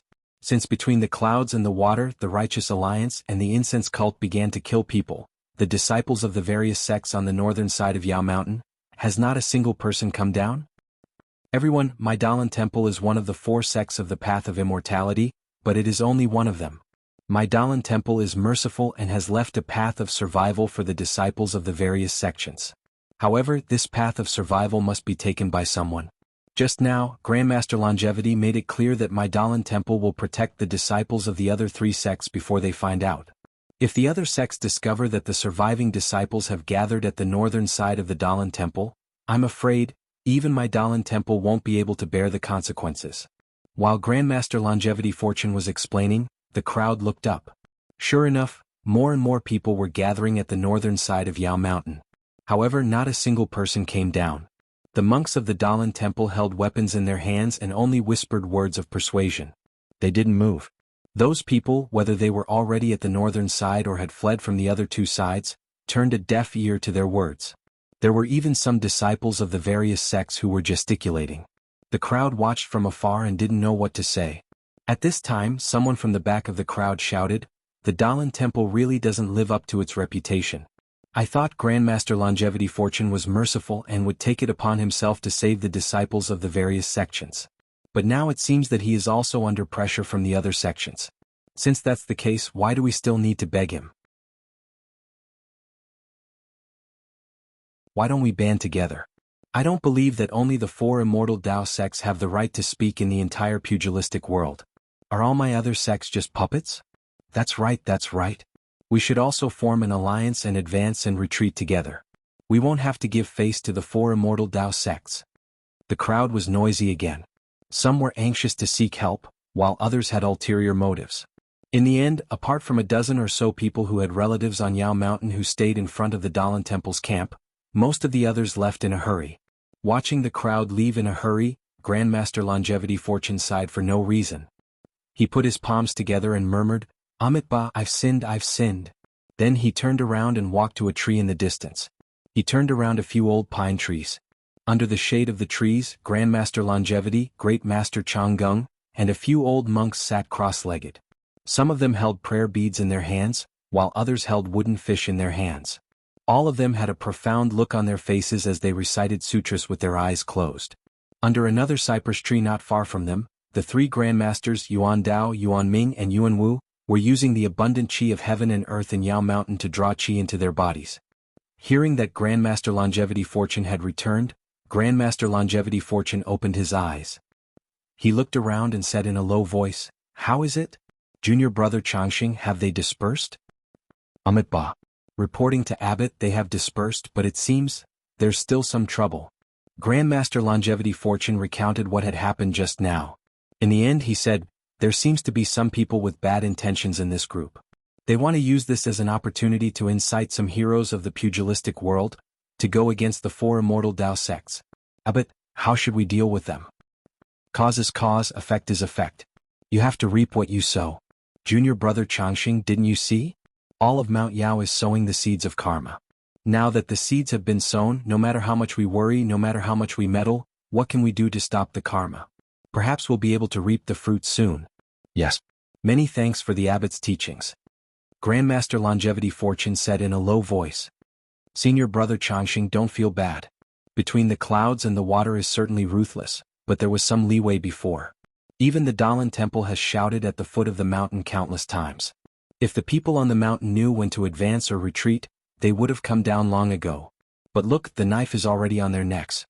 They're still thinking about their immortal fate. They've been forced to come to the Dalan Temple. They're still unrepentant, ignoring the door of convenience in front of them. How can the Dalan Temple change this kind of fate? There are still thousands of lives. This old monk can't bear it. Grandmaster Longevity Fortune said with a shake of his head. They don't cherish their own lives. Why should we cherish them for them? Great Master Changgung disagreed. Go. Inform the disciples on the mountain to rush down from the top of the mountain. If there's anyone who doesn't obey, seal their acupoints and kick them down Mount Yao. If there's anyone who relies on their superior lightness skills to escape from the gaps between the Dalan Temple's disciples and stays on Mount Yao, when the Dalan Temple's disciples come up again to search for treasures, kill them without mercy. Without waiting for Grandmaster Longevity Fortune to speak, he continued, Junior brother Changxing, this is the Dalan Temple's origin returning tribulation. Even the three martial uncles have come to face the tribulation. If you and I don't take the initiative, I'm afraid the consequences will be unimaginable. Abbot, we're lucky. Grandmaster Longevity Fortune said no more. Not long after, a disciple passed the Grandmaster Longevity Fortune's words to Mount Yao.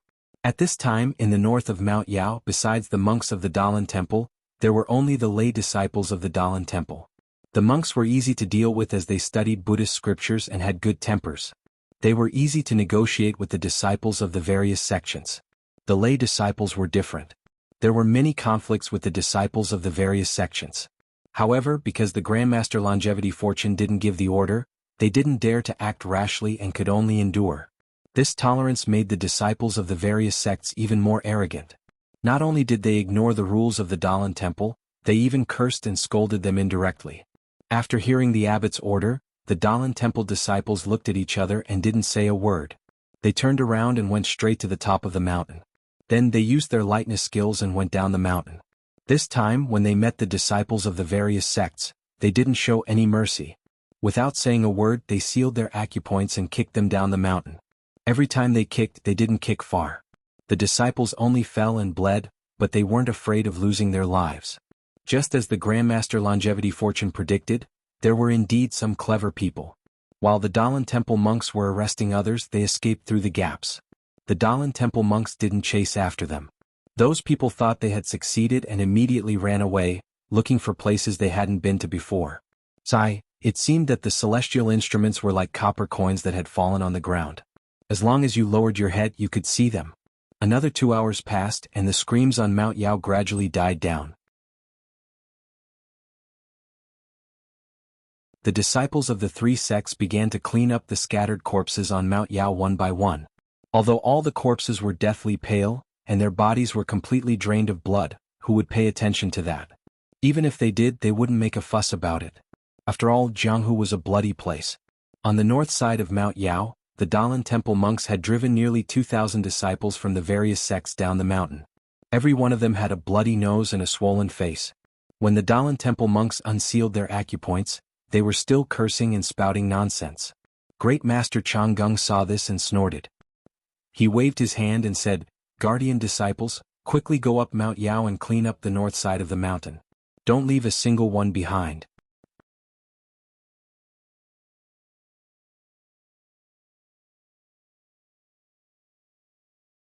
Chapter 1159. Yes, your disciple obeys. Dozens of monks of various appearances stepped out from behind Great Master Changgung, weapons in hand. Using their lightness skills, they made their way up the mountain.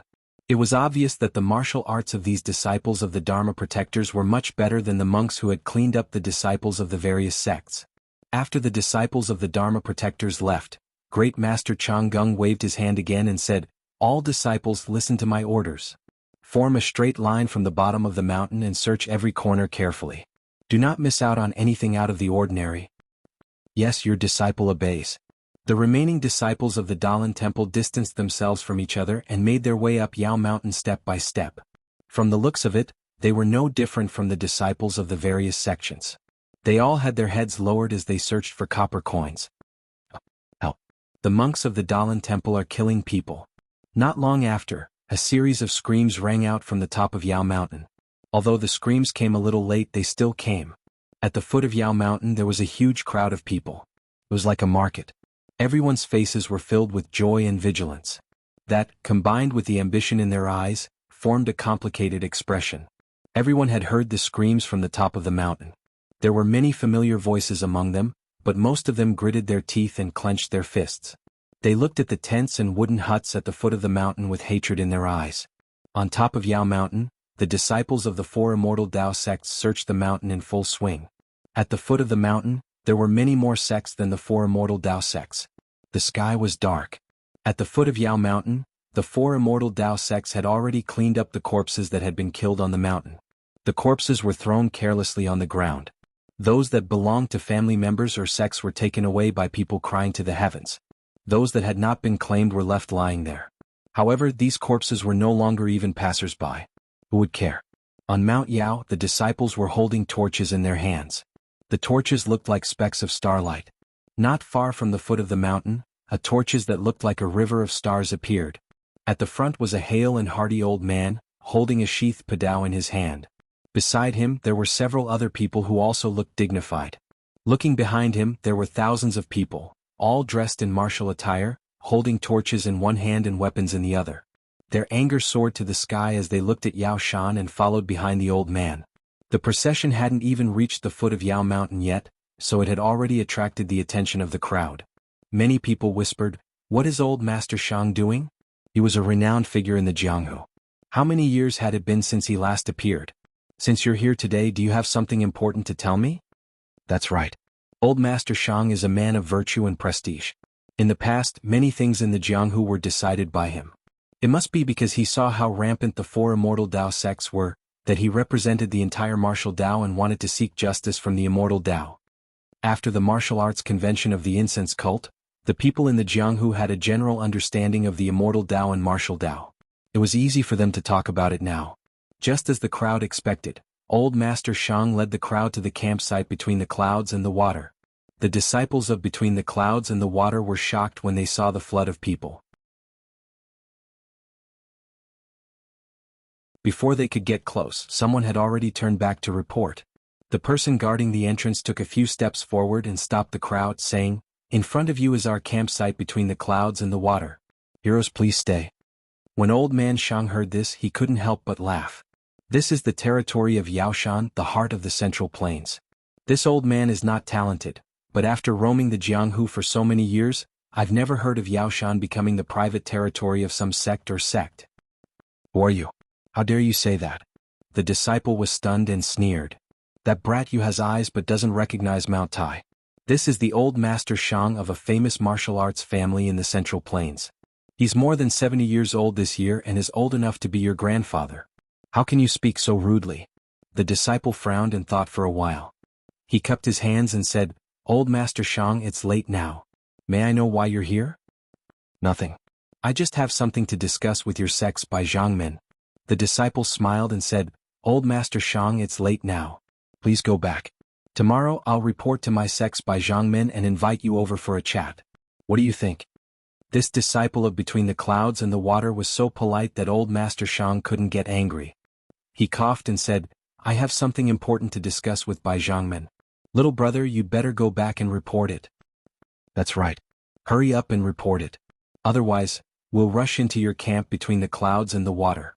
I'm afraid it'll be bad for you Between the Clouds and the Water." Someone boldly shouted from behind.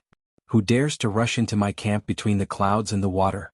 A loud shout came from not far away. It was Bai Yanxio's voice. Everyone looked up. Sure enough, the beautiful Bai Yanxio was walking slowly in the light. Behind her were 3 old men in Taoist robes. "I'm Shang Xuanzi. Is that Bai Zhangmen Between the Clouds and the Water?" Old Master Shang cupped his hands and asked. "I am Bai Yanxio. May I know why old Master Shang is looking for me?" Bai Yanqiu smiled. This. Seeing Bai Yanqiu in person, old Master Shang was a little hesitant. But looking at the people behind him, he seemed to have gathered his courage and said, I've been elected as a representative by the 104 sects in Jianghu. I'd like to ask for an explanation from the 4 immortal sects led by Between the Clouds and the Water. Old Master Shang, what explanation do you want from us? Bai Yanqiu asked as if she already knew the answer. The immortal sects are admired by all in Jianghu. During the Wulin assembly of the incense sect, we martial sects already know the gap between us and the 4 immortal sects. Therefore we've always followed the 4 immortal sects' lead. However, this magic treasure of Mount Yao is a gift from the heavens. Only the virtuous can possess it. And this virtuous person doesn't necessarily have to be a member of the immortal sects. We martial sects should also have this right. But now, not only have the 4 immortal sects surrounded Mount Yao like an iron bucket, none of the other sects in Jianghu are allowed to approach. Moreover, just now, the 4 immortal sects were ruthless and killed countless martial sects on Mount Yao. This kind of behavior, how can we martial sects accept it? I understand. Bai Yanqiu smiled. But what do you think, Old Master Shang? Old Master Shang waved his hand. Bai Zhangmen, you're wrong. This isn't my idea alone. It's the joint idea of all 104 sections. And it's all the same. Let's hear it, Old Master Shang. It's nothing much. It's just that we martial sects want to be treated the same as the 4 immortal sects. First, we'd like to ask the 4 immortal sects to give us some space on Mount Yao. Second, we'd like to send people up the mountain with the immortal sects. Search for the magic treasure together? Bai Yanqiu smiled faintly. But, what if we find the magic treasure? What should we do? Naturally, it'll belong to whoever finds it. Old Master Shang laughed. Does Bai Zhangmen have other ideas? Bai Yanqiu shrugged. I can't think of anything at the moment. It's just that, the Jianghu has always had a rule of killing and robbing. If you pick up a magic treasure but don't have the fortune to use it and are killed, who will it belong to? Naturally, it'll belong to whoever finds it. Old Master Shang didn't say anything. Instead, a man beside him spoke up. I don't know which sect's leader this is, but if it's as you say, then wouldn't the entire Mount Yao be in a state of carnage again? Countless deaths and injuries? Bai Yanqiu smiled. That's better than only the 4 immortal sects controlling Mount Yao and not letting us go up the mountain to search for the treasure. The man gritted his teeth and looked at the people behind him. He mustered up his courage and said. Bai Yanqiu was about to speak when he heard someone behind him say angrily, What kind of dirty people are these? With your cultivation you want to covet the Mount Yao immortal abode? Bai Yanqiu was shocked. Before he could look back, he saw a person fly up from behind him and stop 3 feet in the air in front of Bai Yanqiu. It was Taoist Master Hao Yun. Taoist Master Hao Yun had a fiery temper and was never afraid of trouble. At this time, when he heard the condemnation of people who were like ants in his eyes, he was already impatient. Without waiting for Bai Yanqiu to finish speaking, he took out a small, flute-like magic weapon from his arms and floated into the air. He scolded, If you can borrow this attack of mine, I'll make the decision to let you go up the mountain. As he spoke, he didn't wait for the others to speak. He made a hand seal and injected his true qi into the magic weapon. Suddenly, the magic weapon emitted a fiery red brilliance. Taoist Master Hao Yun was stunned. His hand paused for a moment, but then he waved his hand. The magic weapon drew a semicircle in front of Taoist Master Hao Yun, and a dense number of fireflies flew out. As if they had intelligence, they floated towards Old Shang and the others. How? Bai Yanqiu saw Taoist Master Hao Yun floating in the air and knew it was bad. Just as he shouted a word, Taoist Master Hao Yun had already made his move. Seeing the countless sparks flying out, Bai Yanqiu's face showed surprise and a bitter smile. Seeing this, Old Man Shang's snow-white eyebrows furrowed. He didn't understand what these sparks were. When one of the sparks flew in front of him, he stretched out the sheathed machete in his hand, wanting to block it. Who would have thought that the sparks didn't seem to be very powerful in the air? After being blocked by the scabbard, a crisp "pa" sound rang out and it exploded in the air. Once again, it formed a firework-like shape that enveloped Old Shang. This time it was different from before. It was even faster. Before Old Shang could react, the tiny sparks had already hit his body. The sparks were similar to the fire talismans that Zhang Xiaohua was used to using. When they landed on Old Shang's body, they immediately ignited his clothes, skin, hair, and so on. Even the scabbard was ignited by a few sparks. Not only that, the sparks seemed to be poisonous. When they landed on his skin, it was incomparably painful. Even old Shang couldn't withstand it. Ah! With a scream, old Shang threw away the scabbard and hurriedly wiped his face with his hand, wanting to extinguish the sparks. Please cast a monthly vote, a recommendation vote, a collection, a tip.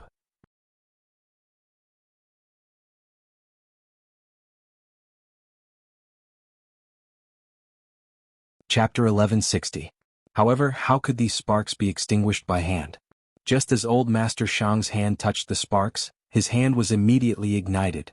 A sharp pain came from his hand again. Old Master Shang involuntarily rubbed his hand against his body. As a result, his body was also on fire. Ah, save me, save me! Old Master Shang's entire body was in sharp pain. He unconsciously jumped up on the spot, his hands grabbing everywhere trying to find someone to save him. However, at this moment, how could there be people around him who were unharmed? It wasn't just around him. Within a radius of 10 feet around old Master Shang, there were about 100 people.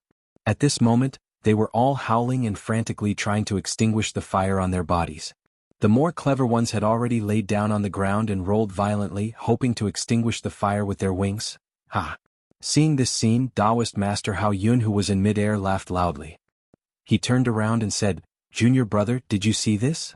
My raging flame flute actually has such power. Really? I'm looking forward to it." Taoist Master Hao Yu and Taoist Master Hao Feng also didn't hide their whereabouts. They leaped up and flew to Taoist Master Hao Yun's side. They cupped their hands and smiled. "Congratulations, senior brother, for your great improvement in magic power." It's nothing, it's nothing." Taoist Master Hao Yun waved his hand and said, "How is it that my magic power has improved? It's just that the heaven and earth vital chi here is abundant. Our magic tools can display their power." Oh? Grand Wind stared blankly for a moment, then immediately understood. He also laughed out loud. "That's right. I was just wondering. According to the secret manual in our sect, our magic tools are incomparably powerful, like the bright moon. But when we use them they're like fireflies. So it's because of the chi of heaven and earth. Stupid, stupid." As he spoke, he also took out a small awl and waved it in front of him. With a crackling sound, a net flashing with lightning formed in front of the awl. "Go." Taoist Master Hao Feng pointed with his hand. The net flew directly towards where Taoist Master Hao Feng pointed. There was a group of martial artists who had followed old Master Shang and the rest here. When they saw old Master Shang and the rest on fire, they hesitated, not knowing whether to run away or go forward to help. The flashing lightning net grew bigger and bigger in the abundant origin energy of heaven and earth. The lightning arcs also became thicker and there were faint sounds of wind and thunder. By the time it reached the group of people, it had already grown to about 50 feet and was about to envelop them. When everyone saw this, they were already terrified. Some took out their weapons in an attempt to defend themselves, while others turned around in an attempt to escape. However, no matter how much they resisted, the net enveloped them all. Immediately after, a crackling sound similar to beans being fried sounded. About 40 to 50 people died on the spot before they could even let out any screams. Aha, as expected. My lightning awl is actually so powerful. Taoist Vast Wind stood in the air and laughed wildly. He turned his head and said, "Senior brother, don't you want to try your lightning hammer?" "That's exactly what I was thinking." The nearby Taoist Master Hao Yu also seemed to be unable to restrain his curiosity. He reached into his bosom wanting to take out his magic tool. At this moment, a buzzing sound came from the top of Yao Mountain. Taoist Master Hao Yu did not have time to take out his lightning hammer, nor did he have time to chase after the group of people who had already scattered. He immediately turned around and looked at Yao Mountain. When he saw the beautiful scene above Yao Mountain, he could not help but be dumbfounded. Above Yao Mountain, about 100 feet above the originally pitch-black sky, there was an extremely small dot of light that was faintly emitting a trace of light, gradually appearing in the sky. The buzzing sound was coming from that dot of light. It was getting louder and louder, more and more deafening. Immortal Mansion? Taoist Master Hao Yu was stunned for a moment, then became ecstatic. His heart felt as if it was about to fly out. Just as he was about to fly forward, a palm pressed down on his shoulder. Taoist Master Hao Yu also suppressed his excitement and said, "Junior, brother, don't be anxious. It's still early." Bai Yanqiu, who was standing behind the three Taoist masters, was also extremely excited. Seeing that the immortal mansion that she had been planning for so long was about to appear, her palms also slowly became sweaty. Not only were the three Taoist masters between the clouds and the water attracted by the strange scene in the sky, even the disciples of the various sects who were previously shocked by Taoist Master Hao Yu and Taoist Master Hao Yu's thunderous methods gradually stopped in their tracks. Their mouths were wide open as they looked at the sky above Yao Mountain. The only ones who were not surprised were Old Man Shang and the others who were killed by the raging flame flute and the lightning, all dead. The same scene also appeared in various other places of Yao Mountain. In the camp of the School of Fragrance, Nun Jingyi had already led Peacock and the others to the front of the wooden house. Shu Qing and Shu Jia, the two grand elders, soared into the air, unable to hide the excitement on their faces as they quietly watched. In the camp of the Dalan Temple, Grandmaster Chang Gung, Great Master Chang Gung and Grandmaster Chang Xing clasped their hands together and stood there respectfully. The dot of light in the night sky was a little brighter. Although the fiery red light was still weak, it faintly reflected Grandmaster Chang Gung's indescribable expression. On the contrary, Grandmaster Yuan Dao and the others were still sitting under the tree, as if they had nothing to do with the immortal mansion. In the westernmost camp of the Righteous Alliance, although they had the largest number of people, there was no one from the immortal mansion. Alliance Master Zhang San also stood in the open space, his eyes first looking at the light, then turned to the south of Yao Mountain. His face was slightly red, no one knew what he was thinking. Not long after, the dot of light in the sky of Yao Mountain grew larger, slowly becoming the size of a fist, then the size of a boulder.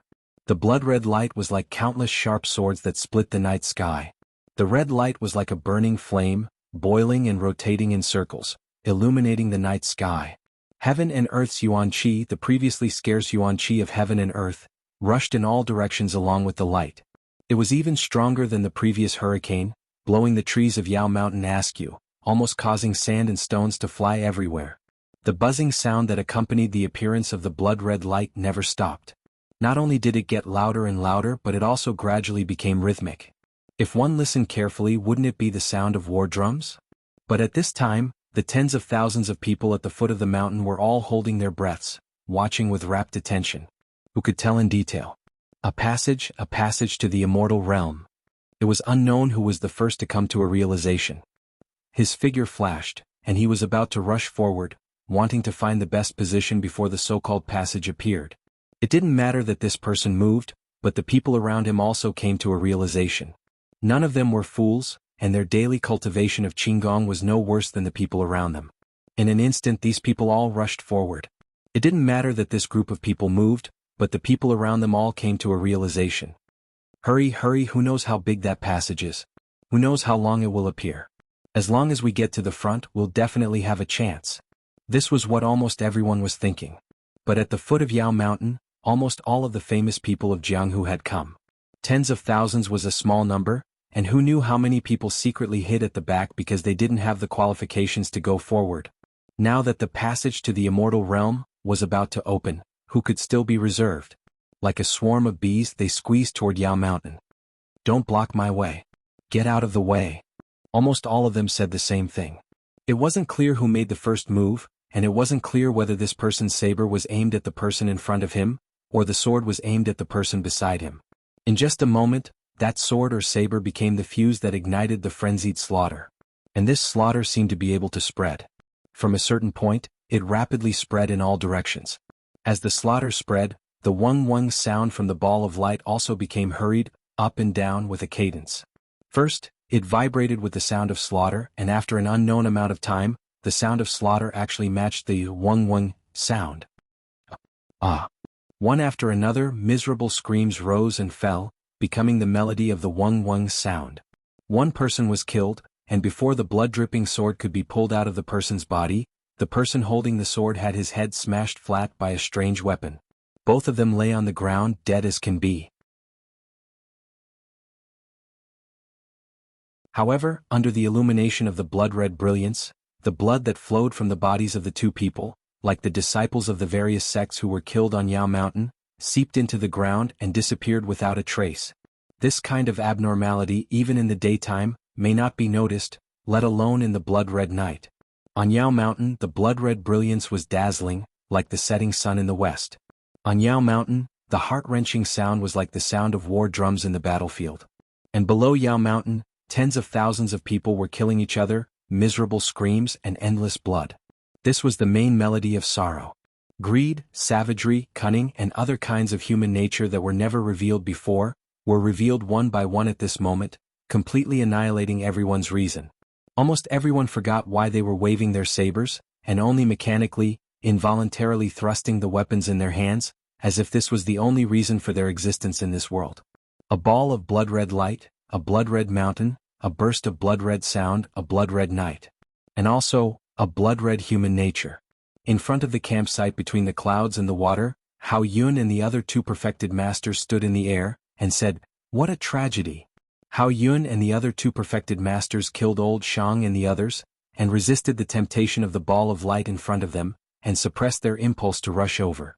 Just as they were whispering to each other, they saw countless martial artists behind them, rushing up Yao Mountain. They did not dare to be careless and called out to Bai Yanxiu, rose into the air, and threw the jade talismans that they had prepared long ago on the ground one by one. If it were any other day they would not be willing to waste them like this, but at this moment, with such abundant qi of heaven and earth, they were not stingy with these little jade talismans. As the four of them flew over, on the side of the campsite between the clouds and the water, a faint layer of yellow light gradually rose up, blocking the group of people outside the light, and no matter if they used weapons or lightness skills, they could not get past it. And the people behind were still rushing up, and the people in front had nowhere to go. They could only turn around and point their weapons at the people coming. Only then could they save their own lives. Amit Ba Buddha, a faint Buddhist chant sounded in the air, attracting the attention of Hao Yun and the others.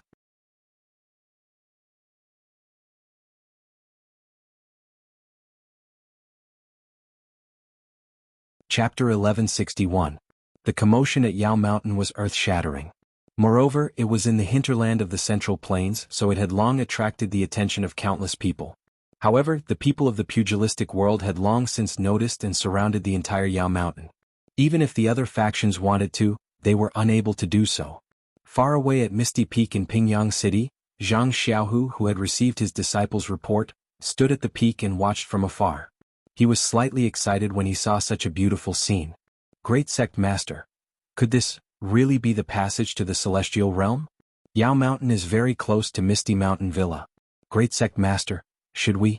Hu Yuni narrowed his eyes. His clenched fists trembled slightly as he tried to suppress his excitement.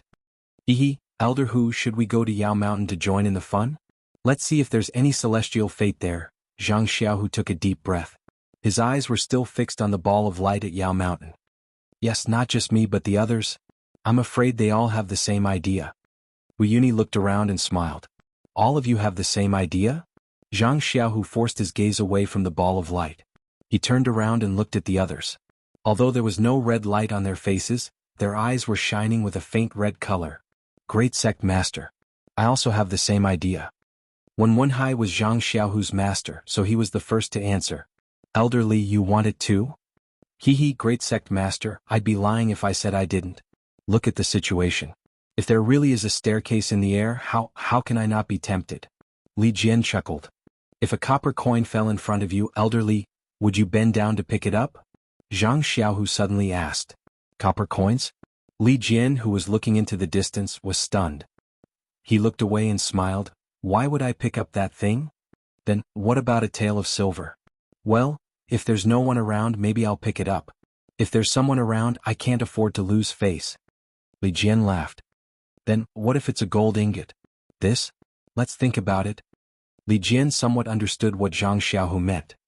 Everyone, you've all heard Elder Li's answer just now. To Elder Li, a copper coin is something that he would never pick up, regardless of whether there's anyone around.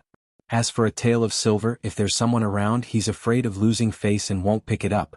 If it's a gold ingot, I have to think about it. I don't know if Elder Li would pick it up. Pick it up? Why not? That's all wine money. Lu Qingyang shouted. Ah! Everyone laughed. After everyone finished laughing, Zhang Xiaohu waved his hand and laughed again. However, if these things were placed 6 years ago, my attitude would be completely different from Elder Li's. For a copper coin, I would think about whether or not there's anyone around. For a tael of silver, please. Do you know that when I was a bodyguard at the Lotus Flower Escort Agency, I only had a monthly salary of 6 maces. 1 tael of silver, how could I not give up my face and pick it up? As for a gold ingot, I don't need to think about it like elderly. If it's placed in front of me and someone tries to steal it from me, I'll pull out a knife. Ha ha ha. Everyone laughed. Everyone thinks that with the same few things, why would he make a different choice if he sees someone different? Moreover, if there's a gold ingot and elderly is on the side thinking about it, there's a few people like me who want to steal it. Tell me, who would be safe and sound in the end? Without waiting for everyone to speak, Zhang Xiaohu waved his hand and said, "There's no need to think too much about it. It would definitely be elderly. Even if my martial arts are high, I can't stand against someone with even higher martial arts than me. Only those who don't plan to steal from the beginning have the chance to live in the end." Then does everyone know why elderly didn't steal it? Zhang Xiaohu asked again. Second brother doesn't lack money. If he wants to drink wine, someone will give it to him. Lu Qingyang shouted. Ah, Elder Lu is right. It's because elderly doesn't lack money and knows the consequences of taking the gold ingot that he stopped to consider whether he should take it or not. Zhang Xiaohu said with a smile, "Maybe elderly saw that I was also coming to pick it up and didn't dare to take it." Exactly. Big gang leader is a person of the immortal Tao. This old man is no match for him. It's better to avoid him. Li Jin said with a smile. What if the gold ingot was exchanged for the immortal mansion? Zhang Xiaohu suddenly said. This. Li Jin was silent. Obviously he wanted to steal it. But in Zhang Xiaohua's eyes, this immortal mansion? Elderly, what do you think? If he were to steal it with you, what do you think your chances are? Zhang Xiaohu said with a smile. Elder Immortal's ability is not something I can guess. However, I don't even have a 5% chance. Li Jin was very honest. This is very obvious. Everyone elderly has to consider the consequences of a gold ingot and won't rashly pick it up. But for an immortal mansion, elderly won't consider it at all. That's because the immortal mansion has exceeded elderly's expectations, or it can satisfy elderly's desire to set foot on the immortal Tao, so he doesn't care about the consequences. And Xiaohua is an expert of the immortal Tao. He treats the immortal mansion the same way elderly treats the gold ingot. He considers a lot. He knows that there are many experts like him, or even experts stronger than him who want to steal it. He doesn't dare to act rashly. An elderly doesn't know this. If he wants to steal it, the consequences will be the same as me stealing the gold ingot. But, didn't Elder Immortal say that he wants this immortal mansion? Huyuni asked curiously. That's because he didn't consider the previous matter. Now, he has considered it clearly and has already gone to the south, to start his sect. Ah, Elder Immortal isn't going. If we go, wouldn't we be courting death? Du Feng and Ding Chao cried out in alarm. Isn't that so? Everyone should guard the villa tightly. Our Misty School has its own immortal Tao inheritance. As long as there's a chance, everyone will be able to set foot on the immortal Tao.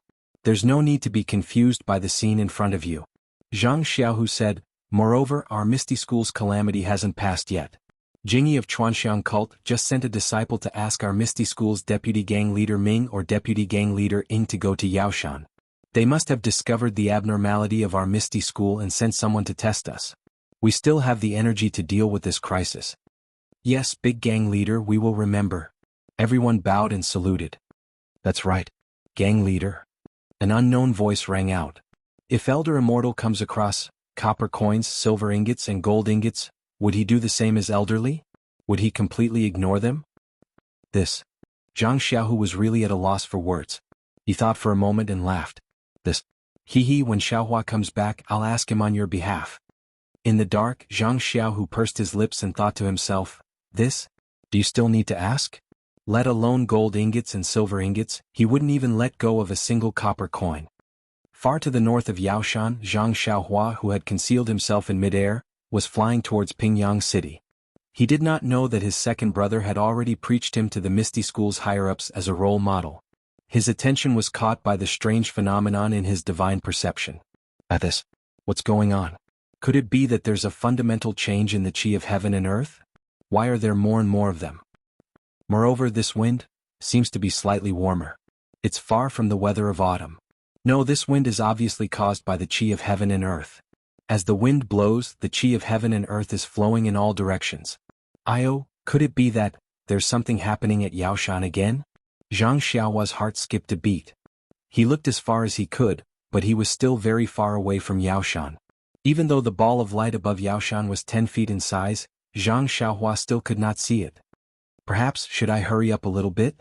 If there's something happening at Yaoshan, won't I miss it if I'm late? Zhang Xiaohua took a deep breath. His nose and mouth were filled with the freshness of the qi of heaven and earth. He formed a spell and flew towards Yaoshan at lightning speed. On the south side of Yaoshan, Hao Yunjinren raised his head and narrowed his eyes. From the west side of Yaoshan, 3 old monks wearing kasayas were flying towards them slowly. They were still far away, but the sound of chanting could be heard. It was as if they were right beside him. Hao Yunjinren glanced at Hao Yu and Hao Feng. Just as he was about to step forward, he heard a sharp voice. "Fellow Taoist, you look very unfamiliar. How should I address you?" Hao Yunjinren sucked in a breath of cold air and turned his head again. He saw 2 old women with white hair, dressed in palace attire, flying towards them from the east side of Yaoshan. Dalan Temple's Master Yuan Dao, Master Yuan Ming and Master Yuan Wu. Priestess Shu Qing and Priestess Shu Jia. Between the clouds and the water, Hao Yunjinren, Hao Yu and Hao Feng. They had all gathered at Yaoshan. Apart from the Misty School, the remaining elders of the other 3 sects had all appeared at Yaoshan. When Taoist Hao Yu and Taoist Hao Feng saw this, they formed hand seals and also came to Taoist Hao Yun's side. The 3 of them looked at each other, and from each other's eyes that reflected a bloody light, they understood each other's intentions. Then the 3 of them stood back to back in the air, coldly looking at the people coming from the 2 directions. Unexpectedly, Master Yuan Dao and the others didn't immediately speak when they arrived in front of Hao Yu. Instead, they flew past them and directly arrived in front of Shu Qing and Shu Jia. Master Yuan Wu put his palms together and said with an indescribable tone, "It's actually 2 nuns. How rare. I didn't think that after 30 years, I would still have the opportunity to meet you." Shu Jia also didn't hesitate. She swung the small whip in her hand, making a pa sound, and replied, "Of course. My priestess has always been clear about gratitude and grudges. We're not like some people who always talk about being merciful and saving the common people. Naturally, we have to live longer than others." "Oh, that's right, Master Yuan Dao. Don't you see that there are so many Jianghu juniors killing each other under your feet? You don't want to extend a hand and meddle? Even if you can save 1 or 2, you'll gain a lot of merit. It's much better than meddling in other people's affairs in the past." "Junior sister." Shu Qing berated from the side, but flew in front of Master Yuan Dao and said with a smile, "We haven't seen each other for many years. Have you been well, Master Yuan Dao? If you like this work, you're welcome to come to Qidian. Com to vote recommendation and monthly."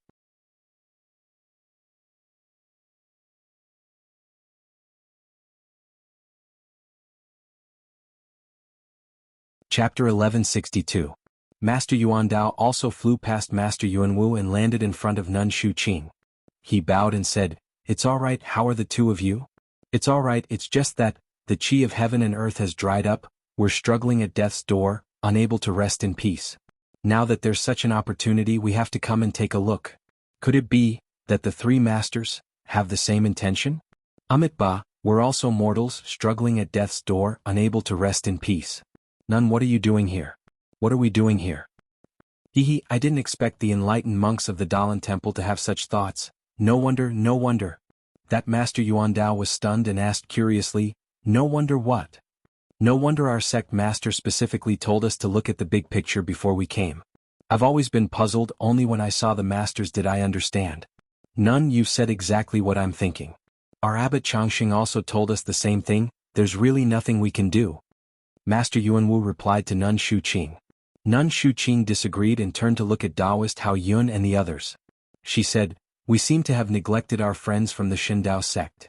Taoist Hao Yun saw this and his body moved slightly, flying half a foot in the air. He cupped his hands and said, "I'm between the clouds and the water, Hao Yun greets my friends." "Between the clouds and the water?" Nun Shu Jia was stunned and immediately laughed. "I thought it was some old friend, so it's actually the unknown between the clouds and the water, how laughable." Taoist Hao Yun's face was also ugly, showing slight anger. But after his fingers moved slightly, he relaxed and said with a fake smile, "There used to be a so-called Shindao sect, but it was destroyed by our allies in the immortal Dao and no longer exists. Now there's only between the clouds and the water." Hehe, there are many sects in the Jianghu, it's normal for them to be destroyed. Who would think about who destroyed them? Look at the Misty School, Didn't they return to the Jianghu and set foot on the immortal Tao? What? Someone from the Misty School set foot on the immortal Tao? Is it Junhui? Taoist Vast Wind asked in surprise. Junhui had fallen a long time ago. I don't even know when it happened. How could it be him? Nun Shuqing said disdainfully, then turned to ask Nun Shujie, Junior sister, it seems, when Junhui fell, Great Master Yuantian had already passed away. Tribulation Master Shu thought for a moment and nodded. That's right. Great Master Yuantian passed away early. He died from his injuries. Junhui forcefully broke through from martial arts into Tao and accidentally went mad. He ignited the true fire in his dantian and burned his internal organs to death. What a pity, the Dalan Temple still hasn't found the murderer, who killed Great Master Yuantian. I wonder if Great Master Yuantian can rest in peace in the underworld. Amitba Abbas has misspoken. My senior brother Yuantian's Buddhist Dharma is profound, his achievements complete. He went to the Western Paradise, not the Nine Springs. Grandmaster Yuanwu berated. Those who died unjustly can also go to the Western Paradise? Tribulation Master Shu said curiously. I still don't know. I'll have to trouble Grandmaster Yuanwu to give me some pointers. You? Grandmaster Yuanwu was furious. He shrugged his shoulders and a ray of light flew out from behind him. After flying several feet, it fell down again and hovered above Great Master Vast Wind's head. It was a broadsword that was several times wider than an ordinary sword. What? You can't win and you want to fight? Tribulation Master Shu sneered and waved the long whip in her hand. Tiny flower petals grew along with the whip and revolved around Tribulation Master Shu. Back then it was you who were meddlesome. You saved that person and made me unhappy.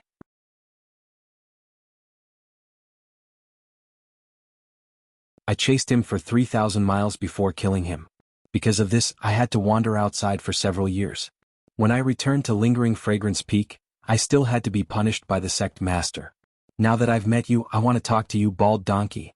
Ignorant which it was your fault in the first place and you still want to push the blame onto others. If you didn't injure me, would my Buddhist Dharma be so many years later than senior brother? Come. I want to see the power of your incense cult's peach blossom whip. It's said that your demon-punishing sword is also a famous magic weapon of the Dalan Temple. I want to experience it. Tribulation Master Shu's voice changed. Her long whip shook, and countless peach blossoms flashed with a bewitching red light and attacked Grandmaster Yunwu. Junior sister. Tribulation Master Shu Qing opened her mouth, but saw the peach blossoms already flashing. She then sighed and said, Junior sister, don't get angry. Also, don't forget the sect master's words. Our focus is still on the immortal mansion. You're serious? Yuanwu didn't expect Tribulation Master Shu to attack so suddenly. He was caught off guard. As he flew back, he reached into his pocket and took out a fist-sized alms bowl. He shook his hand and threw it into the air. The alms bowl flipped a few times in the air with its mouth facing down. Grandmaster Yuanwu made a hand seal and hit the alms bowl. With a schwa sound, a thin layer of Buddhist light was emitted from the alms bowl and tightly covered Yuanwu. At this time, countless tiny peach blossom-shaped yuanqi balls hit the Buddhist light. With a series of piu-piu sounds, countless beautiful lights were shot out before they were annihilated. As for the Buddhist light, it was also slightly weakened. Seeing that the alms bowl's defense was effective, Yuanwu's heart calmed down. He put his index and middle fingers together and pointed above his head. The broadsword trembled and the tip of the sword went straight for Tribulation Master Shu's face. Good timing. Tribulation Master Shu shouted. She made a circle with the whip in her hand. The whip immediately turned into a thin thread and wrapped around the broadsword. Hee, you really dare. Grandmaster Yuanwu sneered. His index and middle fingers moved slightly again, as if he was using two fingers to form some kind of seal. Then he pointed forward again. With a bai sound, the broadsword suddenly emitted a radiance the length of a finger, rapidly piercing towards the long whip. In the blink of an eye, just as the light of the broadsword flashed, Shu Jie's long whip had already reached it. Pa pa pa, a series of explosive sounds rang out. The light of the broadsword instantly dimmed, and the long whip was about to wrap around the broadsword like silk. Not good. Yuanwu was shocked. He bent his fingers and the broadsword was like a clever little snake. The entire sword trembled and flew back. Haha, bald donkey Yuanwu, now you know how powerful my fragrant religion is? Eat my whip. Tribulation Master Shu was not lenient. She did not retract the whip that had turned into a thin thread. Instead, she shook her wrist and several small circles formed by peach blossoms were formed. Following the trajectory of the whip, they spun rapidly and rushed towards Yunwu. Why would this old monk be afraid of you? While Grandmaster Yunwu was shocked, he formed hand seals and chanted a few mantras at the same time. The alms bowl hanging above his head shone brightly, protecting Yunwu firmly. All of the peach blossoms hit that light screen and were like pebbles hitting the water surface, causing ripples before disappearing into nothingness. Good bald donkey, you actually have this kind of method. This old one has underestimated you. Shu Jie seemed to be really angry as soon as the fight began. She waved her long whip and countless tiny peach blossoms appeared around her. However, this time the peach blossoms did not escape from the long whip. Instead, with a pa sound, the long whip struck the brilliance sprinkled by the alms bowl. Although it struck the brilliance, it was the same as striking the alms bowl itself. The entire brilliance and the alms bowl shook a few times, almost extinguishing. Quick! Right at this moment, Grandmaster Yunwu let out a shout like spring thunder. The broadsword that was still suspended in midair earlier, following the direction of his finger, flew swiftly with a whoosh, piercing towards Abbess Shu's throat. The broadsword was extremely fast, causing Tribulation Master Shu to be slightly startled. As she dodged, she shook the whip again, circling around her body. Countless peach blossoms appeared around Tribulation Master Shu's body, protecting her from harm. Tribulation Master Shu Qing stood at the side. Seeing that Tribulation Master Shu's attack and defense were orderly, she knew that there was no big problem for now. She cast her gaze towards Yuan Dao. Seeing this, Yuan Dao waved his hand. Amit Ba, Tribulation Master Shu Qing, could it be that you also want to test this old one's cultivation? Of course not, this old one has no grudges with your Dalan temple. There is no reason for me to fight here. Tribulation Master Shu Qing coldly said. That's good. Yuan Dao also let out a sigh of relief and smiled. Right now this old one still has some things to ask the Shindao sects. Oh no, fellow Taoist, how Yuna between the clouds and the water. Why don't Tribulation Master be my Dalan temple's witness? Aha, this old one has the same idea, please. Tribulation Master Shu Qing did not hesitate and immediately said. Yuan Dao nodded and flew to the side. He arrived in front of Taoist Hao Yun and placed his palms together. He loudly said, this old one has a question to ask fellow Taoist Hao Yun. Grandmaster, please speak. I will tell you everything I know. Taoist Hao Yun returned the gesture. Is that so? Yuan Dao frowned and said, I wonder, has fellow Taoist seen this old one's senior brother, Grandmaster Yuan Tian? Grandmaster Yuan Tian is the previous abbot of your Dalan temple. How could I not know? Taoist Hao Yun was puzzled. If you say you have seen him, then I have not. I have always been cultivating between the clouds and the water. I rarely ask about the matters of the sect or Jianghu. Is that so? Yuan Dao said, this old one seems to have seen fellow Taoist's magic tool from afar. It looks very similar to the magic tool that hit my senior brother Yuan Tian. I wonder if fellow Taoist can take it out for a look? Taoist Hao Yun laughed. What's so difficult about that? Saying so, he stretched out his hand and took out an item from his bosom. He then opened his palm as if waiting for Yuan Dao to look. However, when Yuan Dao put his palms together and looked forward, Taoist Hao Yun waved his hand and threw it towards Yuan Dao's face. Following Taoist Hao Yun's hand gesture, a fiery red light pierced towards Yuan Dao's face with incomparable speed.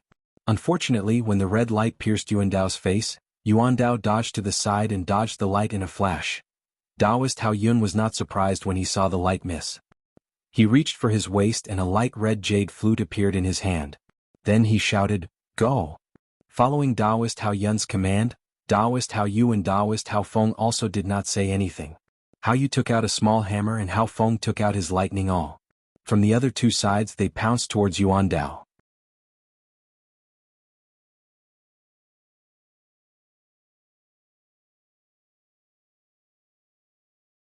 Chapter 1163. The three great masters of the Dalan Temple, Yuan Dao, Yuan Ming and Yuan Wu. Reverend Yuan Wu had a grudge with Abbess Shu in his early years. As soon as they met, they fought to the point of no return. Looking at the overflowing sword chi and the numerous whip shadows over there, it was likely that they had already fought to their heart's content. It was impossible to determine the victor in a short time. Thus, only Master Yuan Dao and Master Yuan Ming were left. He chanted, Amit Ba, this old monk is untalented and wants to avenge the dead senior Yuan Tun. Eat this old monk's move. The exorcism pestle in Master Yuandao's hand was different from what Zhang Xiaohua had seen. The exorcism pestle looked ordinary, but when Master Yuandao activated it with his dermic powers, a thin layer of Buddhist light surged out from the exorcism pestle. Although it was illuminated by the blood-red light, it was still pale white. Seeing the three from Aqua Cloud Club make their move, Grandmaster Yuanming did not dare to hesitate. He stretched out his hand and took out an item from his bosom, tossing it into the air. It was a bead the size of an egg. The bead was also strange. When it was thrown into the air, it was only the size of an egg and emitted a weak, pale white Buddhist light. However, when Master Yuanming cast a spell, the bead seemed to be blown by the wind. It spun in the air and expanded with the wind. The pale white Buddhist light was also resplendent and the blood-red light could not be dyed. It actually opened up a space of 1 foot in the blood-red light. Grandmaster Yuanming's face was expressionless as he looked at the three people pouncing towards Grandmaster Yuandao. He pointed his finger, and the bead drew an arc in the air and smashed towards Taoist Hao Feng's head. Molu Pearl? When Taoist Hao Feng saw that the egg-sized bead had shrunk to the size of a wicker basket and emitted Buddhist light, he immediately revealed the origin of the bead. He sneered and said, "I heard that this bead is a famous Buddhist treasure of the Dalan Temple. I've never seen it before. I want to see if it lives up to its reputation." As he spoke, he raised the lightning awl in his hand and activated his magic power. He struck the awl out of thin air. The lightning awl let out a low rumbling sound that was close to the sound of thunder. A ball of bright light emerged from the awl and flew towards the Molu Pearl. When it flew closer, the ball of light suddenly dispersed and turned into hundreds of smaller balls of light. Between each of the balls of light, there were thin lines of light that connected them. It was like a net. At the same time, Taoist Vast Cloud brandished his raging flame flute. A ball of raging flames spurted out from the end of the flute, drawing an arc as it flew towards Grandmaster Yuandao's shoulder. Taoist Vast Moon was even more arrogant. He flew in the air and activated a small hammer in his hand with his magic power. He struck it towards Grandmaster Yuandao's head. With a thunderclap, a lightning-like brilliance emerged from the hammer and flew towards Grandmaster Yuandao. Good timing. Grandmaster Yuandao did not panic. He waved the demon-subduing pestle in his hand. The demon-subduing pestle that was as light as a feather immediately stirred up a wave of air. The rich heaven and earth yuan qi passed through the talismans carved on the demon-subduing pestle and made a soul-stirring sound as it swatted towards the raging flames. The raging flames that Taoist Vast Cloud struck out were the same as the sparks that burned Old Man Shang to death. However, it was made up of many sparks gathered together. At this moment, the heaven and earth yuan qi was abundant, and the raging flames gradually grew bigger.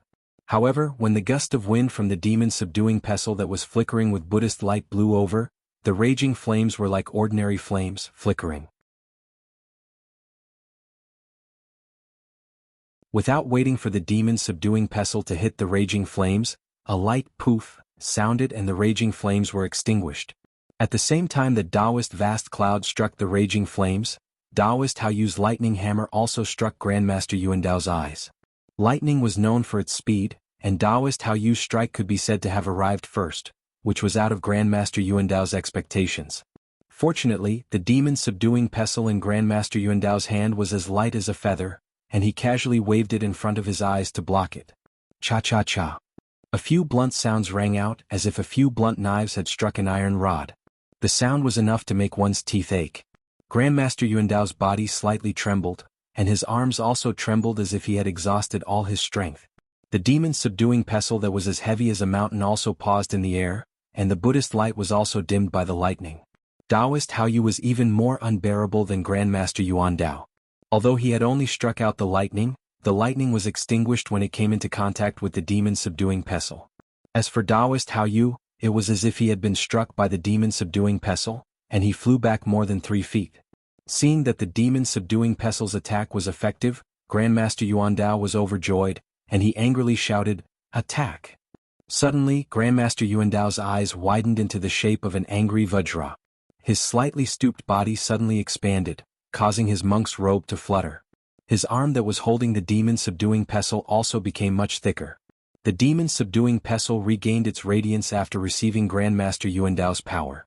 With a wave of the demon-subduing pestle, the Buddhist light flashed in the air, and it rubbed against the dense spiritual energy of the world, creating bursts of explosive sounds.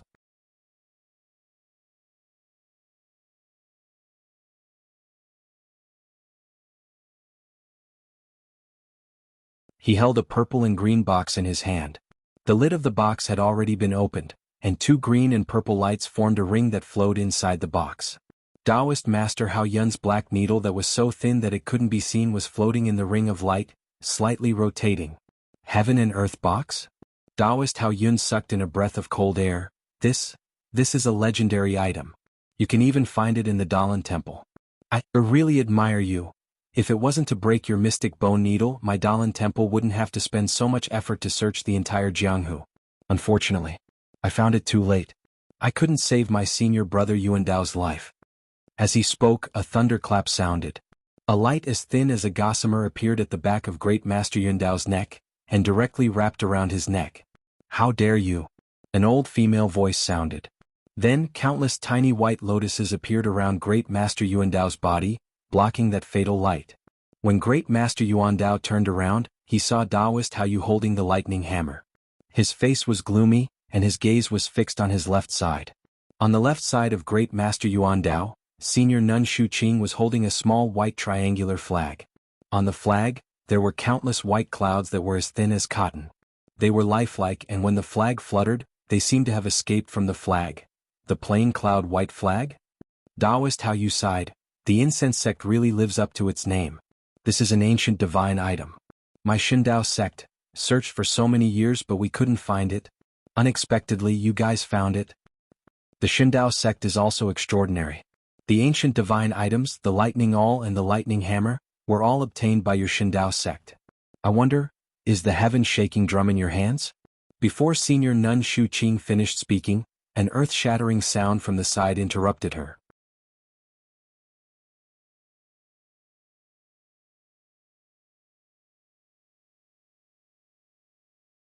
Chapter 1164.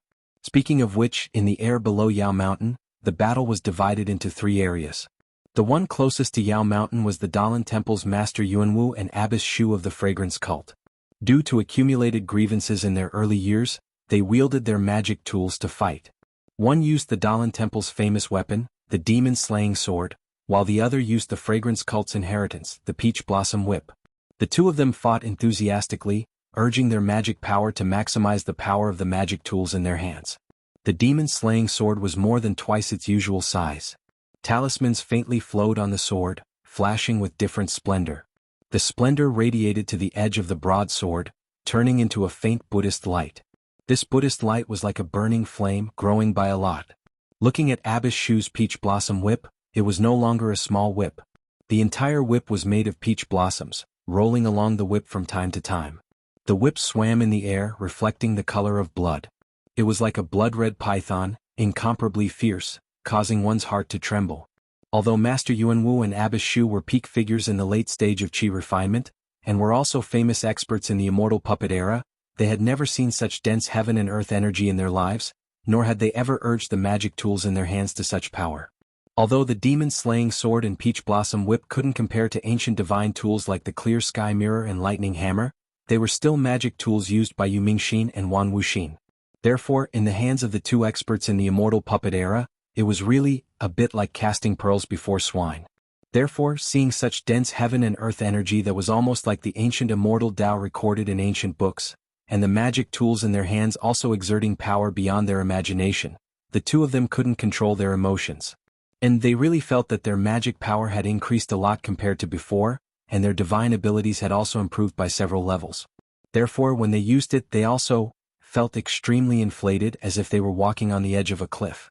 If they weren't careful, they would lose control of their magic power. Looking at Master Yuanwu, he waved the demon-slaying sword, holding it in his hand like a door knife, directly chopping down. It was an absolute martial art technique. As for Abbess Shu, she even forgot to form the incantation, and only held the main body of the peach blossom whip. With a swoosh, she pulled it out.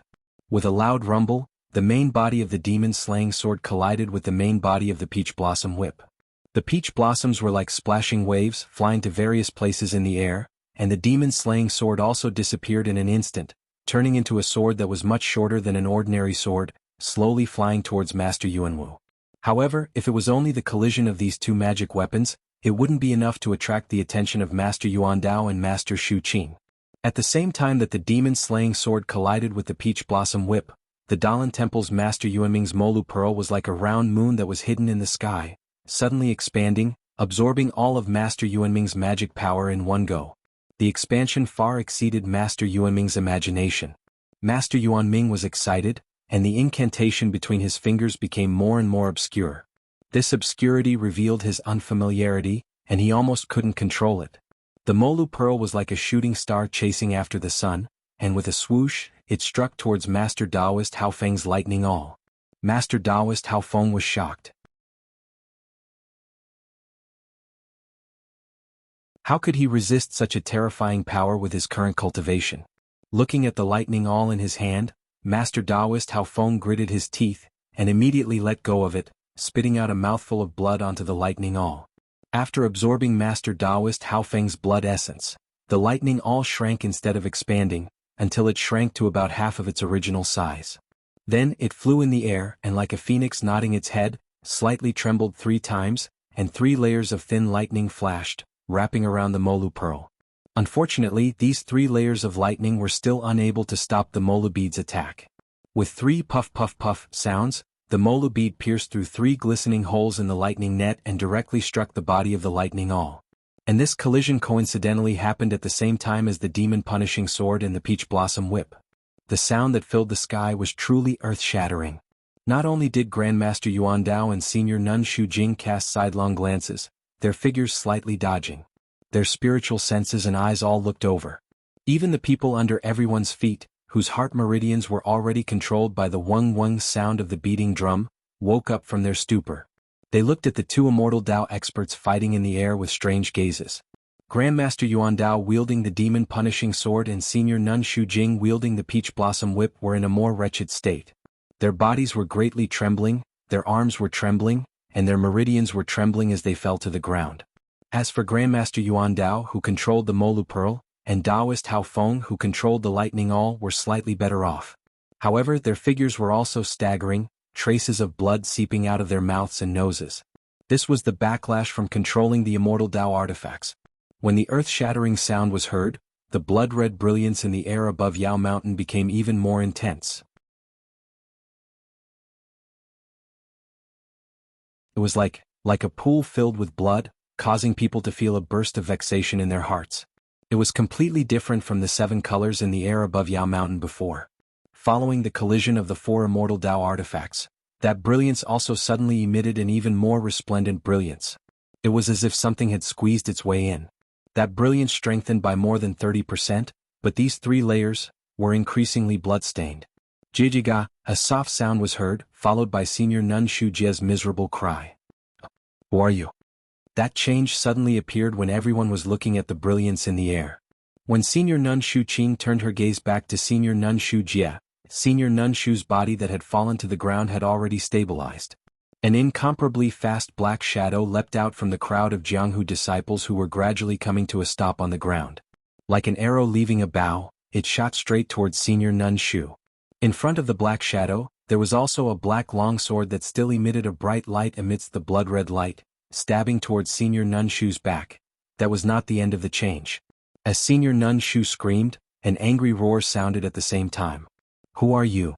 Beside Master Yuan Ming, who had landed on the ground, there was also a black shadow.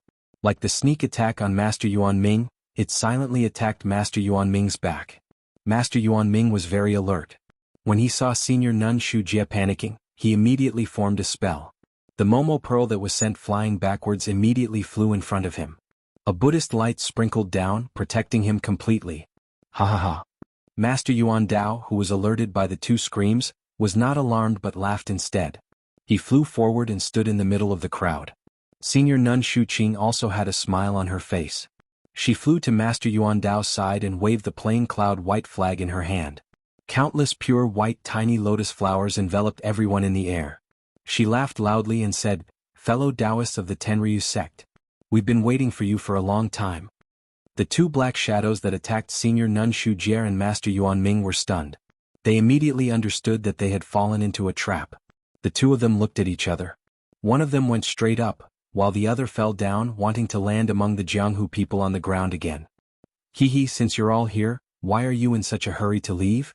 As Master Yuan Dao spoke, He waved the demon-subduing pestle in his hand and slammed it towards the Tenryu sect disciple who was flying up. When the demon-subduing pestle hit him, the Tenryu sect disciple's body twisted. In a trance, he left behind an afterimage while his body moved forward another 5 feet. Sakura? Master Yuan Dao's pupils shrank. He seemed to be shocked by the black shadow's levitation technique.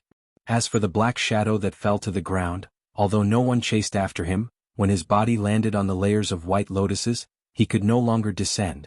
He could only stand there awkwardly. Is it Garuda? Senior Nun Shu Qing also couldn't confirm.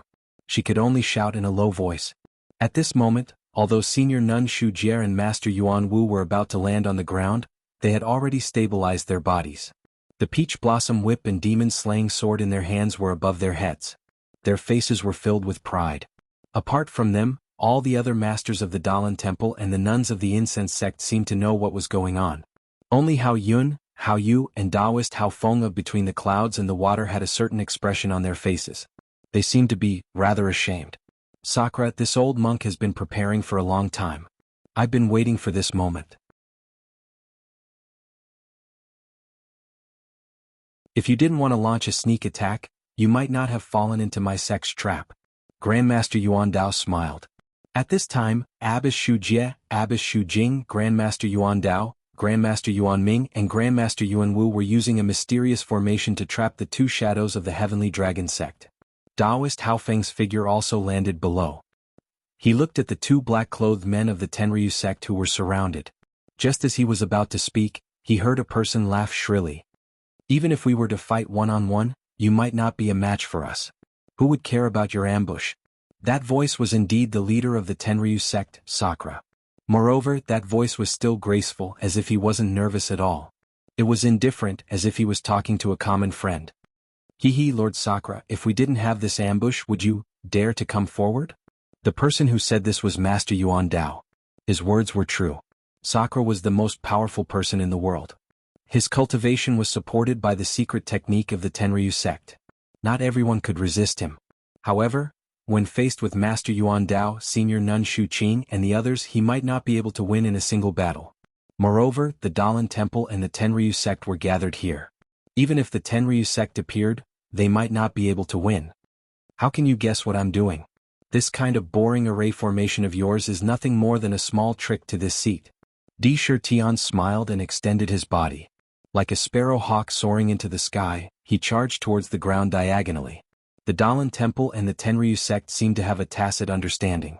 The 5 of them should be using some kind of formation. When Sakura moved, Senior Nun Shu Qing and Master Yuan Wu also moved.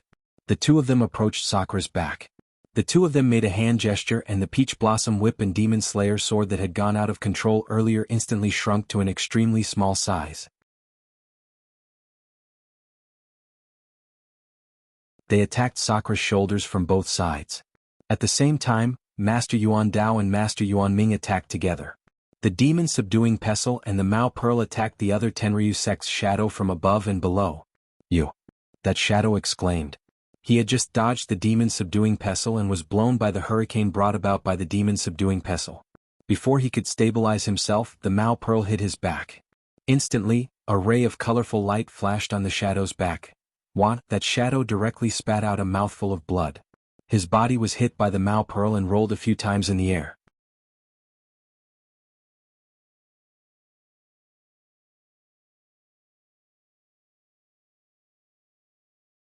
Chapter 1165.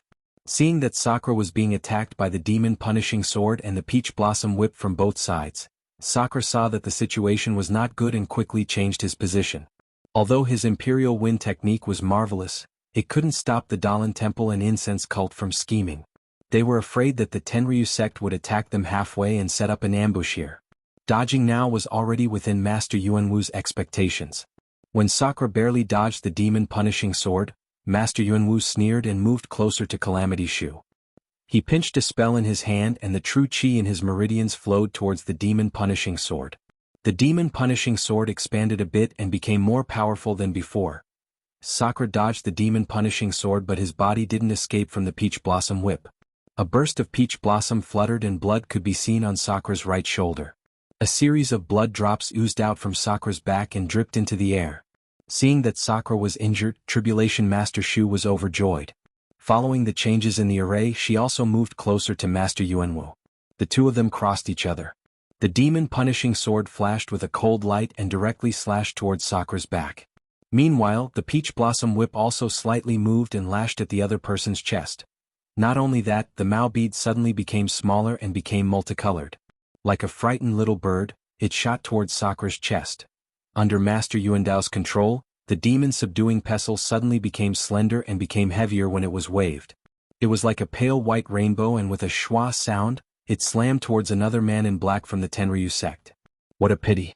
Sakura and the other man in black from the Tenryu sect actually didn't have the strength to fight back under the siege of 5 people. Sakura had just dodged the demon punishing sword when the peach blossom whip hit his back. When the peach blossom whip hit his body, Sakura spat out a mouthful of blood and his body seemed to be flashing with multicolored brilliance. His entire body flipped and fell into the air. The other person was even more miserable as he was hit by the Mao bead. The Mao bead flashed and suddenly pierced through the man in black's chest. That man in black didn't scream, and his broken body also fell to the ground. Haha, Great Master Yuandao roared, Sakura, you are the #1 person in the world and you actually fell into our trap. Hand over your life. After saying that, he formed a seal in his hand, and that demon-subduing pestle actually turned into a flying sword and pierced towards Sakura's back. At this crucial moment, Abbess Yuanwu, Abbess Shujie, Abbess Yuanming, and Abbess Shuqing were full of excitement. They didn't even blink as they wanted to see how the #1 person in the world would die under the demon-subduing pestle. But all of a sudden, an abnormality occurred again. Haha. A piercing laugh that shook the heavens rose from beside Abbess Shujie and Master Yuanwu. Shit, just as Grandmaster Shujie and Grandmaster Endo had the same thought, a sharp pain rose from their chests at the same time. The two of them lowered their heads, only to see a fist as black as ink penetrating their backs and coming out from their chests. Shock appeared in their eyes as they looked at each other. Their eyes were filled with disbelief as they spat out blood from their noses and mouths. Their eyes were filled with grayish-black color. Following that arm disappeared from their chests and their bodies fell from midair. That demon-punishing sword and peach blossom whip immediately dimmed and gradually shrunk. They slowly returned to their original appearance and then quietly floated in the air. Junior brother? Abbess Yuandao exclaimed. Junior sister? Abbess Shuqing also cried out loudly. Following Abbess Yuandao's exclamation, Abbess Yuanming woke up and roared angrily. His figure rapidly flew towards where Abbess Yuanwu had fallen. Abbess Shuqing also did the same. Without hesitation, she waved the plain cloud white flag in her hand and a pile of lotus flowers appeared, piling up below Abbess Shujie's fallen body. She also immediately flew over. The 5 people's array formation instantly fell apart. Following their cries, that black shadow that was standing behind Abbess Shujie and Abbess Yuanwu gradually appeared. This black shadow's 2 hands clenched into fists. One on the left and one on the right, both of them penetrated the bodies of the 2 people. His arms were stained with blood as he slowly retracted them. You are the Sakura? Abbess Yuandao flew in midair and was abnormally shocked. Following that, he clenched his teeth and stopped his hand seals. The long sword formed by the demon-subduing pestle sped up by 30%. With a flash of light, it was about to pierce the back of this Sakura. Unfortunately, at this moment, the Sakura who had just appeared stretched out his hand. A gust of black gas appeared and pulled the previous Sakura to the side. The demon-subduing pestle naturally missed its target. With a pu sound, it pierced that person's left arm and easily chopped off his entire arm. With a miserable cry, the Sakura, who had fallen to the ground, staggered a few times. He still couldn't stand steadily, and with a plop, he fell to the ground. Jie, of course I'm the Sakura. Who else would pretend to be me? The last one to appear, Sakura, laughed sinisterly. He didn't remove the cloak that covered his face. Your Dalan Temple still hasn't given up on your evil intentions. You actually still want to plot against my Tenryu sect? There's also the Aroma cult. You only have 2 surviving abbesses and you still want to rely on the Dalan Temple's scheme. If you don't pay the price, how would you know my Tenryu sect's methods? Sakura sneered.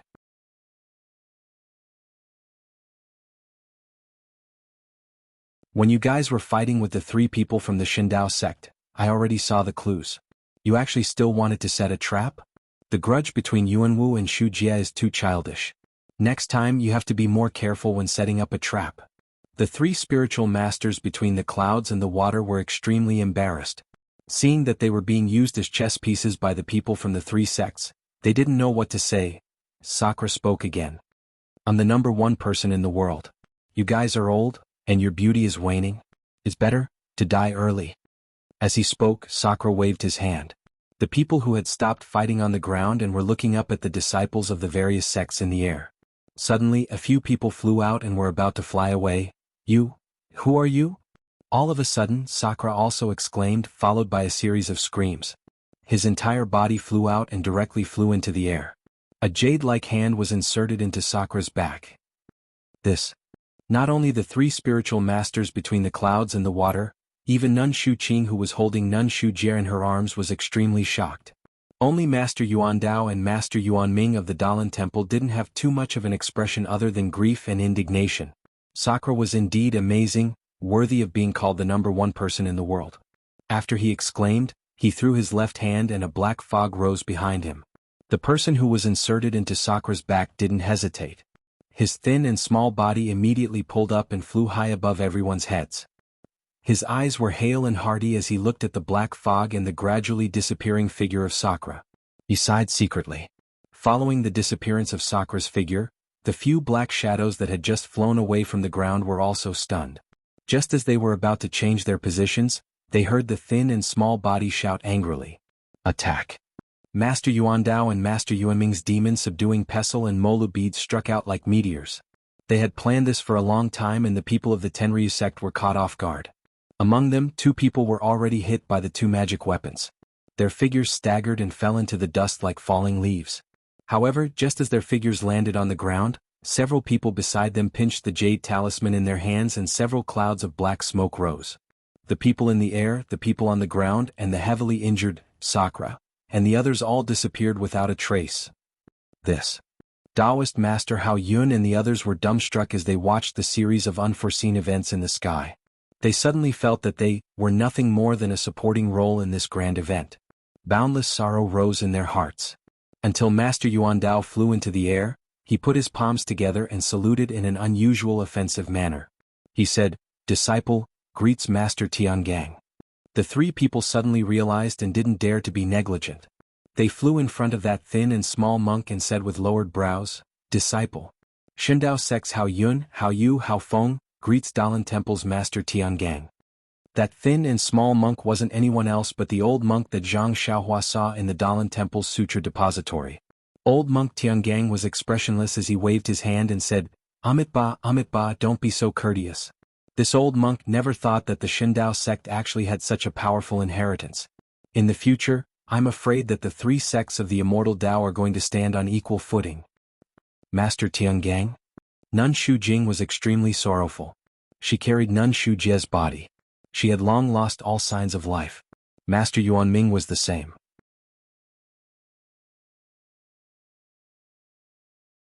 He carried Master Yuanwu's body and said sorrowfully, Master?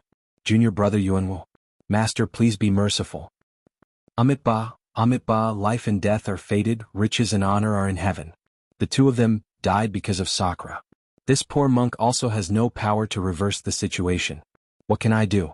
Master Yuan Dao's eyes were filled with sorrow and said, Master, it's all disciples' fault for being foolish and arranging such a flawed plan to capture Sakura and the rest in one fell swoop. Unexpectedly, real and illusory and real. We laid down a maze for Sakura and Sakura was also laying down a maze for us. Who would know who was in whose maze?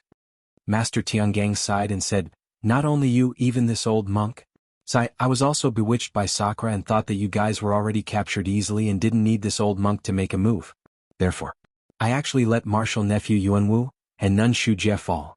This is truly this old monk's fault. Immediately after, Master Tiangang chanted the name of Buddha again and said, However, subduing demons and devils is a righteous act. Using violence to exchange violence will inevitably have a price. Martial nephew Yuanwu met the calamity with his own body. This can be considered as obtaining what you asked for and not wasting your life's cultivation. With this merit, you will definitely be buried in the origin returning tower and achieve eternal fame. Yes, Master is extremely right. Amitba. Master Yuan Dao put his palms together and said softly. Only Nun Shuqing opened her mouth and looked at Nun Shujie's body that was gradually turning cold. She gritted her teeth and raised her head to look at the peach blossom whip floating in midair. With a wave of her hand, the peach blossom whip flew into Nun Shuqing's hand. Nun Shuqing didn't even look at the crowd and flew straight to the east side of Mountain Yao. If you like this work, you are welcome to come to Chidian.com to vote recommendation and monthly.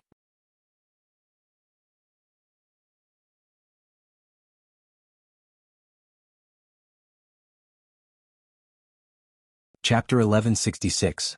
Amit Ba. Seeing Shuqing Nun fly away without saying goodbye, Master Tiangang sighed. I'm afraid Nun misunderstood. Master Yuandao disagreed. Master, don't think too much. Our Dalan temple is the same as her incense sect. We both lost one person. What's there to misunderstand? We just didn't tell them about the plan to ambush Sakura. This is also to keep it a secret.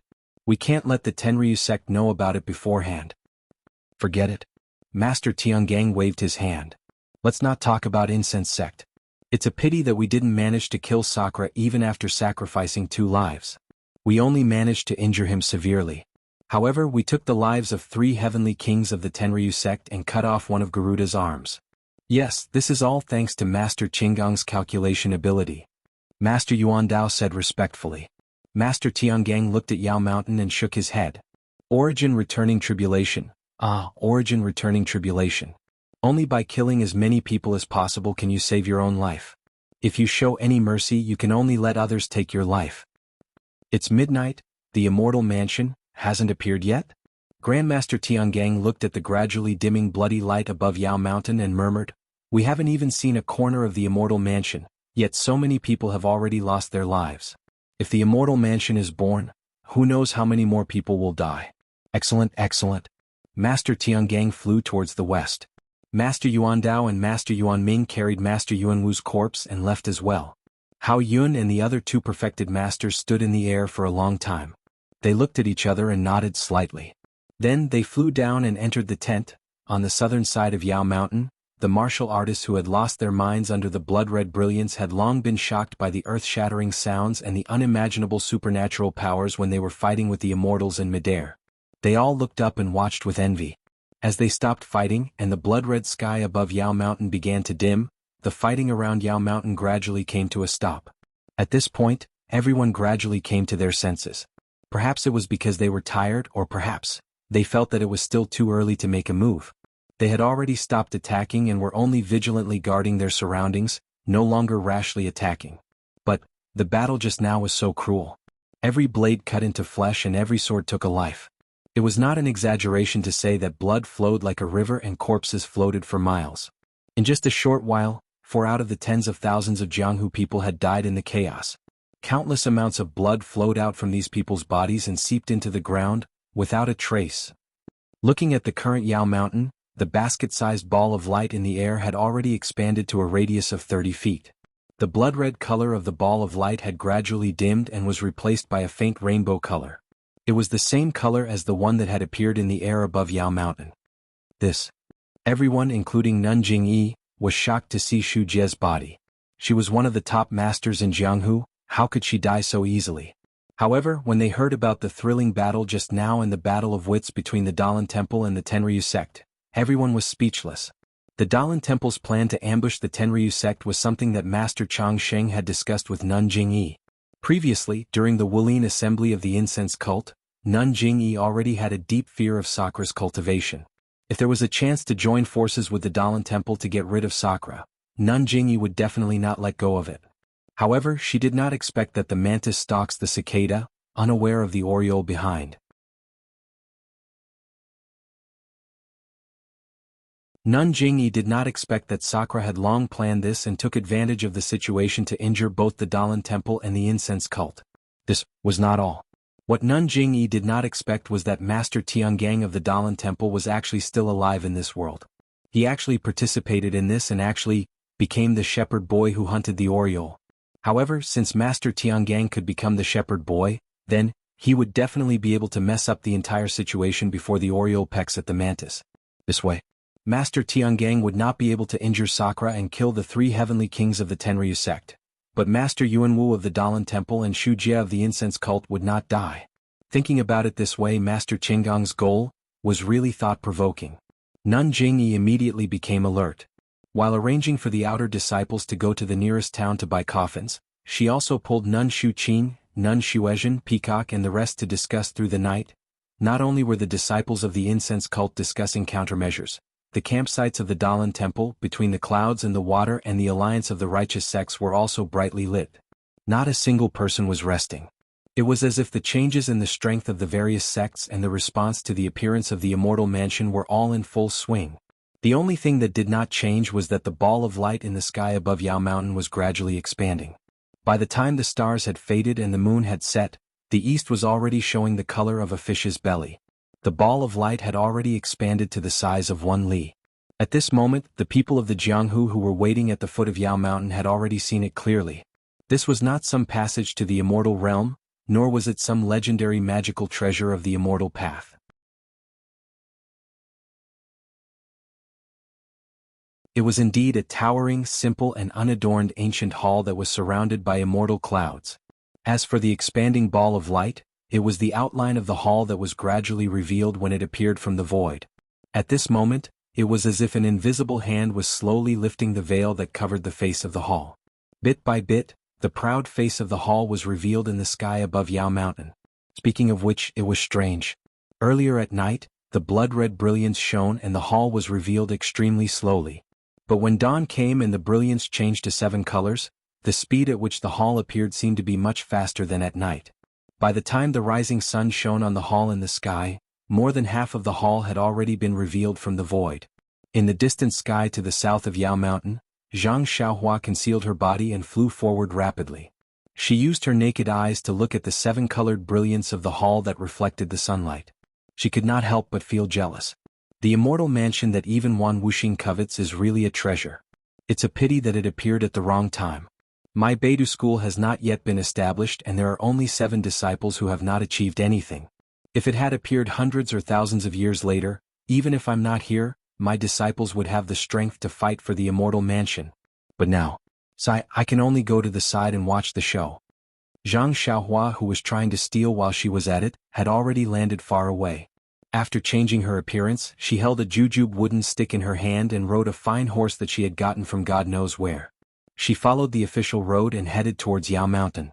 Earlier, when she was flying in the sky, Zhang Xiaohua did not notice the situation on the ground. But now, she was surprised to find that there were not many people on the official road. Occasionally, there would be a few brave people who heard the sound of a horse's hooves. Before they could even turn around to see who it was, they would immediately jump off the official road and run away in a hurry, as if they were afraid of being seen by Zhang Xiaohua. This Zhang Xiaohua did not understand at first, but then she slowly figured it out.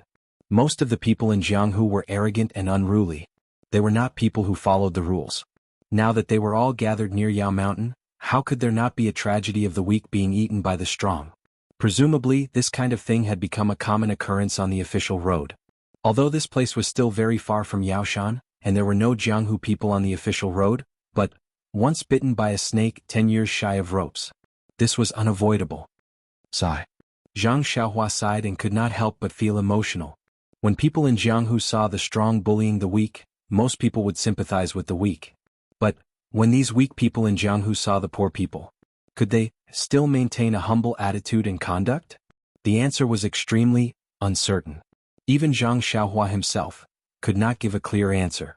Zhang Xiaohua was deep in thought. After riding for more than 4 hours, they finally arrived at the foot of Yao Mountain. There was still some distance to Yao Mountain, but there were already many Jianghu people. There were even many Jianghu sects who had spontaneously formed teams and set up checkpoints on the official road and by the side of the mountain to prevent idle people from entering. It was not clear whether they were trying to prevent the innocent villagers from dying or to prevent the disciples of other sects from entering. Zhang Xiaohua did not want to waste time with them. She hit the people who were blocking her with her cudgel and flew into the air. In a flash, she fell into the crowd and disappeared without a trace.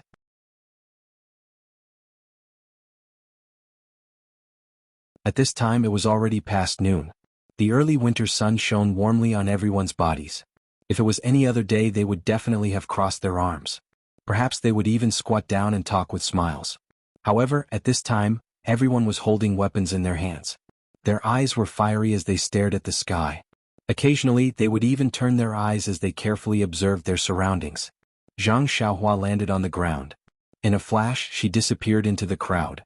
Then like the others she found a big tree and jumped up half a branch. Then Zhang Xiaohua raised her head and looked at the main hall in the sky above Yao Mountain. She released her divine sense slightly. Then Zhang Xiaohua was stunned. She thought to herself, as expected of an immortal mansion. This Yao Mountain, the vital energy of heaven and earth is very rich.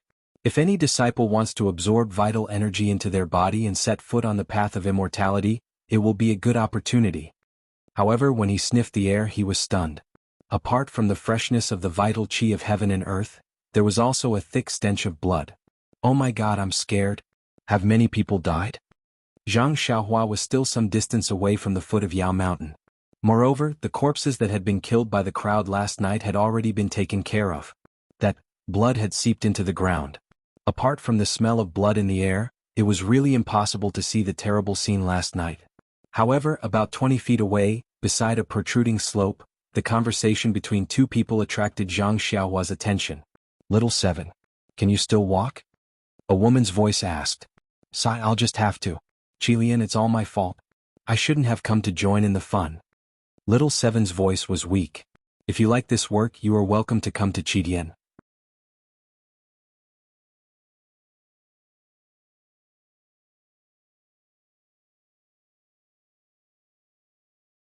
Chapter 1167. It's okay, Shaoqi. As long as we are still alive we can still live in the future. Our Huanfeng Mountain Villa will have a chance to make a comeback. The woman called Qilian said softly. You are the best, Qilian. Shaoqi was touched and said softly, actually, last night? I don't know what happened. I didn't plan to go forward but it felt strange. Yes, it's not just you. I felt the same. It was as if all the blood in my body was stirred up and rushed to my head. I didn't think about the consequences at all and didn't think about whether I had the strength or not. I just rushed forward. And there were a lot of people rushing forward from behind. We had no choice but to go. Shaoqi said with lingering fear. The key was later. I don't know what happened. I wanted to squeeze through the crowd and saw someone blocking me. I wanted to stab that person to death with my sword. Don't say any more. Qilian seemed to be very scared. Her voice was trembling as she said, talking about last night? I'm scared. I seem to have killed two people too. I killed even more. Shaoqi hesitated, but it was very chaotic at that time. Who knows who they were? Maybe, at this time. Master and senior brother haven't come back yet, maybe? Qilian said sadly, how about? Shaoqi, we should go first. It wasn't easy for us to run to the outermost area. Let's take advantage of the fact that there are fewer people, to save our lives first. But, Qilian, it wasn't easy for us to get here. And, that immortal's mansion, is about to come out. If we have the fate of immortals, wouldn't we be able to reach the heavens in one step? Shaoqi said hesitantly. But there was no hesitation in her voice. Shaoqi, your legs are already like this, you still think about that illusory immortal's mansion? Qilian said angrily, can you fight against the Dalan Temple fragrance cult and between the clouds and the water? You saw it yourself last night. The people flying in the sky were all disciples of these three sections. They are all immortals. Even Dragon God Sect's #1 person, Di Shirtian, died in their hands. Little Seven, do you think you can compare to Di Shirtian? Sakura is dead? How is that possible? Zhang Xiaohua, who was eavesdropping on their conversation, was stunned. Is she here too? Qilian, if it was before, you could say that the immortal mansion was illusory, but look at the sky above Yao Mountain. It's an immortal mansion right in front of us. Furthermore, the immortal mansion should only be occupied by the virtuous. Why did the Dragon God Sect return in defeat? That means they have no morals. I know that I don't have much innocent blood on my hands. Immortal mansion. I might still have a chance. But Qilian still wanted to persuade him. Shaoqi scolded, Qilian, don't say, but, anymore. You and I were able to survive last night, which is the most powerful evidence that we have the opportunity to seize the immortal mansion. If I don't stay, wouldn't I be letting down last night's battle? Qilian didn't say anything. After a long while, she faintly said, Little Seven, this concubine has given you everything in hopes that we can grow old together. If you insist on staying, this concubine will accompany you. Sister Lian, don't worry. I have confidence. I am definitely the master of the Immortal Mansion. I will definitely lead you into the Immortal Mansion and announce to the world that you are the mistress of the Immortal Mansion. My Huanfeng Villa will be in this Immortal Mansion from now on. Little 7, as long as you are willing, even if it's a broken cave, I will follow you. Qi Lian sighed. Behind them, Zhang Xiaohua was standing. Her gaze was extremely complicated as she looked at this pair of unfortunate mandarin ducks.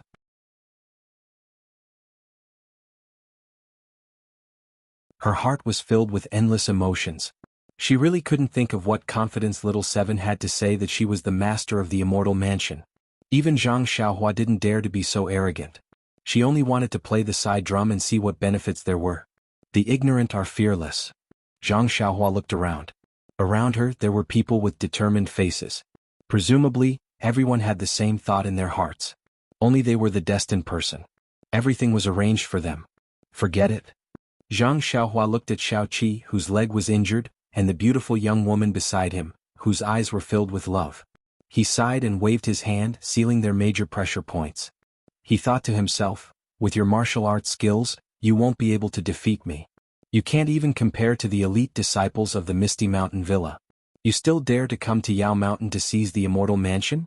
Seeing that Qi Lian is so infatuated, you two should sleep here for 2 days. If, after 2 days, this Immortal Mansion still doesn't belong to someone, then you may really have some immortal fate. After dealing with this pair of unfortunate mandarin ducks in the Huanfeng Villa, Zhang Xiaohua didn't have the heart to care about anything else. She looked up at the sky and above Yao Mountain in the distance. A huge palace surrounded by immortal clouds had already appeared in the void. The style of the palace was extremely simple. It looked like an inexplicable aura was directly reflected in one's heart through the naked eye. And a sense of danger arose spontaneously from the bottom of Zhang Xiaohua's heart. This. Zhang Xiaohua's eyes narrowed slightly. She thought to herself, Immortal Mansion should be a place where immortals live. Even if there are some restrictions in the cave, it shouldn't be so dangerous. My intuition has always been sensitive. I'm afraid that this Immortal Mansion has something strange.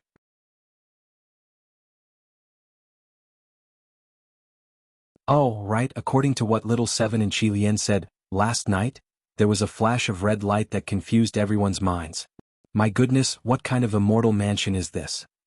Just as he was thinking, a series of crackling sounds rang out. The immortal residence that looked like it had pierced through the sky above Yao Mountain was now flashing with endless lightning from the parts that had already been exposed. There was also a lot of lightning lingering around the lightning like a bunch of exploding fireworks. It was quite dazzling. In just a moment, a hurricane blew past. An incomparably ancient aura was emitted from the air and directly penetrated into everyone's hearts. Zhang Xiaohua was even more so. She raised her head in astonishment. The immortal mansion in the sky was now different from before. Although most of its outline had been revealed, they could only see the vague outline and the style of the palace. If they looked closely, they couldn't see it. It was as if there was an egg-white membrane between the palace and Yao Mountain. It couldn't be seen through.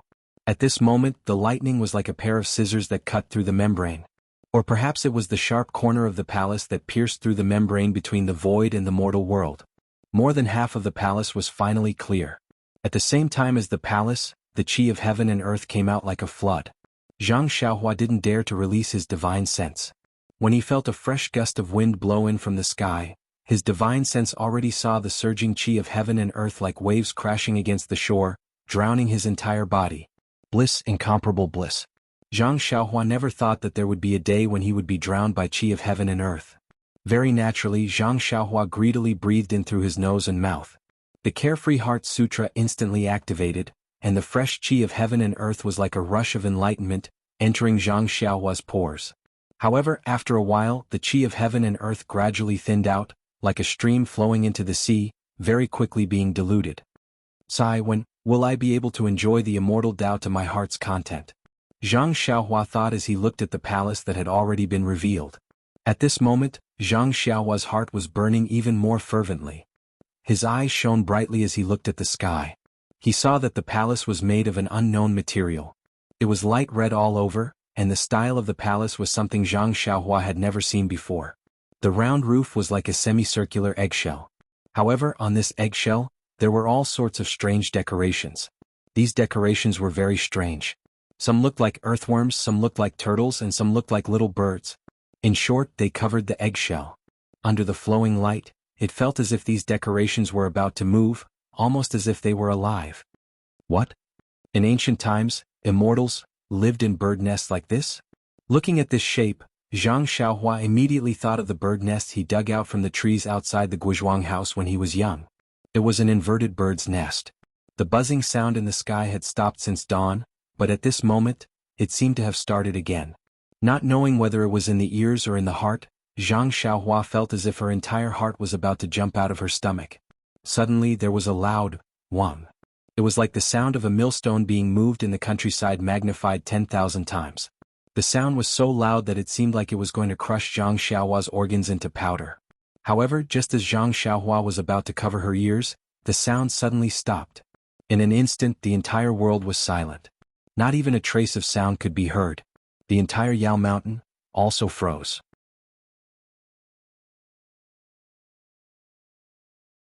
Everyone was stunned on the spot. After a moment, someone moved, and the entire Yao Mountain seemed to come to life. Everyone seemed to have come to life and was about to move. The sound reverberated through the world, piercing through the sky. Around Yao Mountain, the clouds that had been leisurely just a moment ago were instantly shattered. At this moment, the palace that looked like a bird's nest suddenly emitted a blood-red brilliance, as if a lively heart was beating. The blood-red brilliance seemed to swell as if it was breathing. That brilliance was like a spreading ray of light, spreading in all directions wave by wave. He did not know how the others were feeling, but at that moment, Zhang Xiaohua suddenly felt as if he had fallen into a blood-red vat. Even his breathing became difficult. Just as he was about to circulate his heart technique, a divine sense that was as sturdy as a rock, as vast as the primordial, as majestic as a mountain, as vast as the sea, and as irresistible as the heavens and earth spread out from within the palace. It was as if a god was looking down on all living beings from within the palace.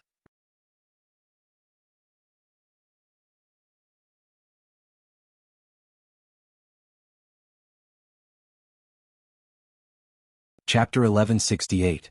The divine sense swept past the crowd rapidly, not pausing on them at all, and continued to travel into the distance. When the divine sense swept past Zhang Xiaohua, it did not stop at all, as if Zhang Xiaohua was a weak little ant.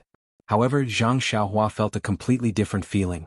He only felt his heart palpitate, just like when he saw that huge eye in the underground magma of the deserted island. Yes, the palpitating feeling now was 10,000 times more intense than that. Zhang Xiaohua was aghast. Could it be that there are immortals in this palace? Then, without waiting for Zhang Xiaohua to shift his shocked gaze away from the palace, an incomparably majestic aura emanated from within the palace. Instantly, a feeling of insignificance rose in Zhang Xiaohua's heart, an incomparable feeling of insignificance, as if he was facing a god that he should be worshipping. An irresistible pressure pressed down on his mind from all directions, and in the face of this pressure, Zhang Xiaohua naturally knelt down. However, just as his knees were about to touch the ground, the dragon-tiger talisman in his Naiwan palace, which had been motionless all this while, suddenly emitted an extremely resplendent golden light, and a faint majestic aura emanated from Zhang Xiaohua's Naiwan palace. Although the majestic aura was extremely weak, but it had a supreme irresistible aura, and this irresistible aura was able to withstand the pressure. Hence, Zhang Xiaohua frowned, and a resistance came from the bottom of his heart. His entire body froze in place and he did not kneel down again. Looking to the side, everyone was kneeling on the ground, and some were even prostrating themselves on the ground, not daring to lift their heads. Zhang Xiaohua seemed to be able to hear a voice coming from afar. It was as if an ethereal voice had entered his heart, and the pressure around him suddenly increased by a lot. A loud sound was heard, and another golden light flashed from the core of Zhang Xiaohua's Naiwan palace. A phoenix captive appeared from the core, and that phoenix captive flew one round in Zhang Xiaohua's Naiwan palace, flapping its golden wings. Those slender and curved phoenix eyes gave off a feeling of looking down at the world, as if it could see through everything and look outside. At the same time, the dragon and tiger captives were also flipping around. One was swimming beside the phoenix, while the other was roaring below the phoenix. The three captives seemed to have formed a mysterious balance, and in an instant the pressure on Zhang Xiaohua's mind was greatly reduced. Then the true energy in Zhang Xiaohua's body suddenly surged, and his entire meridian seemed to be about to leave his body. A majestic aura that Zhang Xiaohua himself was also charging towards the source of the pressure. A sound of surprise was heard. Although Zhang Xiaohua couldn't see it, he heard it clearly in his heart. Just as the sound of surprise was heard, a feeling of fear came from the aura. Instantly, the unparalleled pressure suddenly disappeared, and in the naked eye, the blood-red color of the palace suddenly disappeared as well. What replaced it was the colorful brilliance coming from the various decorations above the circular palace. Zhang Xiaohua's head was covered in cold sweat, and he felt as if he was about to collapse. He forced himself to stand up, but his legs gave way, and he simply sat cross-legged on the ground. Looking around, everyone was in a sorry state. They were either lying on the ground, prostrating themselves in worship, or lying on the ground.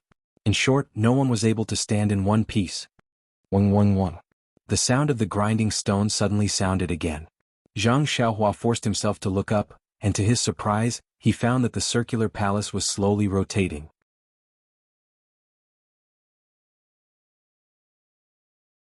At the same time as the palace rotated, more parts of it were revealed in the air. In the next 2 hours, the palace no longer emitted the blood-red brilliance, and the circular palace also rotated to the other side. A square palace, similar to the one they usually saw, rotated in front of Zhang Xiaohua and the others. At this time, the sky was already dark, but under the colorful brilliance of the palace, the entire Yao Mountain was as bright as day, and every detail of Yao Mountain could be seen clearly. Zhang Xiaohua didn't dare to walk forward and still stayed at the protrusion, sizing up the palace from afar. This palace was somewhat similar to the incense cult's Immortality palace, with carved beams and painted pillars, and a majestic palace gate. It really had a great style. However, from afar it seemed a lot smaller than Immortality palace. However, Zhang Xiaohua knew that this was only because she was standing far away, and the palace was in the air above Yao Mountain, so it looked small. If it really was compared to Immortality palace, it would be countless times bigger. When the palace gate faced the south side of Yao Mountain, it stopped rotating. There was a plaque above the gate, but Zhang Xiaohua was too far away, so she couldn't see it clearly. After thinking about it for a moment, Zhang Xiaohua clenched his teeth and formed a hand seal. His figure flashed to the ground, heading straight for the foot of Yao Mountain. When the palace stopped rotating, a black area the size of the palace appeared in the night sky. This black area was even darker than the night sky, and it could be seen with the naked eye. In this red area, there was a flash of lightning followed by a series of thunderclaps. After the thunderclaps, the black area slowly shrank. At the same time, the palace that was still floating in the air a moment ago emitted a buzzing sound and gradually descended towards Yao Mountain. After last night's battle, all the disciples of the 4 sects left Yao Mountain.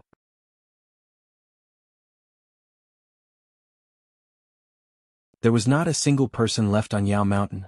However, just as the palace was descending on the south side of Yao Mountain, near the waist of the mountain, there was a sudden distortion of light. The trees gradually disappeared, revealing a large open space. On the open space, there were dozens of disciples dressed in Aqua Cloud's uniform.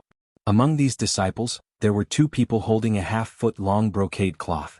The brocade cloth's brilliance had dimmed, as though it was suppressed by the pressure of the palace. When the group of disciples saw the brocade cloth in their hands shrink, they looked at the palace above their heads and cried out in alarm. They no longer dared to stay on Yao Mountain. Each of them used their qinggong to rush down Yao Mountain and ran toward the camp between the clouds and the water. Although Zhang Xiaohua couldn't see by Yanqiu's expression, she could imagine the embarrassment on by Yanqiu's face. Less than an hour later, the heavens and earth began to shake, and the ground began to tremble. Only then did the floating palace truly land on Yao Mountain. At this time, Zhang Xiaohua had already arrived near the camp between the clouds and the water. When she emerged from the ground, everyone was staring at the dazzling palace in a daze. No one noticed that a middle-aged man of average height had appeared in front of the camp between the clouds and the water. As soon as the loud rumbling sound was heard, a dozen or so figures flew over from the east and west sides of Yao Mountain. Even more people used their qinggong to gather around Aqua Cloud's camp from the ground. For a moment, the entire south side of Yao Mountain was in an uproar. "Look, there's a flight of stairs in front of the palace," someone shouted, and everyone was pleasantly surprised. They all stopped and looked at the magnificent and gorgeous palace again. Sure enough, at the majestic palace gate, there was a flight of stairs that was only big enough for one person to pass through.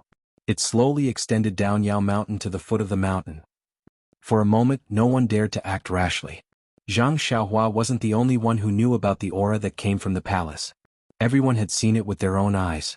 Everyone thought that when the flight of stairs extended from the palace gate to the foot of the mountain, the palace gate would definitely open, and the immortal who had released the terrifying aura would definitely push the door open. However, when the flight of stairs extended to the foot of the mountain, the palace gate still hadn't been pushed open. Instead, the signboard that had been covered by the seven-colored brilliance was gradually revealed. There were two incomparably huge words that appeared in front of everyone's eyes. These two words weren't ancient words, so no one knew what they meant. They only felt a sense of insignificance in their eyes. On the south side of Yao Mountain, around the palace's flight of stairs, tens of thousands of martial artists stood with their heads held high, silently waiting for something. However, after another hour, there was no change in the palace. At this moment, an old man who was closest to the flight of stairs suddenly stood up. His body straightened and like a wisp of smoke, he rushed up the stairs. "Li Su, how dare you!" Behind him, Bai Yanxiu and Bai Zhangmen between the clouds and the water were incomparably embarrassed and angry. Li Su didn't turn around. He channeled all the internal energy in his body to his feet and focused on using his qigong. With a whoosh, everyone came to their senses. They all mobilized the internal energy in their meridians and prepared to use their qigong to rush up the stairs. At this moment, a brilliance brighter than the full moon rose from the west side of the stairs. It flew at an extremely fast speed towards Li Su, who was about to step onto the stairs.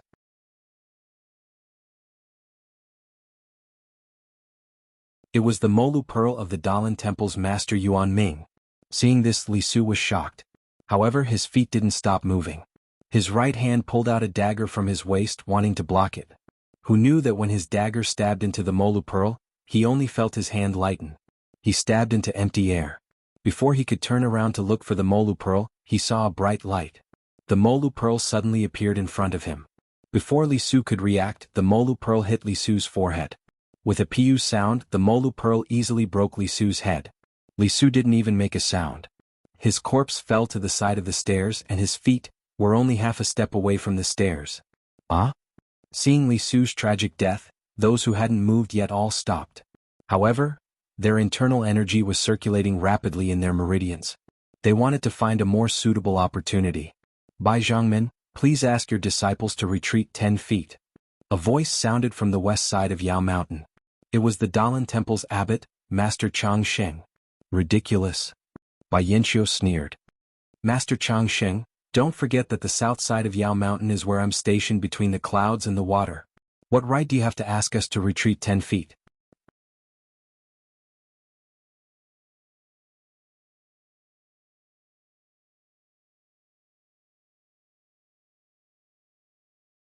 Chapter 1169.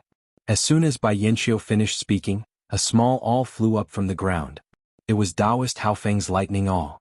The lightning awl flickered with electricity as it flew towards the Molu Pearl, forming a stalemate with it. Whoosh! The demon subduing pestle in Taoist Yuandao's hand also expanded, emitting a faint Buddhist light as it flew to the side of the Molu Pearl. "Hee, the Dalan Temple only knows how to bully others." A voice rang out from the crowd between the clouds and the water. Taoist Hao Yu's lightning hammer also transformed into a huge hammer and flew into the air to boost their morale. "Amit Ba Buddha, excellent, excellent." A deafening Buddhist chant resounded throughout the entire place. A seven-colored circle slowly rose from the side of the Dalan Temple. In the middle of the circle was a cross-shaped intersection. The intersection formed a corner outside the circle. The five-colored brilliance was emitted from the surroundings of the circle, while the black and white colors were emitted from the intersection. "Wheel of Evolution?" A cry of surprise came from Shuayun. Just as the words left his mouth, a series of rapid thunder came from the place where the voice came from. It was also a round object with a faint red glow that suddenly rose up. That object also grew bigger and bigger. When it reached midair, everyone could clearly see that it was a huge drum. Although there was no drumstick, faint drumming could be heard from the big drum. And that drumming was actually the sound of thunder. "Sky-shaking drum?" The deafening voice laughed. "This set of ancient artifacts has indeed been obtained by the Shindao sect.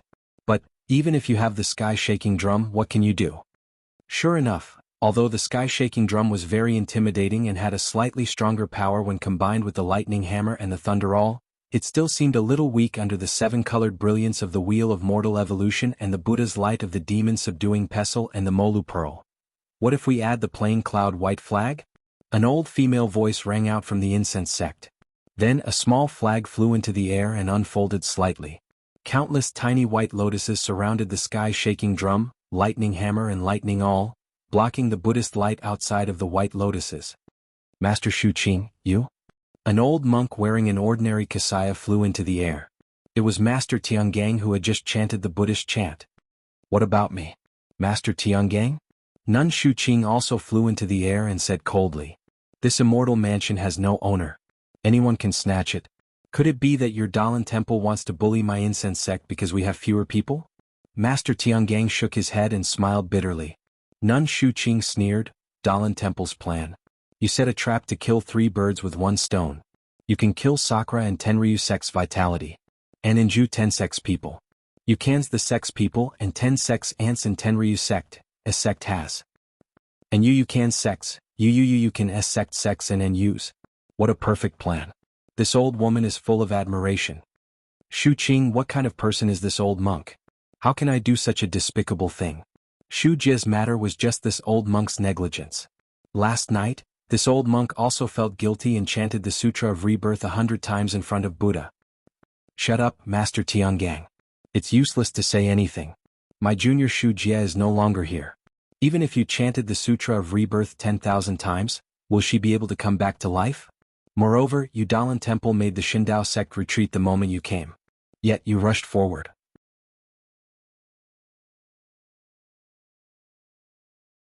Isn't this clearly showing that you're trying to hide 300 taels of silver here? If it wasn't for your Dalan temple having thoughts of meddling with the immortal mansion, would you have done this? Since you've done this, then the fall of my junior Shu Jie, wouldn't there be a very good explanation? Nun Shu Qing didn't listen to Master Tiangang's words. Amit ba. Shu Qing, you are determined to help the Shindao sect? Master Tiangang asked. Yes. Nun Shu Qing answered without hesitation. So it's like this. Master Tiangang looked at the steps of the immortal mansion not far away and nodded. Although these steps can only allow one person to go up, it can't be said that only one person can go up. We can all go in. But who can go in first? Won't that person have a better chance? Master Tiangang? Nun Shu Qing mocked. If the Dalan temple is merciful, seeing that my junior Shu Jie has already fallen, would they let my incense cult be the first to go up? If my Dalan temple martial nephew Yuanwu hadn't fallen, this old monk would agree. But martial nephew Yuanwu also fell with Shu Jie last night. Tell me, can this old monk let you go first? Master Tiangang said faintly. Although this old monk is merciful, but, after all, I'm still a monk of the Dalan temple. I have to think of the Dalan temple. Yes, you're right. This disciple also has to think of my incense cult. Nun Shu Qing replied. How about this? We'll all retreat 10 feet away for the time being and discuss in detail to see if there's any way to solve this problem. Master Tiangang said again. If we fight until we're not even in the immortal mansion, won't we become a joke? Nun Shu Qing looked at the 2 magic weapons that formed a triangular formation in midair and nodded. This disciple has the same intention. Master Tiangang heard this and waved his sleeves, retreating backward. Nun Shu Qing saw this and also retreated. Bai Yanqiu had already understood. He waved his hand and everyone between the clouds and the water retreated 10 feet, leaving the 10 feet at the end of the steps empty.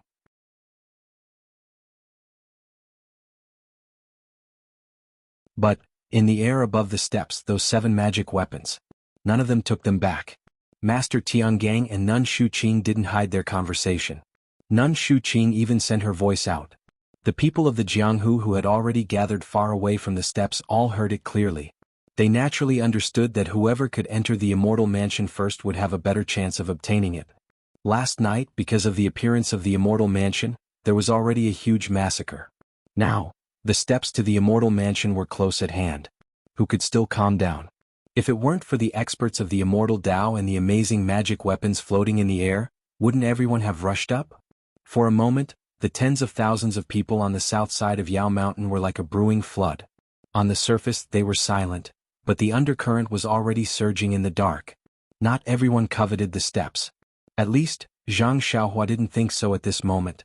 Zhang Xiaohua was standing in the middle of the crowd. His face was filled with surprise and joy. He was staring at the two words on the signboard above the palace gate. From the moment the steps appeared and the plaque above the palace gate could be seen clearly, he had been staring at it. The two big words were ancient characters. No one could understand them. Zhang Xiaohua didn't know either.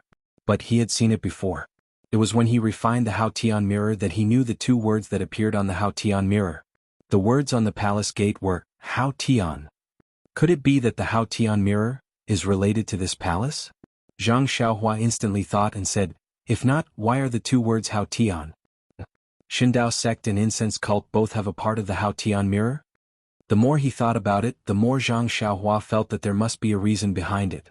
The idea of seizing the immortal mansion that he had thrown away earlier came back to his mind. However, Zhang Xiaohua didn't know how to use it. The Hao Tian mirror didn't record it and Wan Wuxin didn't explain it either. Wan Wuxin wanted to leave the immortal mansion to the Shindao sect and only asked Zhang Xiaohua to bring the news of the immortal mansion to the Shindao sect. He didn't even mention the location of the immortal mansion. Zhang Xiaohua rubbed his chin and thought for a while. Then, he looked at Master Tiangang and the others who were gathered in the camp between the clouds and the water. He thought to himself, I didn't expect the old monk sweeping the floor of the sutra depository to be Master Tiangang. The incense cult's Nun Shuqing's cultivation is even higher than Nun Jingyi's. She should be Nun Jingyi's teacher. Since Nun Shuqing claimed to be Master Qinggong's disciple, her seniority is one generation lower. There's no need to talk about Master Qinggong's age and cultivation. Even if I can defeat Nun Jingyi, I'm still far from being their opponent. However, if I wait for them to kill each other, with Master Tiangang around, this situation won't happen. The biggest possibility is that they will find a way to compromise and restrain each other so that they can enter the immortal mansion together. If that's the case, I can only blend in with the ordinary men of the pugilistic world and enter the immortal mansion. But, in front of the ordinary men of the pugilistic world, aren't there incense cult, Dalan temple, and between the clouds and the water? Even the righteous Tao alliance is in front of them. When I enter the immortal mansion, I won't even be able to pick up trash. As Zhang Xiaohua thought about it, she subconsciously looked at the people from the righteous Tao alliance who were using their lightness techniques. She saw Alliance Master Zhang San standing far away. He looked at the stairs in the distance and then at Master Tiangang who was gathered for a discussion.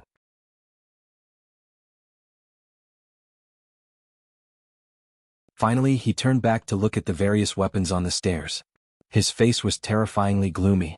Forget it. Even the righteous Tao alliance is in front of I. How can that be? Zhang Xiaohua clenched her teeth and secretly reached into her clothes. She secretly took out the Hao Tian mirror from her money pouch.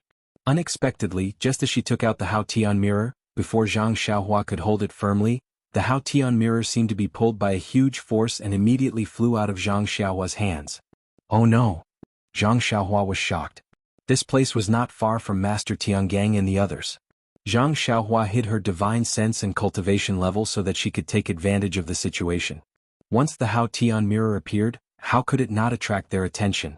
However, when Zhang Xiaohua reached out to grab the Hao Tian mirror, she saw the Hao Tian mirror somersaulting in midair. The front of the mirror rushed towards the palace gate on Yao Mountain. In an instant, the clear sky mirror emitted a faint white, misty brilliance and shone directly at the palace gate. With a buzzing sound, layers of rippling seven-colored brilliance appeared on the palace gate and passed through the brilliance emitted by the clear sky mirror. The brilliance was extremely swift. Before Zhang Xiaohua could react, it had already enveloped him. An incomparably powerful suction force pulled him straight towards the palace gates. Rin Xiaoyao? The strange movement of the Hao Tian mirror attracted Master Qinggong's attention from the beginning. However, that brilliance was so fast that it did not give anyone a chance to react.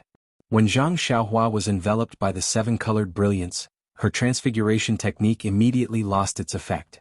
She revealed her original appearance of a tall, thin figure with small eyes and a flat nose.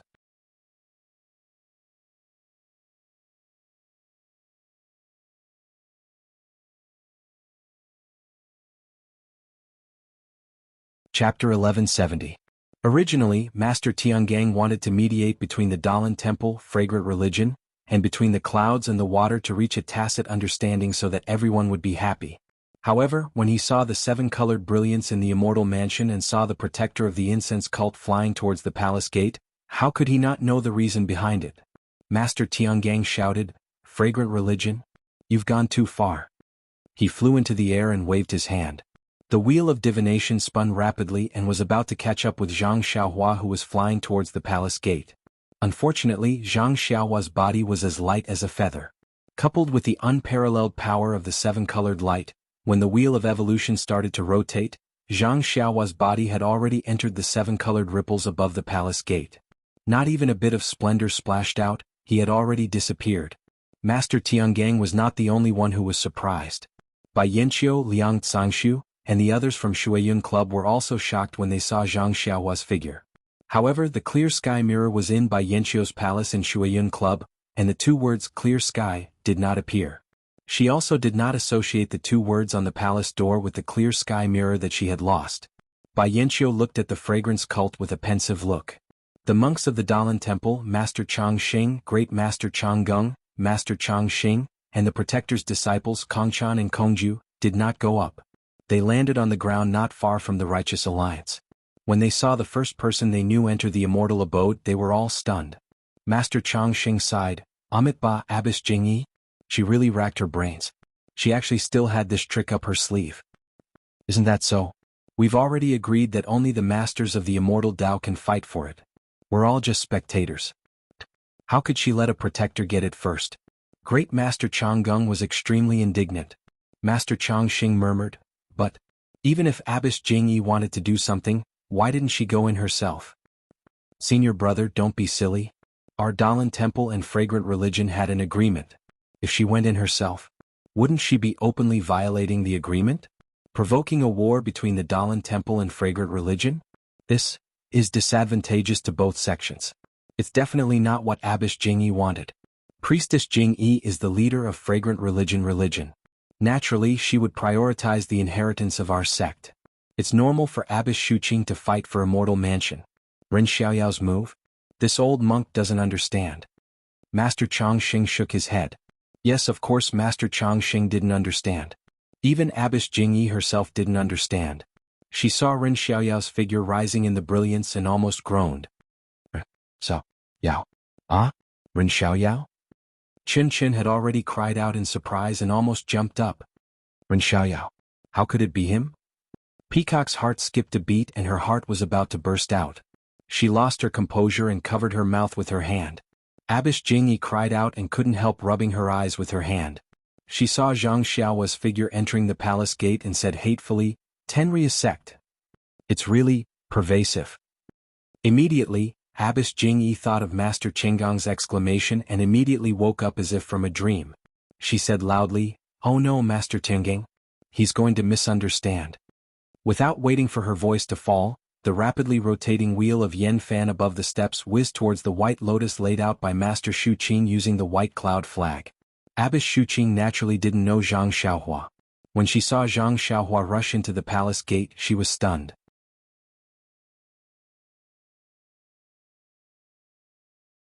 But when she heard Master Tiangang call out that person's name and say Fragrant Religion has gone too far, she thought it must be Abbess Jingyi's trick. Since that person was a disciple of Fragrant Religion, of course she had to protect her. Seeing the wheel of Yen Fan flying over, Abbess Shuqing sneered. Since someone has rushed in first, there's no need for discussion. Let's rely on our own abilities. As she spoke, she waved the plain cloud white flag and countless white lotuses rushed out to block in front of the wheel of Yen Fan. However, the wheel of Yen Fan was only blocked by the white lotuses for a moment. Then, countless sword-like rainbow-colored lights pierced out from the white lotuses and smashed the countless white lotuses into pieces, turning them into ordinary chi of heaven and earth. The wheel of Yen Fan, which had broken through the white lotuses, whistled and rushed toward the plain cloud white flag in Abbess Shuqing's hand. Dong dong dong. A burst of deafening, thunder-like drum beats resounded. Circle after circle of formless ripples resounded from the air not far away, and rapidly rushed towards the mortal evolution wheel. It was none other than Taoist Master Hao Yun of the Water Cloud sect. He leaped into the air, and with a wave of his hand he picked up the heaven-shaking drum and attacked Grandmaster Tiangang. You still say? What?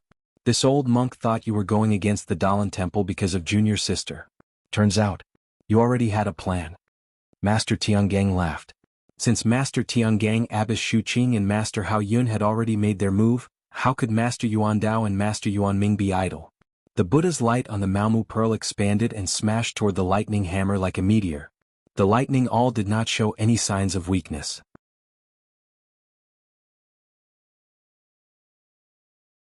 Master Hao Feng pinched a spell and countless lightning bolts appeared from the surroundings, making chi-chi-la-la sounds as they flew toward the demon-subduing pestle that had been slowly growing in the air. For a moment, above the stairs and in the air, there was a burst of light and sound. The immortal Dao experts were using their supernatural powers to fight. Looking at the ground, the Jianghu people had long been waiting for an opportunity to rush up the stairs of the immortal mansion. Zhang Xiaohua being led into the immortal mansion by the light was the fuse that caused everyone's emotions to explode. Now everyone had the same thought, oh no, someone has already entered first. Immortal mansion is probably going to be taken by this person. If I can't follow closely behind and that person takes control of the immortal mansion, won't I have no chance at all? Now that the immortal Dao experts are fighting, they don't have the time to care about me. Shouldn't I take this opportunity to rush into the immortal mansion? Once this thought appeared, no one could control their footsteps and rushed up. Even if there was no blood-red light last night, once the human nature was revealed, who could compete with it? Disciples, listen to my order. Surround the immortal mansion and use the talismans as barriers to block the people rushing up. Bai Yanqiu saw the situation and immediately ordered. Then he looked at the elders of the Dalan Temple, Nun Jingyi of the Incense Cult, and Alliance Master Zhang San of the Alliance of the Righteous Sects and shouted, Sect leaders, quickly come and help. If our sect's defense is broken, the ownership of the immortal mansion will be unknown. The sect leaders of the three sects naturally knew the severity of the situation. To be honest, they also wanted to rush up the stairs. However, wherever their divine senses went, there were restrictions on the stairs and they could not fly. They estimated that they could only walk up the stairs step by step. Among the four sects who went first? Well, no one dared to go first. If one of the sects went first, the other three sects might join forces. It was also possible that they would exterminate their descendants on the spot. Containment, this was containment. Looking at the stairs that were close at hand, no one dared to go first. Hearing Bai Yanqiu's call, the sect leaders of the three sects did not dare to be negligent. They turned around and ordered, quickly send orders to the disciples. All of you, go to the south side of Yao Mountain and assist the disciples between the clouds and the water. You must block the other sect's disciples. Yes. The disciples obeyed and left. Not long after, many disciples of the three sects came as reinforcements. With weapons in their hands, they rushed towards the disciples of the other sects like a tide. Immediately, flesh and blood splattered everywhere and blood flowed like a river. At this time, Yao Mountain was completely covered by the palace of seven-colored brilliance. However, there were no passageways to the east, west, and north. There was only a dazzling brilliance. Only the south side of between the clouds and the water station had a flight of stairs that led to the Immortal's mansion. Everyone who wanted to enter the Immortal's mansion had to first kill their way through the defenses of the three sects of the Immortal's Path and the Alliance of the Righteous Path. Only then would they have a chance to set foot on the stairs. Near between the clouds and the water, there was a defensive light barrier last night. However, after being attacked by the crowd last night, it had long since dimmed. In addition, these defensive jade talismans were rarely seen between the clouds and the water. Bai Yanqiu did not have so many talismans between the clouds and the water.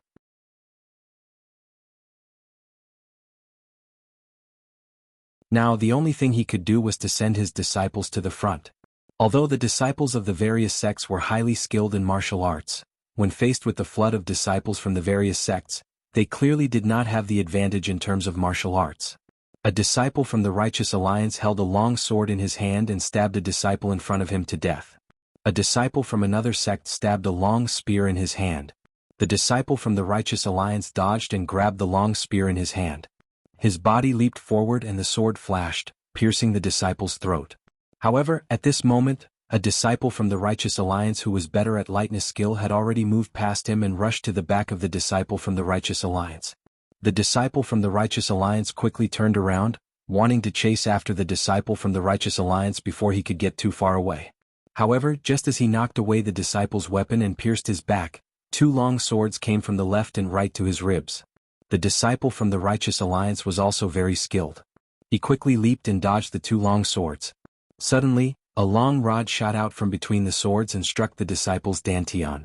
The person who used the long rod was obviously very skilled in martial arts. This rod strike caused the disciple from the Righteous Alliance to spit out blood. Before the blood could fall to the ground, 2 more long swords came stabbing at the disciple from the Righteous Alliance. The disciple from the Righteous Alliance had just dodged one long sword when the other pierced his chest. Blood flowed out from the long sword and the disciple from the Righteous Alliance fell limply to the ground, no longer breathing. Beside him, the 2 outer sect disciples of the incense cult, seeing that there was an opening, immediately raised their swords to block, and once again fought with the 2 long swords.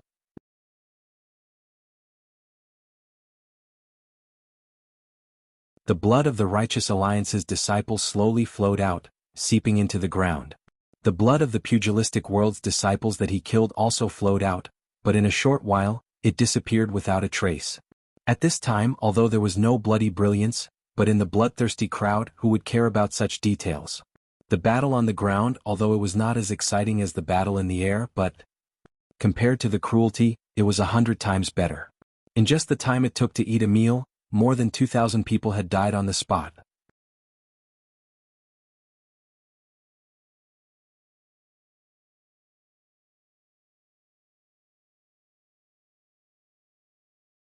Chapter 1171. Although the disciples of the 3 sects of the Immortal Path and the Righteous Alliance were stronger than the disciples of the Jianghu sects, there were still casualties. Moreover, the casualties were beyond their expectations, especially the Righteous Alliance, which could not be compared to the 3 sects of the Immortal Path. In the time it took to eat a meal, 2,000 people had died.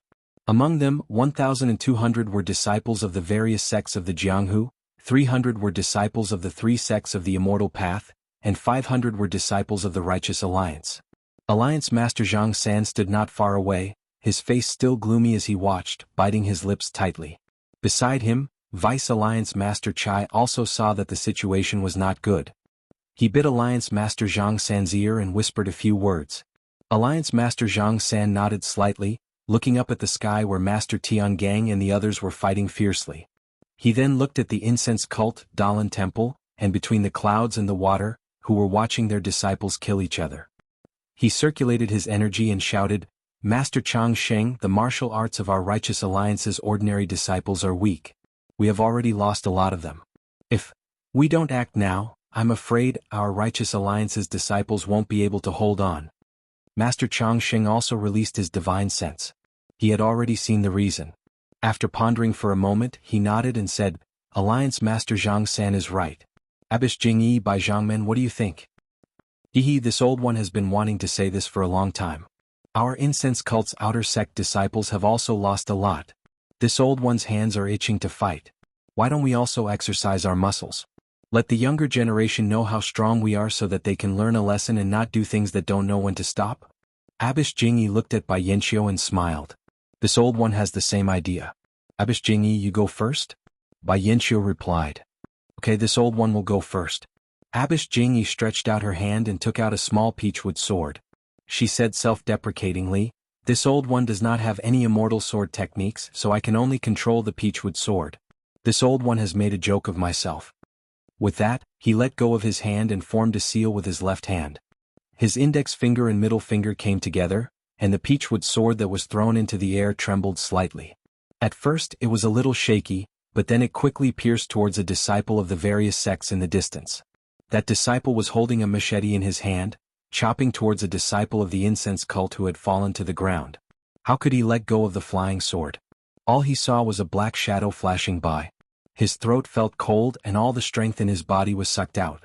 The machete fell to the ground and he fell on his back. Seeing that their sect leader had made his move, Abbas Shuezhen, Peacock, Chin Chin, and the others did not hesitate. They took out their weapons and charged into the crowd. The martial arts skills of this group of inner disciples were much higher than the rest. They were like wolves in a flock of sheep, slaughtering the disciples who were charging at the front. But after all, there were too many people, and there were still many disciples behind who didn't know what was going on. They rejoiced that they were able to charge to the front, but who would have thought that they had entered the Azura field?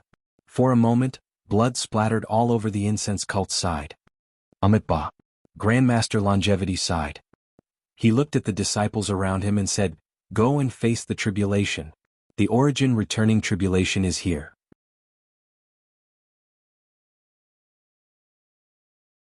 No disciple can escape. Yes, disciple obeys. Great Master Chang Gung, Grandmaster Chang Xing and many other disciples who were guarding the Dharma all charged into the crowd with weapons in hand. Between the clouds and the water and the Righteous Alliance did the same. They sent out the last of their elites. Like fierce tigers coming down from the mountains, they charged into the crowd and killed without restraint. In the time it took to eat a meal there were countless casualties. Corpses were everywhere. Perhaps, in the past year, the number of people who died in the entire Jianghu was not as many as the number of people who died in these 2 hours. However, the killing did not stop. Those who were still alive and wanted to rush up the stairs kept coming up. The disciples of the 4 sects were gradually becoming impatient. At this time, the battle in the air gradually came to an end. It was somewhat similar to the situation last night. Although Grandmaster Tiangang and the others were immortal-like existences in the entire Jianghu, their true cultivation was only at the late stage of the qi refining realm. They were not even in the foundation establishment realm. However, the magic tools they used were the so-called primordial divine tools, which were incomparably powerful. But behind this incomparably powerful magic tool was also a huge amount of true qi. They had held back a little in their fight last night, but today when they saw the stairs and thought of the benefits of the immortal mansion, they spared no effort. They used all the true qi in their meridians, and the magic tools in their hands shone with a myriad of lights. Their auras were extraordinary. The consequences were obvious. After the time it took to eat 2 meals, the true qi in their meridians was completely empty. The primordial qi they absorbed from the heaven and earth was far from enough to satisfy the consumption of their magic tools. Grandmaster Qinggong's face was slightly flushed. His eyes revealed a stern look, and his fingers that were forming a seal were slightly trembling.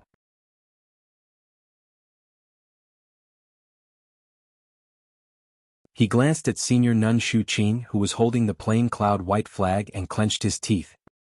He waved his hand and the mortal wheel, which had already dimmed, turned into a flash of lightning and flew in front of him. Grandmaster Tiangang hesitated for a moment, then opened his mouth and spat a mouthful of essence blood on the mortal wheel. The essence blood seeped into the mortal wheel, and it immediately shone brightly.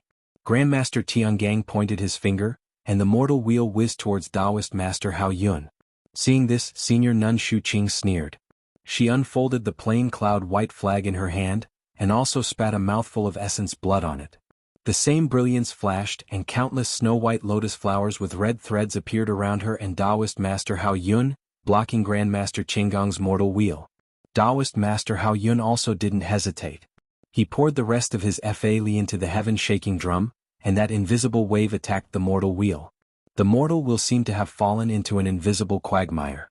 It slightly swayed and couldn't move even half an inch. At this moment, the mortal wheel suddenly spun faster, and with a crisp "pa" sound, the cross in the middle of the circle suddenly shot out from the mortal wheel. It was even faster than Senior Nun Jingyi's peachwood sword, and it shot straight towards Taoist Master Hao Yun's chest. "Ouch!" Taoist Master Hao Yun shouted. He changed the seal in his hand, and the heaven-shaking drum immediately expanded. Thunder rumbled on the drum's surface and it blocked in front of him. Puff puff puff puff, a series of light, almost inaudible sounds rang out. That cross broke through the wave of the heaven-shaking drum, and attacked the drum's surface. With a huge dong sound like the sound of heavenly thunder, that cross hit the heaven-shaking drum's surface, and it actually pierced through the heaven-shaking drum. The speed of the cross slowed down a bit, but it still pierced towards Taoist Master Hao Yun's chest. Taoist Master Hao Yun obviously didn't expect the mortal wheel to be so powerful. Only when the cross pierced in front of his body did he come to his senses, and immediately flew backwards. At the same time he crushed the jade talismans in his hand, and one after another, light barriers rose from his body. Unfortunately, that mortal wheel was so powerful. It pierced through a defensive light barrier, and even after piercing through a dozen of them, the speed of the mortal wheel only decreased slightly. With another "pa" sound, this was the sound of the mortal wheel finally hitting Taoist Master Hao Yun's body. Taoist Master Hao Yun felt pain. He opened his mouth and with a "pu" sound, he spat out a mouthful of blood into the air, and his body fell from the air. Senior brother, Taoist Master Hao Yu was startled.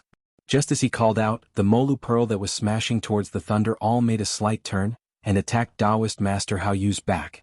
With a ping sound, a weak light red brilliance flashed from Taoist Master Hao Yu's back. Obviously it was Taoist Master Hao Yu's defense. However, even though that defense blocked most of the force of the Molu pearl, there was still an extremely strong force that attacked Taoist Master Hao Yu's back, and he also spat out a mouthful of blood. Fortunately, Taoist Master Hao Yu was barely able to stabilize his body. He flew to the side and caught Taoist Master Hao Yun, who had already fainted. "Ach! You dare to sneak attack me?" It was Master Tiangang's angry roar. Under Master Tiangang's feet, the peach blossom whip of Chuanxiang cult rapidly flew back to Senior Nun Shu Qing's hand. Master Tiangang's feet staggered and he couldn't stand steadily. He also fell from the sky. Master Yuan Ming, who controlled the Molu Pearl to hit Taoist Master Hao Yu, didn't have time to use the Molu Pearl again.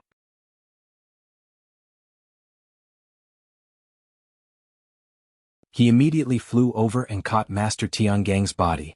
At this time only Master Yuan Dao, who was holding the demon-subduing pestle, and Taoist Master Hao Feng, who was holding the lightning hammer, were left in the air.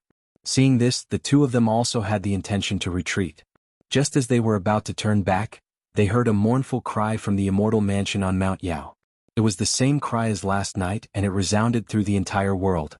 Then the entire immortal mansion on Mount Yao suddenly turned red, like a burning flame.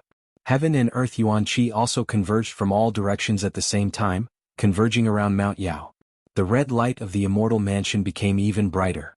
A faint sound of beating drums was heard again, and the red light turned into the color of blood, just like last night. Accompanied by the beating of the drums, the eyes of everyone around Mount Yao faintly lit up.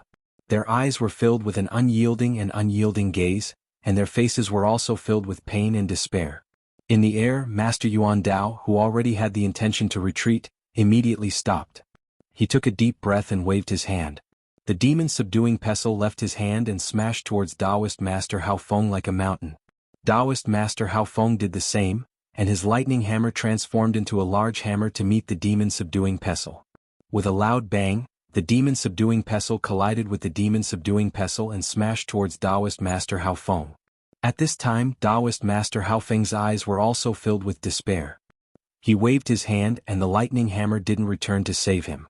Instead it smashed towards Master Yuan Dao. In a flash, the lightning hammer hit Master Yuan Dao's back, and the demon-subduing pestle hit Taoist Master Hao Feng's chest. Both of their bodies flashed with brilliance and their defenses were broken.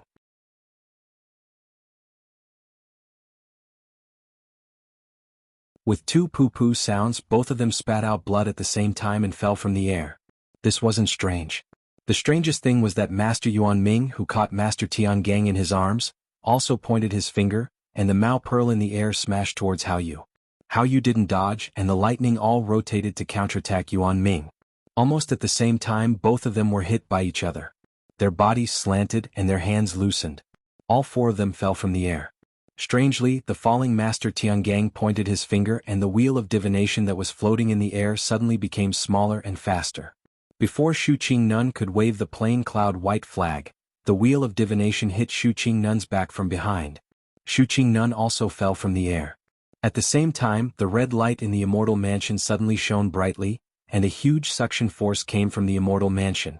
In an instant, it sucked away all the Yuan Qi of heaven and earth that had just gathered around Yao Mountain.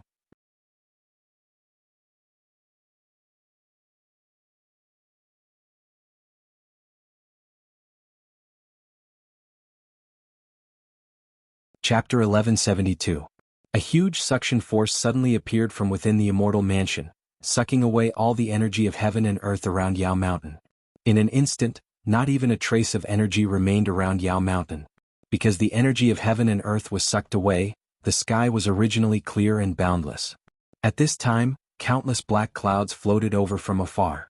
Waves of inexplicable hurricanes were born from the 9 heavens, whistling as they blew down. Then countless floating snowflakes also fell. The hurricanes mixed with the snowflakes, wreaking havoc in the midnight darkness. Only far away behind the black clouds, the starry sky flickered brightly, as if countless eyes were staring at the astronomical changes on Yao Mountain. The sudden change of wind and clouds, the flying sand and stones were the portrayal of this moment. Countless Jianghu sect disciples were unable to stand firm, almost falling down, unable to even hold the weapons in their hands. The most miserable, of course, was Master Tiangang and the others who were fighting in the air. These people's actions were really puzzling. Not to mention Master Tiangang and Taoist Master Hao Yun. Taoist Master Hao Yun was hit by Master Qinggong's Wheel of Expansion, knocking him unconscious and falling into the air. Taoist Master Hao Yu caught Taoist Master Hao Yun. Master Tiangang was attacking Taoist Master Hao Yun successfully, but was ambushed by Abbess Shu Qing with her peach blossom whip.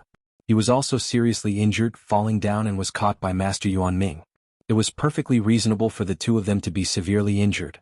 It was the result of a normal battle. The other 5 people fell from the air at this time. That was extremely strange. Master Yuan Dao and Taoist Master Hao Feng originally had the intention to retreat, but after hearing the faint sound of the drum and the blood-red light, they boldly attacked again. Moreover, it was a method of mutual destruction. It was really inconceivable.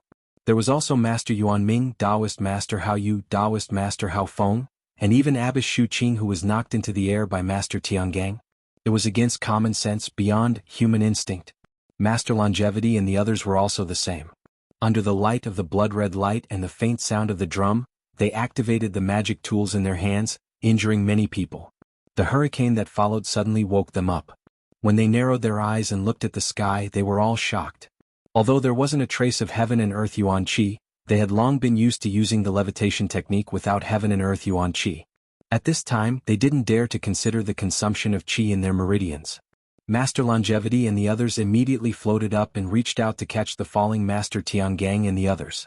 The Dalan Temple's Master Tiangang, Master Yuan Dao, and Master Yuan Ming were caught by Master Changxing, Master Changxing and Great Master Changgung respectively. The Aroma Cult's Master Shu Qing was caught by Nun Jingyi.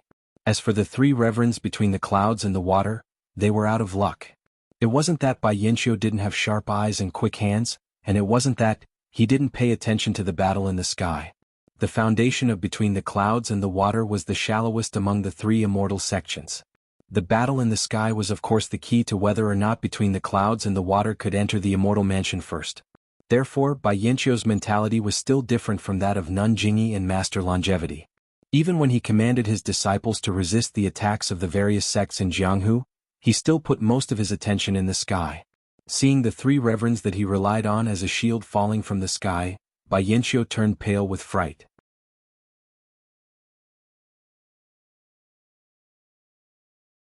He hurriedly disregarded everything and activated the little qi in his meridians, using the levitation technique that wasn't very profound to meet them head-on. Fortunately, Reverend Hao Yu and Reverend Hao Yun were originally together, and Reverend Hao Feng wasn't too far away. Bai Yanqiu first flew below Reverend Hao Yu, stretched out his hand, and used a move similar to the stellar transposition. Reverend Hao Yu and Reverend Hao Yun, who was in his hands, stopped their rapid descent and changed to a slanted horizontal flight. Liang Cangshu Yu and the others quickly catch them. Bai Yanqiu shouted. Liang Cangshu and the other disciples who were in the middle of killing didn't dare to be negligent. They all used their lightness skills and chased after Reverend Hao Yu's shadow. While they were busy, a gap appeared in the defense in front of them. Like a tide, there were already a few disciples from the various sects of Jianghu who had rushed out from that gap. After Bai Yanqiu saved Reverend Hao Yu and Reverend Hao Yun, he turned around and went to save Reverend Hao Feng. With just this delay, Reverend Hao Feng was already very close to the ground. Bai Yanqiu didn't dare to imagine that the emaciated Reverend Hao Feng, who had fainted, would immediately fall into several pieces. In a moment of desperation, he kicked Reverend Hao Feng's armpit, and Reverend Hao Feng's body immediately flew horizontally.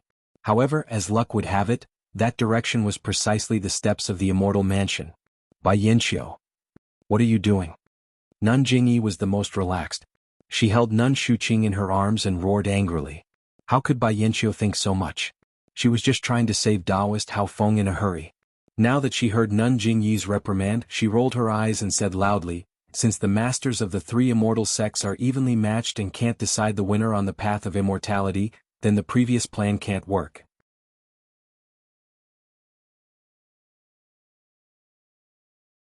Moreover, Rin Xiaoyao of the Heavenly Dragon sect has already entered the immortal mansion for a long time.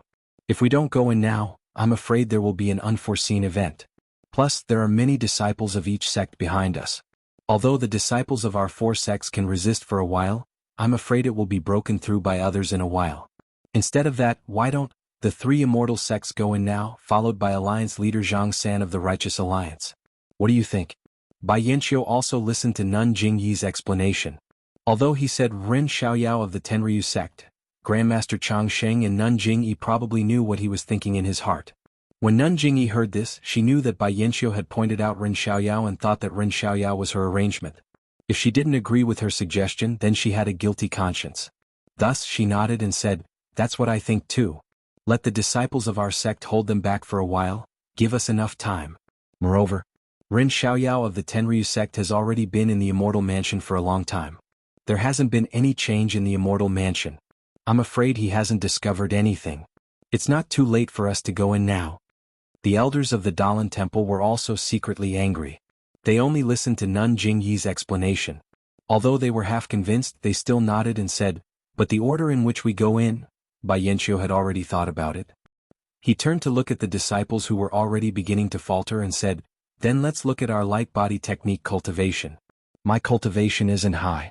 I'm afraid I'll fall behind the Grandmaster and the others." "Good." Nun Jingyi smiled and said, "It seems like we'll have to rely on our own cultivation. Peacock, you count. When you count to 3, we'll use our cultivation to rush up the stairs." "Yes, I'll follow your orders." Peacock put away her soft sword and leaped to Nun Jingyi's side. "Those of you who have cultivation of the path of immortality, no matter how deep it is, wait for us to go up the stairs. Maybe we'll have some immortal fate," Grandmaster Changxing said. Bai Yanxiu was displeased. He thought for a moment and said to Liang Cangshu, who had just returned with Taoist Hao Yun, "Liang Cangshu, wait for us to go up the stairs. Help Taoist Hao Feng up from the stairs. If they want to go up after they wake up, then accompany them into the Immortal Mansion." "All right, your humble disciple will start counting." Peacock received Nun Jingyi's gaze and started counting. As soon as she said 3 words, Grandmaster Changxing, Nun Jingyi, and Bai Yanxiu all moved quickly. They turned into shadows and rushed up the stairs of the Immortal Mansion. As soon as the 3 of them left, Alliance Master Zhang San was just about to lift his leg when he saw Dalan Temple Great Master Chang Gung and Grandmaster Changxing also float up. They completely ignored Alliance Master Zhang San and flew straight to the stairs. Alliance Master Zhang San was stunned. His face turned extremely gloomy. However, all he could do was stomp his feet and follow the 2 great masters up the stairs. Where was the Ren Xiaoyao of the Tenryu sect that Nun Jingyi, Grandmaster Changxing, and Bai Yanxiu spoke of? A place that Yu Mingxin, Yang Haoya, and Wan Wuxing couldn't figure out even if they racked their brains. At that time, Zhang Xiaohua took out the clear sky mirror and a rainbow-colored brilliance was projected from the palace door. It enveloped Zhang Xiaohua, and a powerful suction force pulled Zhang Xiaohua into the palace door. Zhang Xiaohua's body was like a stone that fell into the water. Only a layer of ripples was left behind and he disappeared without a trace. Zhang Xiaohua fell into the Immortal Mansion.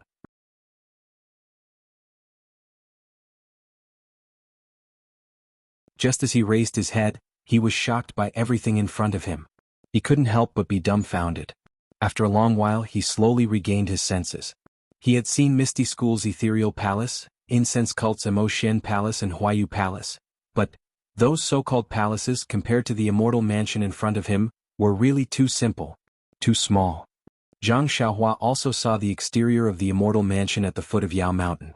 He didn't think it was that big, but when he stood in the Immortal Mansion himself, he realized how majestic this Immortal Mansion was. In front of Zhang Xiaohua was an extremely wide passage made of purple jade. The jade in the passage looked like a piece of land without any gaps. The jade passage was about 1,000 feet long. At the end of the passage was a huge palace that was 1,000 feet tall. This palace was like the top of a pagoda. From Zhang Xiaohua's angle, he could only see a little of the decoration at the top of the palace. When Zhang Xiaohua looked back, he couldn't help but suck in a breath of cold air. Behind him was the palace door that he had just entered. He saw that the palace door was also 1,000 feet tall. Wasn't it also 1,000 feet wide on both sides? He didn't know what material it was made of, but the entire palace door emitted a faint golden light. Zhang Xiaohua looked up at the somewhat blurry archway at the top of the palace door and felt dizzy. Standing in front of this palace door he was not much bigger than an ant. Casting a spell, Zhang Xiaohua wanted to soar into the air, but after flying 3 feet he fell to the ground with a thud. He couldn't fly in the Immortal Mansion. Oh no, Zhang Xiaohua thought to himself and immediately released his divine sense. Sure enough, his divine sense could only extend 3 feet and couldn't go any further. So, why is there a restriction in the immortal abode? As Zhang Xiaohua thought about this, he took out the chasing dream sword and stepped into the jade passageway. Bang!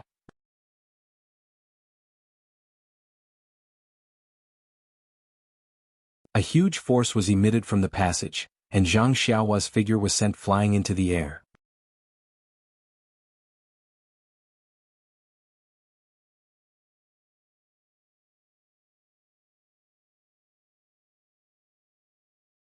Chapter 1173. This.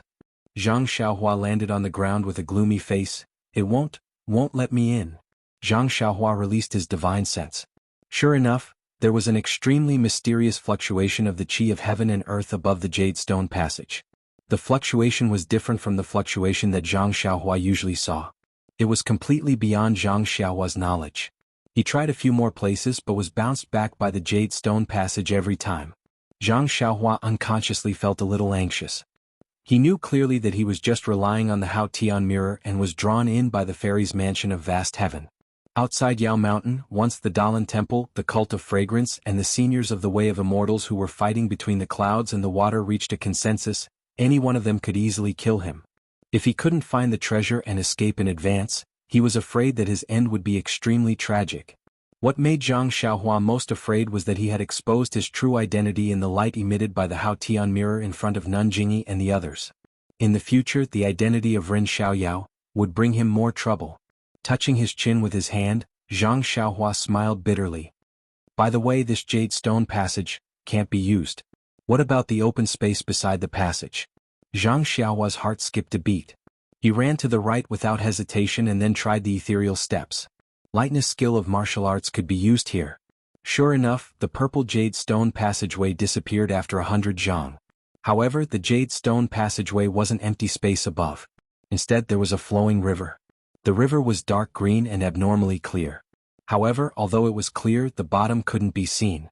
There weren't any fish in the water, nor was there anything else.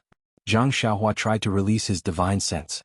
A burning and indescribable feeling came from his divine sense, which made him quickly withdraw his divine sense. As soon as his divine sense left the water, the strange feeling disappeared immediately. It seemed that there was also a prohibition on the water. The water was also very wide, about 100 feet. Zhang Xiaohua couldn't fly, so naturally he couldn't cross it.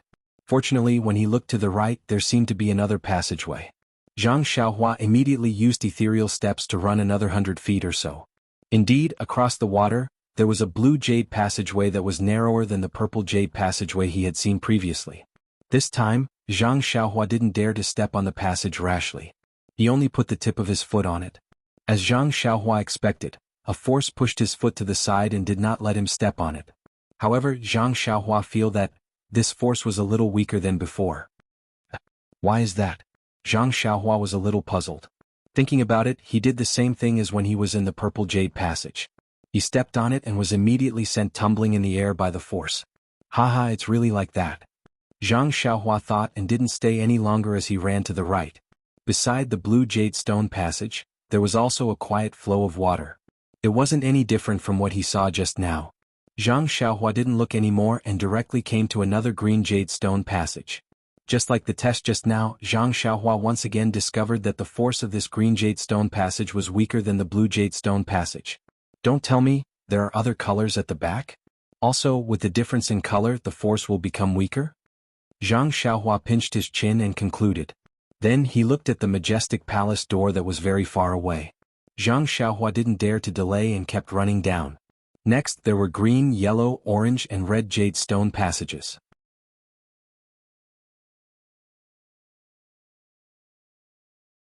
Unfortunately, even when he reached the red jade stone passage, Zhang Xiaohua still couldn't put his foot on the passage. Although the force of this red jade stone passage was very weak, but there was a needle hidden in silk. Zhang Xiaohua couldn't stand steadily on that passage. Strange, don't tell me this jade stone passage is taken by different people? Is there a difference in cultivation level? Zhang Xiaohua suddenly thought, but in front seems to be 100 feet tall blood-red barrier. I can't pass through it either. Therefore, Zhang Xiaohua channeled his true energy to his foot and stepped on the red passage.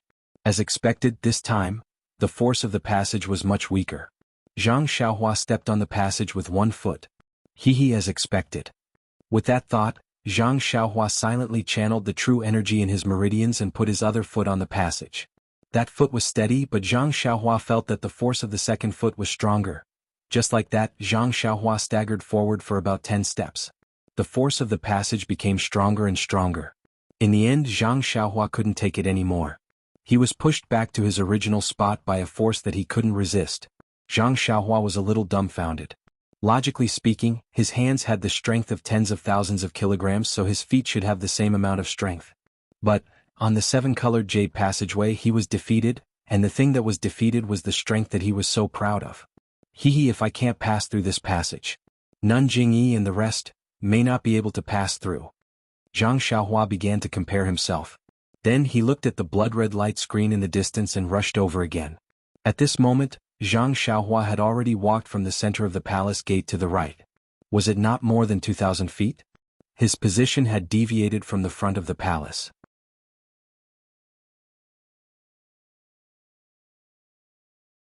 But when Zhang Xiaohua walked another 5,000 feet and came to the side of the blood-red light screen, he saw that the palace in the distance was still facing him. Luckily, there was a black and white jade stone passage near the blood-red light screen. This passage was only about 10 feet long and was much narrower than the previous one. The black and white jade squares were pieced together to form a passage. If it doesn't work, I really have to think of another way, Zhang Xiaohua thought and stepped on the passage. Out of Zhang Xiaohua's expectations, this black and white jade stone passage didn't have much force. After walking so far, I can finally enter the palace. Zhang Xiaohua was delighted and was about to execute the ethereal steps. But just as he increased his speed, he immediately felt the fluctuation of energy under his feet.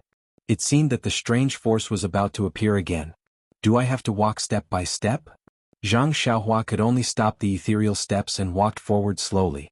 Indeed, as long as he walked slowly, the force would only increase slightly. I didn't do anything wrong, right? When Zhang Xiaohua had walked halfway, he already felt that from the black and white jade stone under his feet, there was an obvious force that was obstructing his footwork. There's really no other choice. I only wanted to go in and take a look to see if I could pick up one or two treasures.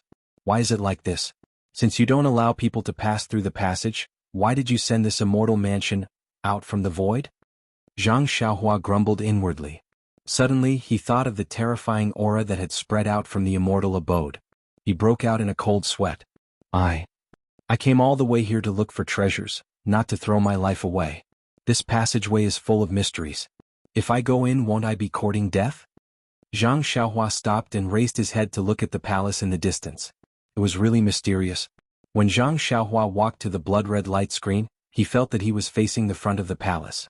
Now that he had walked halfway through the passage, he realized that he had deviated from the center of the palace by a lot. Why don't I just take a look at the palace and return immediately? Zhang Xiaohua comforted himself. Since I've come so far, the aura has not appeared. Moreover, I was brought in by the Hao Tian mirror. I didn't really want to come in. Zhang Xiaohua was obsessed with money and found a lot of excuses for himself. In a while, the people from the Aroma cult, the Dalan temple, and between the clouds and the water will all come.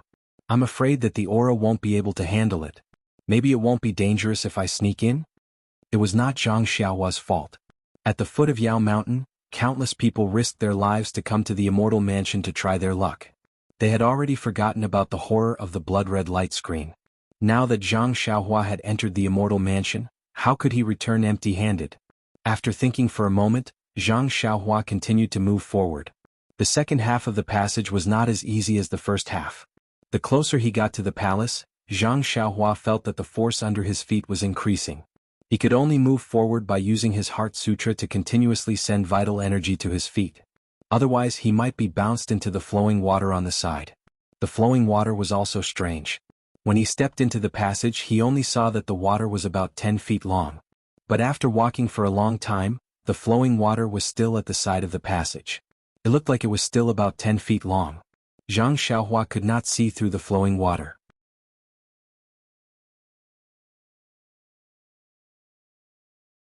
However, he strongly believed that if he fell into the flowing water, he would not have a good ending. Therefore he took out a small primordial stone and absorbed the vital energy of heaven and earth from it as he continued to move forward. Before long he was only about 10 feet away from the palace. Zhang Xiaohua realized that he was already far away from the center of the palace. He was almost at the leftmost side of the palace. Moreover, there was no obvious door to the palace. There was only a huge purple light screen in the center. and then there were blue, cyan, green, yellow, orange and red light screens.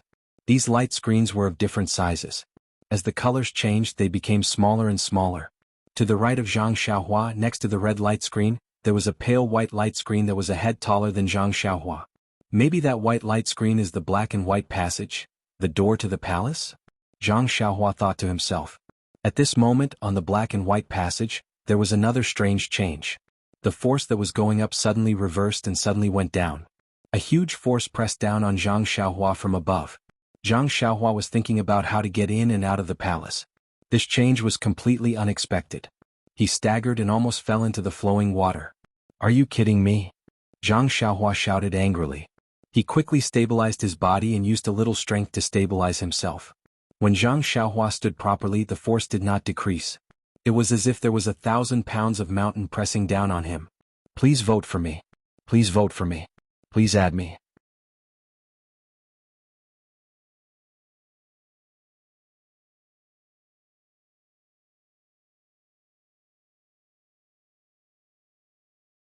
Chapter 1174.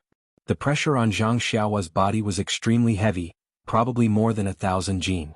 When Zhang Xiaohua slowly walked to the end of the passage, the pressure had increased to more than 10,000 jin. Luckily this weight was still considered light for Zhang Xiaohua. When he stepped out of the black and white passage, the pressure suddenly disappeared without a trace. In front of Zhang Xiaohua was the pale white light curtain. His left hand clenched tightly on Chasing Dream. Zhang Xiaohua did not move to the side. He knew that since he could not walk through the red passage, then he could forget about the red light curtain that was opposite the red passage. When Zhang Xiaohua easily passed through the white light curtain, an extremely strange feeling rose from the bottom of his heart. It was as if there was a divine sense that he could not detect scanning his entire body. A feeling of nowhere to escape also arose spontaneously. But before he could think carefully, he was shocked by what he saw in front of him. This was an incomparably huge space. At the top there were the sun, moon and stars.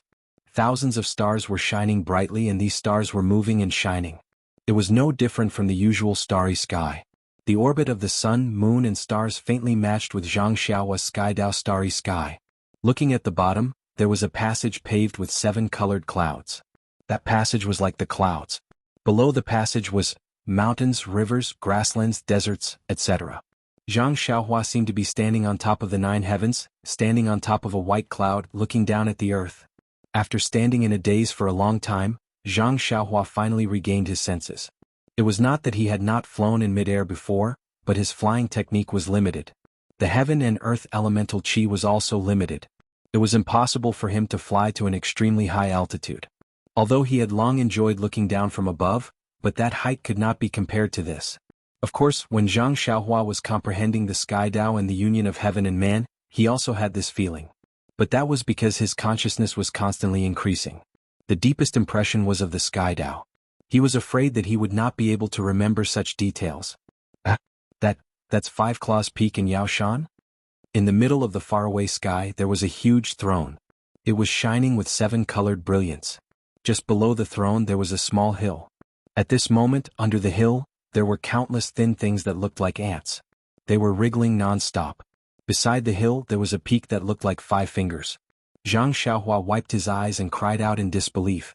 Just as he was about to take a step forward to take a look, the white cloud under his feet moved and slowly flew forward. The closer he got to the 7-colored throne, the bigger it got. Yao Shan could finally see it clearly. However, when he reached a certain distance, the white cloud could no longer get any closer. No matter how much he tried to move forward, the white cloud would slip to the side and move in another direction. Near the left side of the throne, there were many clouds of various colors floating leisurely. So that's how it is. After looking for a while, Zhang Xiaohua could see some clues. Although there were many clouds of different colors, they all followed a certain pattern. The purple clouds were at the front, very close to the huge throne. Beyond that there were blue, green, yellow, orange and red clouds. On Zhang Xiaohua's side, there were only some faint white clouds. On the other side of the throne, there were some dark clouds. The clouds are also divided into levels. Just like the passageway outside the palace, the higher the level, the closer to the center. In this palace, the closest to the throne in the center. Zhang Xiaohua thought to himself.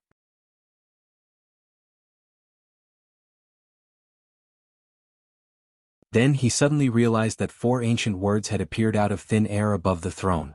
The words were actually formed from dragons and phoenixes. When Zhang Xiaohua looked at them, he really felt that the 4 ancient words were like dragons flying and phoenixes dancing in the air. It was a pity that Zhang Xiaohua did not recognize any of those 4 characters. They were different from Haotian. Seeing that there was nothing to gain in this palace, Zhang Xiaohua subconsciously looked around. In front of him, behind the throne in the center, there was a white light screen. Zhang Xiaohua controlled the cloud and flew towards the light screen. When he arrived at the light screen, he reluctantly turned his head back. To his surprise, he discovered that the huge throne was facing him. Isn't that so? From the moment I entered the palace, the throne was in the center and it was facing me. I followed the cloud and walked very far, but the throne was still facing me. After passing through the light screen, Zhang Xiaohua was still thinking about the magical scene just now. The immortal Tao is really magical. How do they do it? Zhang Xiaohua muttered as he raised his head to look ahead. This seemed to be a side hall of the palace, and there were many doors that were similar to the light screens. In front of these doors there were passageways of different colors. Zhang Xiaohua looked down and saw that there was a black and white passageway under his feet that led to a small hall that was flashing with a white light screen. Zhang Xiaohua followed the black and white passageway and entered the small hall. This small hall was very different from the main hall. It was very ordinary with only a few ordinary decorations. It looked empty, and the floor was also made of black and white jade. Zhang Xiaohua walked on it and did not find anything strange. In front of this small hall, there was a long table with nothing on it.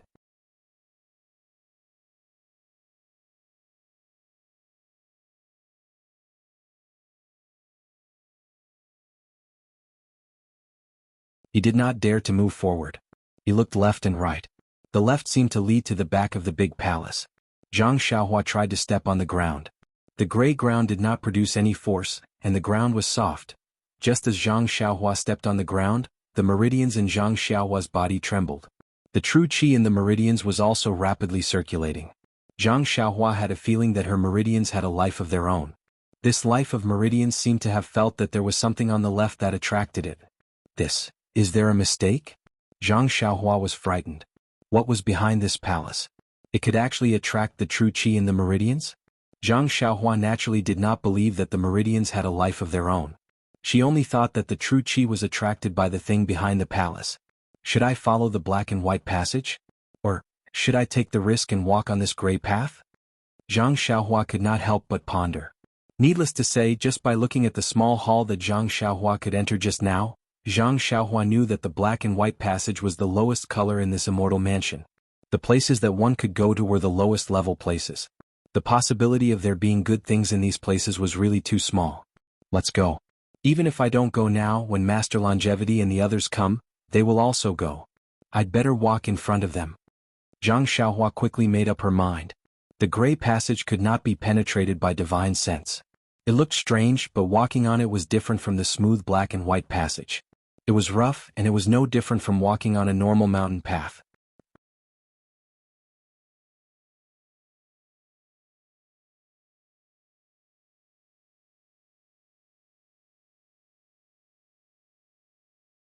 Chapter 1175. Zhang Xiaohua didn't know how long he had walked. It seemed that in this gray passage he couldn't feel the passage of time. Perhaps it was a cup of tea, perhaps it was a meal, perhaps it was several hours. The scenery around him kept changing. With every step he took, he felt that he had arrived at a new place. After walking for a long time, Zhang Xiaohua was too lazy to look around, until an ordinary stone staircase appeared in front of him. At the top of the staircase was a diamond-shaped hut similar to a Buddhist shrine. Moreover, that hut actually had an open door. Seeing this, Zhang Xiaohua couldn't help but be stunned. This immortal abode was full of strange things that Zhang Xiaohua couldn't figure out. Suddenly, an ordinary thing appeared, an ordinary hut. How could he not be shocked? Holding Chasing Dream in his left hand, Zhang Xiaohua tried to put his foot on the staircase. The staircase didn't have any reaction, and the hut didn't move either. Zhang Xiaohua then put his foot on the second step. Until he reached the door of the hut, there was no reaction. Looking at the empty door, it was pitch black inside and he couldn't see anything. When Zhang Xiaohua released his divine sense, sure enough, that ordinary-looking door also had a restriction that blocked Zhang Xiaohua's divine sense. However, his divine sense didn't find anything special about this restriction. It was similar to other restrictions that he had seen in other places. Zhang Xiaohua first pierced Chasing Dream into the door. Seeing that there was no abnormality, he flashed in. Sure enough, that restriction didn't change.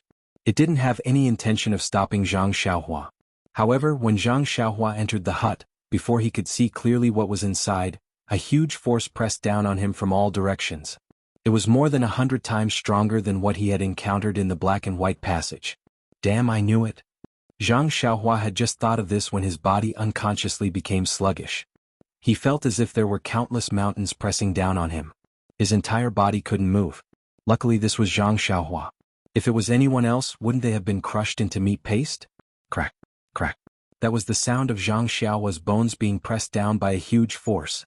At this time, Zhang Xiaohua's meridian seemed to be shackled and she couldn't move a single bit. Raising her head with great difficulty, Zhang Xiaohua's eyes also moved with great difficulty. Only then could she clearly see everything in this small house. This small house was completely empty. There was nothing inside except for a door in front of him that could be vaguely seen. Strange patterns appeared on the diamond-shaped walls and the pointy roof. Zhang Xiaohua had never seen these patterns before, but they were similar to the patterns around the Hao Tian mirror. However, those patterns didn't flash with any brilliance. It didn't seem to be directly related to this huge force. Hence, Zhang Xiaohua frowned slightly. She wanted to release her divine sense to see what was wrong with these patterns. At this moment, Zhang Xiaohua realized that her divine sense was also tightly pressed down in her Naiwen palace. She couldn't release it at all. Weird, Zhang Xiaohua only had this word in his mind. He really didn't know how there could be such a huge force in an empty room. Could it be that the floor of this hut was the same as the jade passage outside?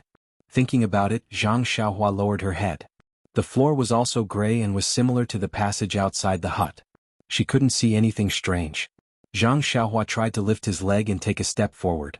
However, just as he lifted his leg, an even heavier force pressed down on him, trying to stop him from lifting his leg. Zhang Xiaohua gritted his teeth and lifted his leg up forcefully.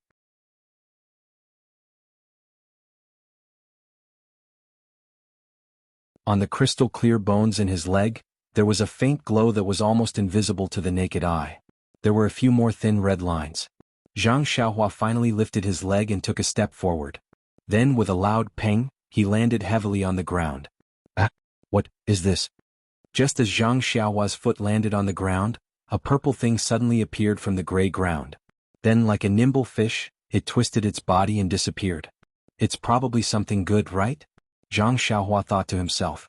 Then, he lifted his leg again and took a step towards the place where the purple object disappeared. This step was as difficult as before, but Zhang Xiaohua felt that it was a little easier than before. Suddenly Zhang Xiaohua had an idea. He put Chasing Dream into his embrace with much difficulty. Then he took a stance and started to use the Big Dipper magical fist. Today Zhang Xiaohua was in a hurry. When he woke up early in the morning, he didn't use it consecutively. Now that he saw such a heavy force pressing down on him, Zhang Xiaohua didn't know that he suddenly had the idea of using the Big Dipper magical fist.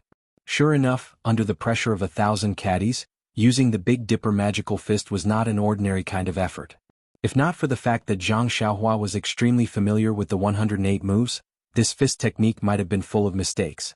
Although it was extremely difficult to execute the Big Dipper God Fist, the effect was obvious. The cool stream that came from his left foot had never been so slow in his life, nor had it been so thick. After finishing a set of Big Dipper God Fist, Zhang Xiaohua was so tired that his forehead was covered in sweat, but the bones in his body were tight and comfortable. He opened his mouth and almost moaned. Then Zhang Xiaohua started a second set. When the second set started, Zhang Xiaohua felt that his fists and feet seemed to be lighter. The cold flow also became faster. Could it be that it's really useful?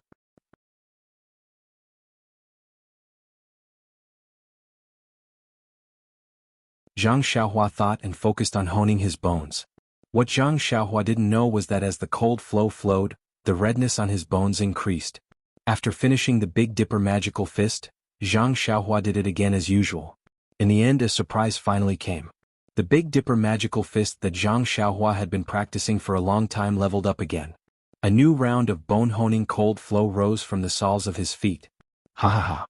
Zhang Xiaohua laughed from the bottom of his heart. He thought to himself, let's not talk about other things.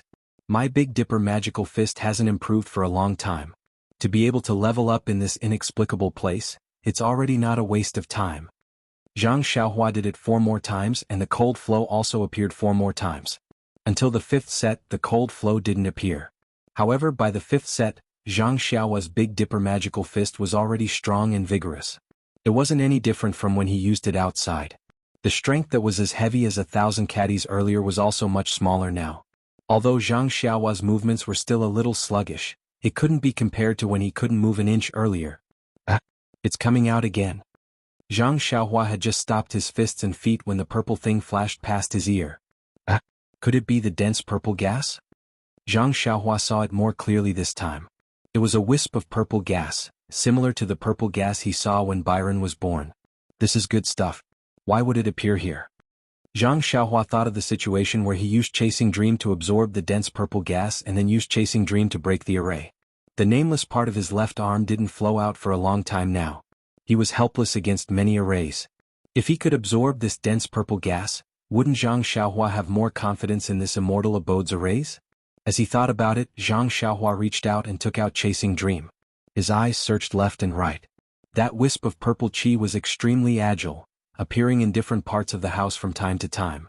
There was no pattern to it at all. Zhang Xiaohua held Chasing Dream for a moment before stopping. He stood quietly in the middle of the house, his eyes darting around as if he was waiting for a rabbit to appear in a tree stump. Sure enough, not long after, that purple gas passed by Zhang Xiaohua's eyes.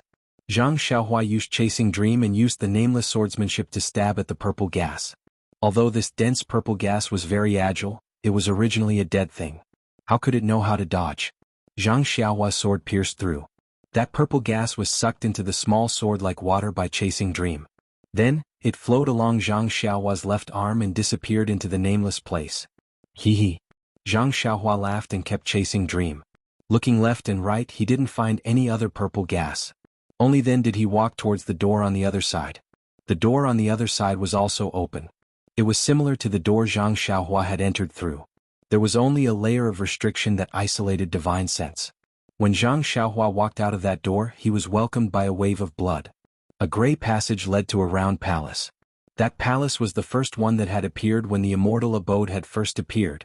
Only at this time, that nest-like palace was glowing even more brightly. As for Zhang Xiaohua's true energy, it had been quiet the entire time, but as soon as it emerged from the hut, it began to seethe with excitement. It was almost as if it were challenging Zhang Xiaohua to continue onward through the gray passageway, all the way to the circular palace. That's strange. What could be in that palace? Could it be the immortal who emitted such a strong aura from before? Zhang Xiaohua was very hesitant. After walking for so long, she hadn't met any immortals.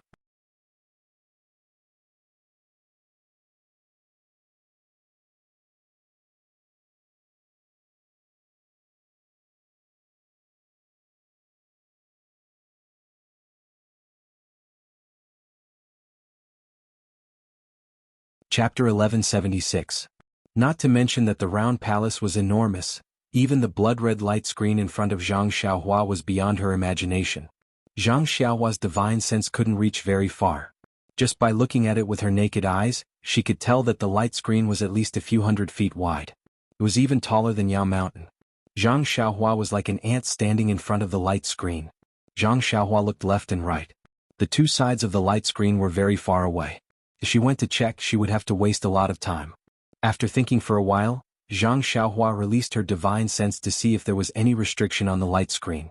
Unexpectedly, when Zhang Xiaohua released her divine sense, she couldn't see anything in front of her.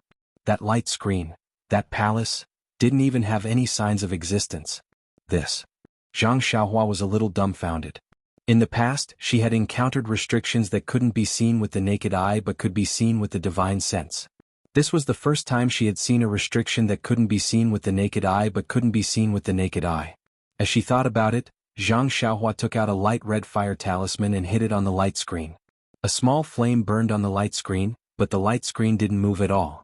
The flame slowly disappeared on its own. Zhang Xiaohua took out the clear sky mirror and pointed it at the light screen. She shook it again and again, but the light screen and the clear sky mirror didn't have any reaction. What should I do? Zhang Xiaohua scratched her head. Her divine sense couldn't see the light screen, so naturally she couldn't break the restriction on the light screen. The fire talisman hit the light screen, but it couldn't pass through. Obviously it was blocked, which meant that Zhang Xiaohua couldn't enter at will. This blood-red light screen looked a little dizzy, and Zhang Xiaohua didn't want to try it herself. Zhang Xiaohua's eyes darted around as she pulled out the Crimson Spirit Protection and Dragon Binding Hoop. The Crimson Spirit Protection appeared above her head, protecting her entire body. With a pinch, the Dragon Binding Hoop flew out and slammed into the blood-red light screen. With a ping, it was as if it had collided with something extremely hard. The Dragon Binding Hoop bounced back. Thankfully, the light screen didn't have any resistance. Sigh, looks like I can only use my last move. Zhang Xiaohua sighed and reluctantly pulled out the Chasing Dream sword from his chest. He had just obtained the flowing qi from the nameless part of his left arm. That was something that Zhang Xiaohua needed to save his life. He was indeed reluctant to part with it. Why don't we take a look around? Who knows what's inside the bird's nest? Don't go for wool and come home shorn. Zhang Xiaohua was still hesitating with the small sword in her hand. With a wung sound, Zhang Xiaohua's meridians began to tremble again. The true qi in her meridians began to boil, and her true qi began to circulate uncontrollably. Zhang Xiaohua was extremely bewildered. As she circulated the Worry-Free Heart Sutra to regulate her true qi, she muttered to herself, What's going on? My true qi has never experienced such a situation before. Why does it seem like there's life here? Feels like this is a protest? A demonstration? As if it's showing off? Perhaps it's because I don't have a master to guide me in my cultivation, and this cultivation has gone awry? Or perhaps it's the so-called unstable foundation, and the precursor to qi deviation? Thinking about qi deviation, Zhang Xiaohua's expression changed. Her heart palpitated, and her previous hesitation was swept away. If this round palace could solve the problem of her cultivation, even if she had to take some risks and waste some of her true qi, then it would be worth it.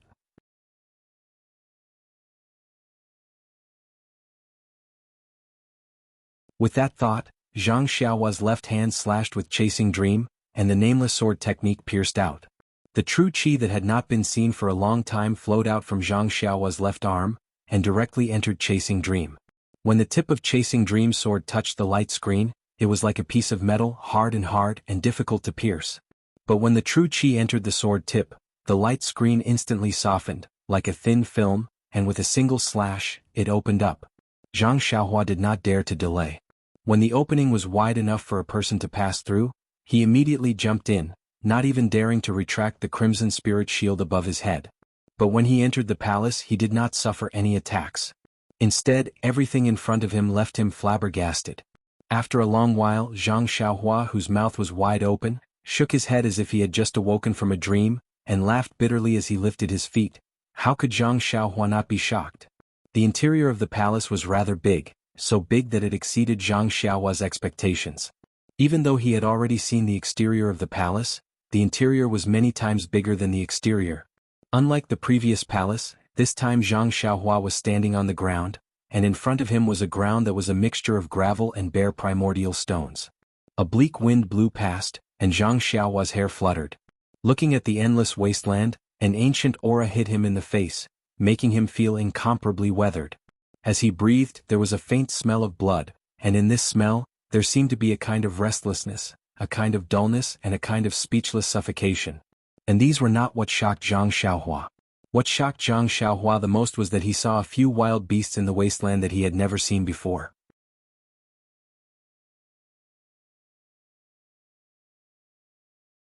One of them was a wild beast that looked like a cow in the Guizhuang house, but only had one horn and one leg.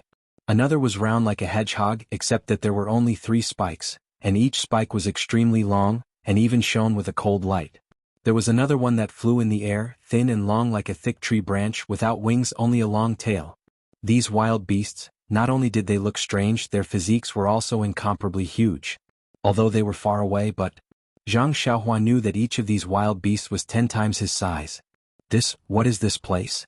Zhang Xiaohua laughed bitterly as he lifted his feet and took a step forward. Seems like. Walking into the wasteland, Zhang Xiaohua suddenly realized that his feet were not really stepping on the ground, and it seemed that he could use his divine sense. But the divine sense that he was so proud of in the pugilistic world at this moment, in this incomparably huge wasteland, it seemed really insignificant. Wah! A strange cry, deafening to the ear, almost shook Zhang Xiaohua to the ground. Then a gust of wind blew past and Zhang Xiaohua was shocked. Just as he was about to dodge, he saw that in the distance, the bull-like thing seemed to have seen something afraid. One of its feet stamped on the ground, and its cumbersome body jumped forward. This jump was actually very far. But at the same time that the bull-like jumped, a wild beast that was much smaller than the bull-like flew from the horizon. This wild beast also had a slender body with a snake-like head, and 4 small wings on both sides of its body. With a flick of its thin tail, it drew a wonderful arc in the air and flew to the sky above the bull-like. That bull-like seemed to have sensed the arrival of this snake. Seeing that it could not escape, it turned around and jumped again. Its body was in the air and its head was raised to the sky. With a loud sizzling sound, a bolt of lightning that was as thick as the mouth of a bowl was formed from the horn, and it zigzagged towards the flying snake in the sky. This. Zhang Xiaohua watched from afar and was already shocked. He had attracted the heavenly lightning before, but the lightning above the 9th heaven did not seem to be so thick. However, the flying snake didn't seem to care at all. It shook its tail lightly and dodged the attack with its slender body. The lightning swept past the flying snake's body.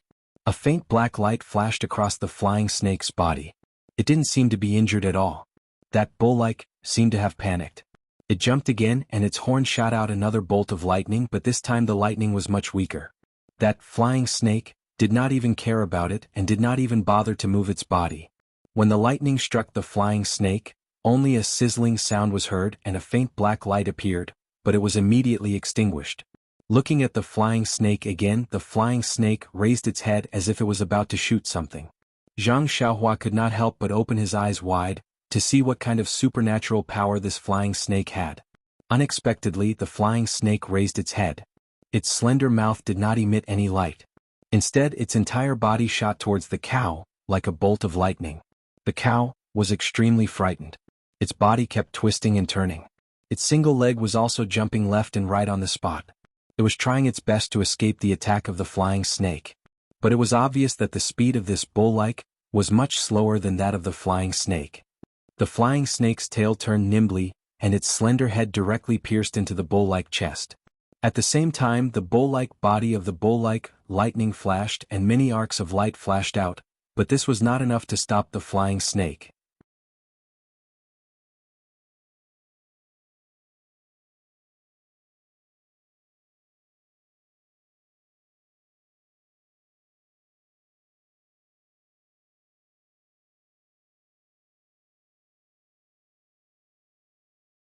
Chapter 1177.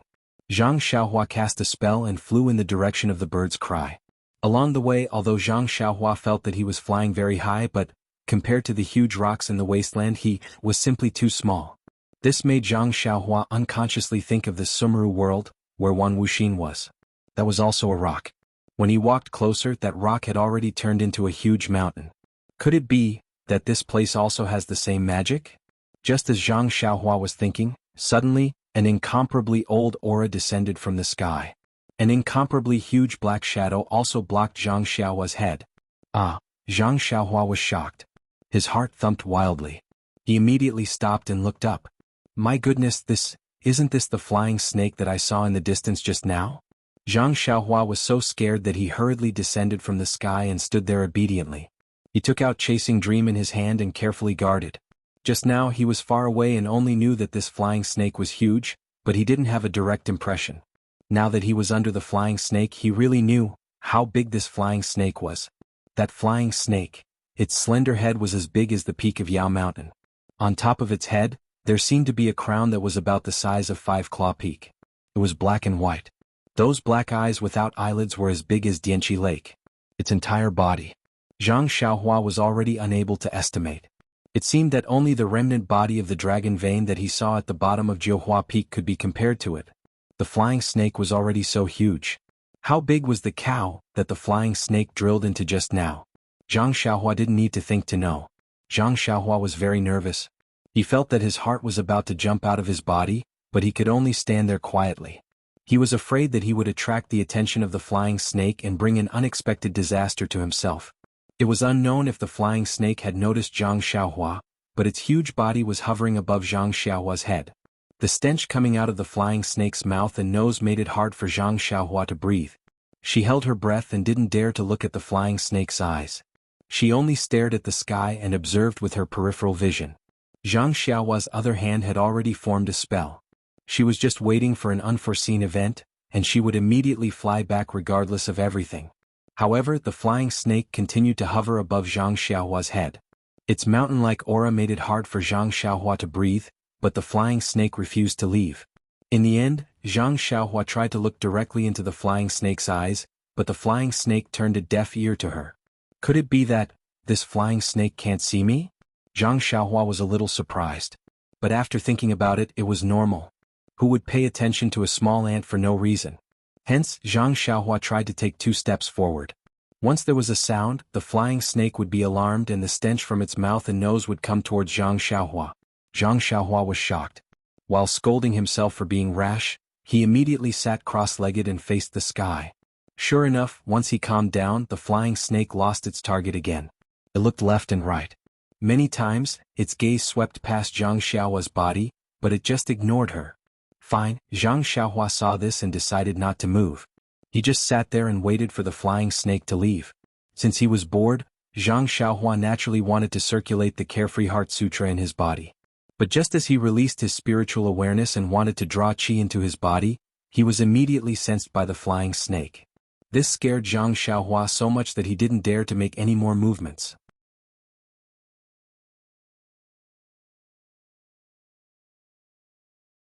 Not knowing how long had passed, the flying snake seemed to have lost its patience. It swung its tail and flew in the air. After a few turns, it flew towards another direction. Zhang Xiaohua let out a long sigh and wiped the sweat on his forehead. He was relieved. Then he thought to himself, could it be that, this flying snake can't see me? Is it because I'm really too small? But this question needed to be asked to the flying snake. Zhang Xiaohua didn't have a definite answer. Then Zhang Xiaohua got up and continued to fly forward. During this period he met a few huge bird beasts. But perhaps it was as Zhang Xiaohua guessed. He was really small and those bird beasts were huge. None of the bird beasts paid any attention to Zhang Xiaohua. How long have I been flying? Why, can't I see anything? Zhang Xiaohua was bewildered. The entire immortal abode is on top of Yao Mountain and this palace is in the immortal abode. I've been flying, for so long. I don't know how far I've flown. Just as Zhang Xiaohua was feeling depressed, a huge collapse appeared in front of Zhang Xiaohua's eyes. At this point, Zhang Xiaohua's qi was boiling even more, as if it was about to fly out of his body. No matter how Zhang Xiaohua tried to circulate his qi, he couldn't suppress it. Just as Zhang Xiaohua was at a loss, a thunderclap came from the top of the collapse. It was even more shocking than the previous bird cry. Then a pale white brilliance scattered down and covered Zhang Xiaohua's body. A sacred feeling rose from the bottom of Zhang Xiaohua's heart and the qi in his meridians immediately stopped flowing. Zhang Xiaohua was shocked. Looking at the source of the white light, he saw several things spinning above the 9 heavens. The white light seemed to be coming from there. It was too high and he couldn't see clearly. When the qi in Zhang Xiaohua's body stabilized, the white light disappeared. Could it be that there's something strange in the depression in front?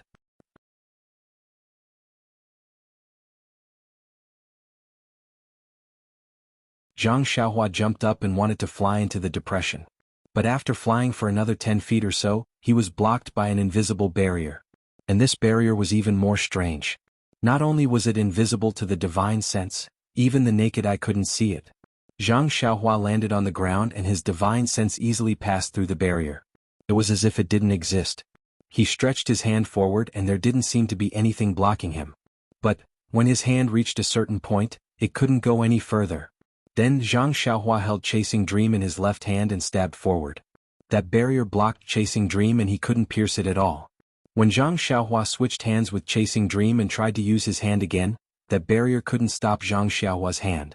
His hand still couldn't go any further after reaching a certain point. Strange, what's going on? Zhang Xiaohua scratched his head and lifted his leg to kick over. That leg also went past the barrier but was blocked again after reaching a certain point.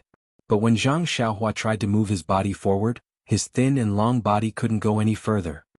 He lowered his head and looked at himself. Zhang Xiaohua pinched his chin and thought for a long time. Suddenly, his eyes lit up and he laughed. Could it be that it's like this? Zhang Xiaohua felt enlightened. He took off the robe that he got from Venerable Fiery Dragon and stretched his hand out again.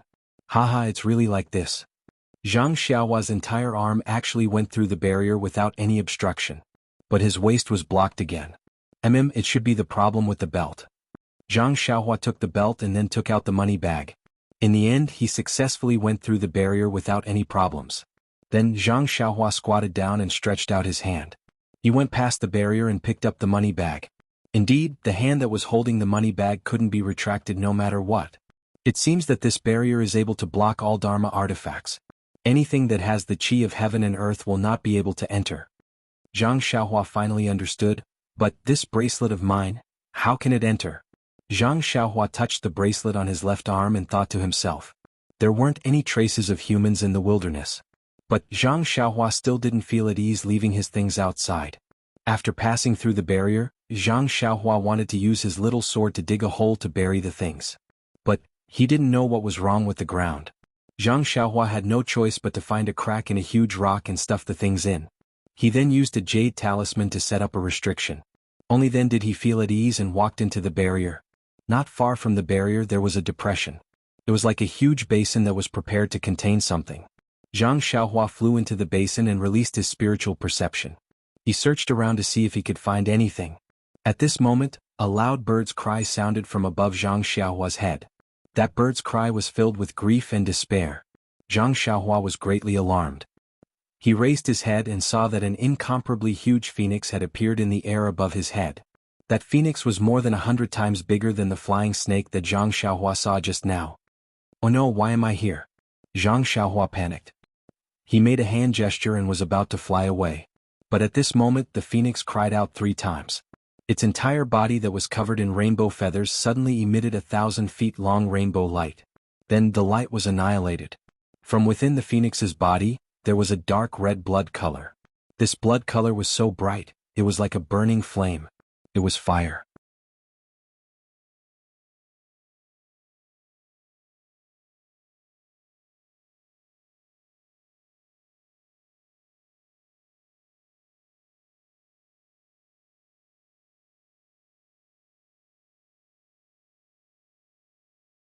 Chapter 1178. What kind of flame was the flame used for the phoenix's nirvana? Wasn't it one of the best flames in the world? Wisps of flame appeared out of nowhere from every inch of the phoenix's flesh, incinerating every inch of the phoenix's flesh. At the same time, the flame appeared from all directions in the void, burning towards the phoenix that was about to undergo nirvana. Zhang Xiaohua was just an ordinary person. How could she resist this innate flame? Zhang Xiaohua's body was instantly incinerated into nothingness the moment it came into contact with the flame. However, Zhang Xiaohua was not an ordinary person. Although this flame was rare in the world, there were some things in Zhang Xiaohua's body that this flame could not incinerate. Zhang Xiaohua floated silently in midair. Her complete skeleton from head to toe glowed in the crimson flame. Her skeleton was not an ordinary grayish-white color. Instead, it was sparkling and translucent like jade.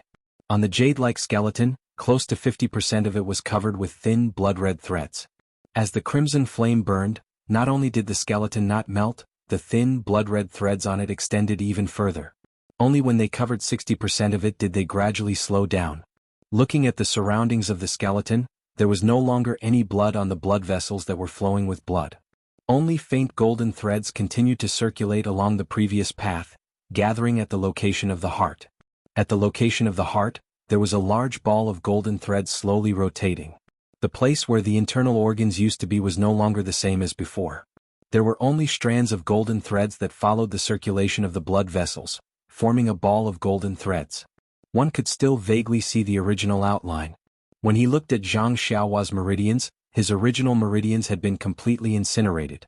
Only the dragon meridians that had been sucked into his meridians and stuck to the inner walls of his meridians were still intact. They were even growing stronger in the flames. Zhang Xiaohua's vital energy was still circulating slowly because it was in the dragon vein. The starlight that had formed a cocoon used to wrap around Zhang Xiaohua's body. Now it was wrapping around Zhang Xiaohua's meridians. Following the circulation of the vital energy, it slowly seeped into Zhang Xiaohua's meridians. What was even more convenient was that under the burning flames, the starlight was also refined into pure qi of heaven and earth, which was directly absorbed by Zhang Xiaohua's meridians. Looking at Zhang Xiaohua's head, the Naiwan Palace was also a sea of fire. In the sea of fire, the golden essence of elixir was even more dazzling. With the slight rotation of the innate divine seal, the blood jade elixir refining technique was triggered again.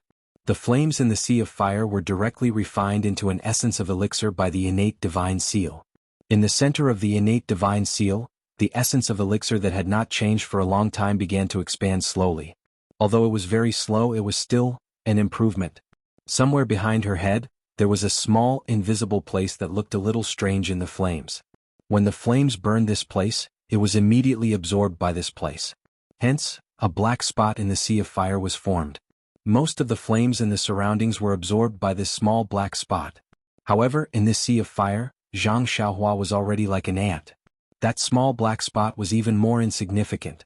The delusion breaker Dharma eye on Zhang Xiaohua's left hand was also opened. The silver eye was still emotionless. Whenever the blood-red flames burned through the delusion breaker Dharma eye, it was absorbed by the Dharma eye. There were already two things in the delusion breaker Dharma eye. One was the thunder pearl, and the other was a human-shaped stone statue.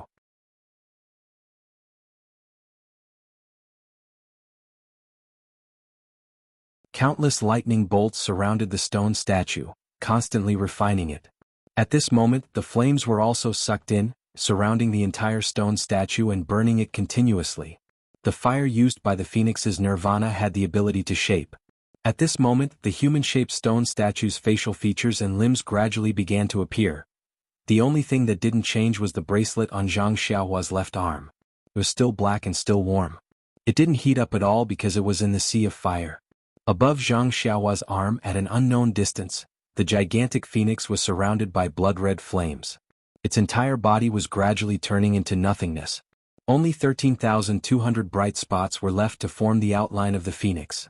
Immediately after, these 13,200 bright spots were annihilated at the same time, turning into 13,200 nothingness.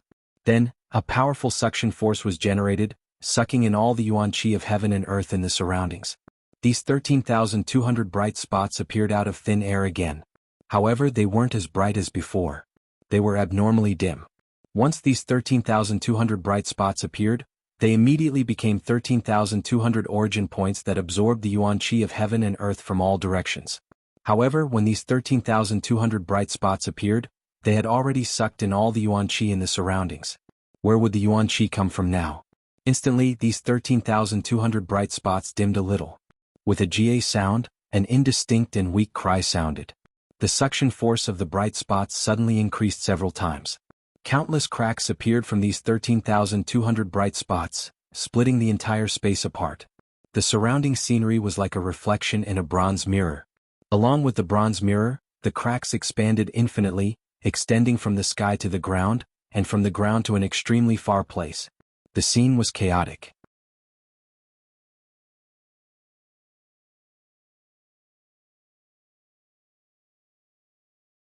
The entire wasteland, the space where the wasteland was located, was shattered into pieces, turning into pure yuan qi, which was absorbed by the 132 million bright spots.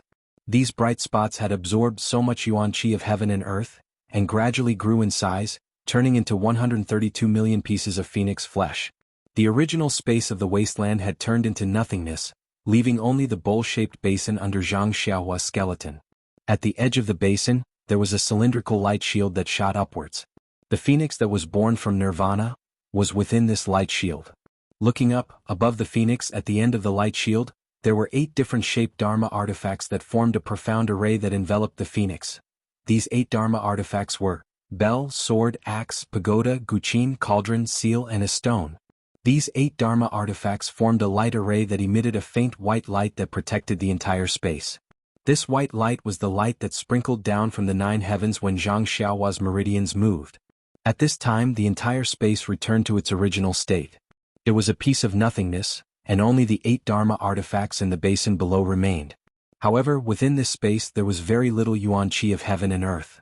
Only the 13,200 points of phoenix flesh that flickered with blood-red flames had stopped growing. After a moment, the phoenix's silhouette let out a mournful cry. This cry was filled with panic and grief, as if it was a kind of doomsday, a kind of reincarnation. The 13,200 points of phoenix flesh increased the suction force once again. The entire space no longer had a trace of yuan qi of heaven and earth. It was just outside the space. Inside the Immortal Mansion, outside the Immortal Mansion, and at the peak of Yao Mountain, not a trace of Yuan Qi was sucked in. In the middle of the 132 million pieces of flesh, an almost illusory soul essence with the outline of a phoenix gradually appeared. The soul essence had a sharp beak and long phoenix eyes. Those phoenix eyes were incomparably arrogant, but now they were filled with despair. The phoenix's eyes turned slightly, and an unparalleled aura swept across the entire space. Although it was incomparably weak, it was abnormally arrogant. Then the phoenix's eyes noticed the cocoon of light that was enveloped by starlight around Zhang Xiaohua's skeleton. In this space, only the faint amount of Yuan Qi of heaven and earth in this cocoon of light was being refined and absorbed by the dragon vein. The phoenix's soul essence let out a long cry. It was extremely unwilling and disdainful. With a flap of its invisible wings, the phoenix's soul essence descended from the heavens. In an instant, it was above Zhang Xiaohua's skeleton. The 13,200 points of phoenix flesh also fell and landed on Zhang Xiaohua's skeleton.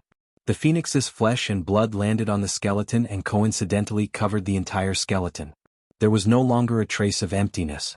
The cocoon-like starlight gradually merged into the dragon vein and was absorbed by the phoenix's flesh and blood that landed on the skeleton.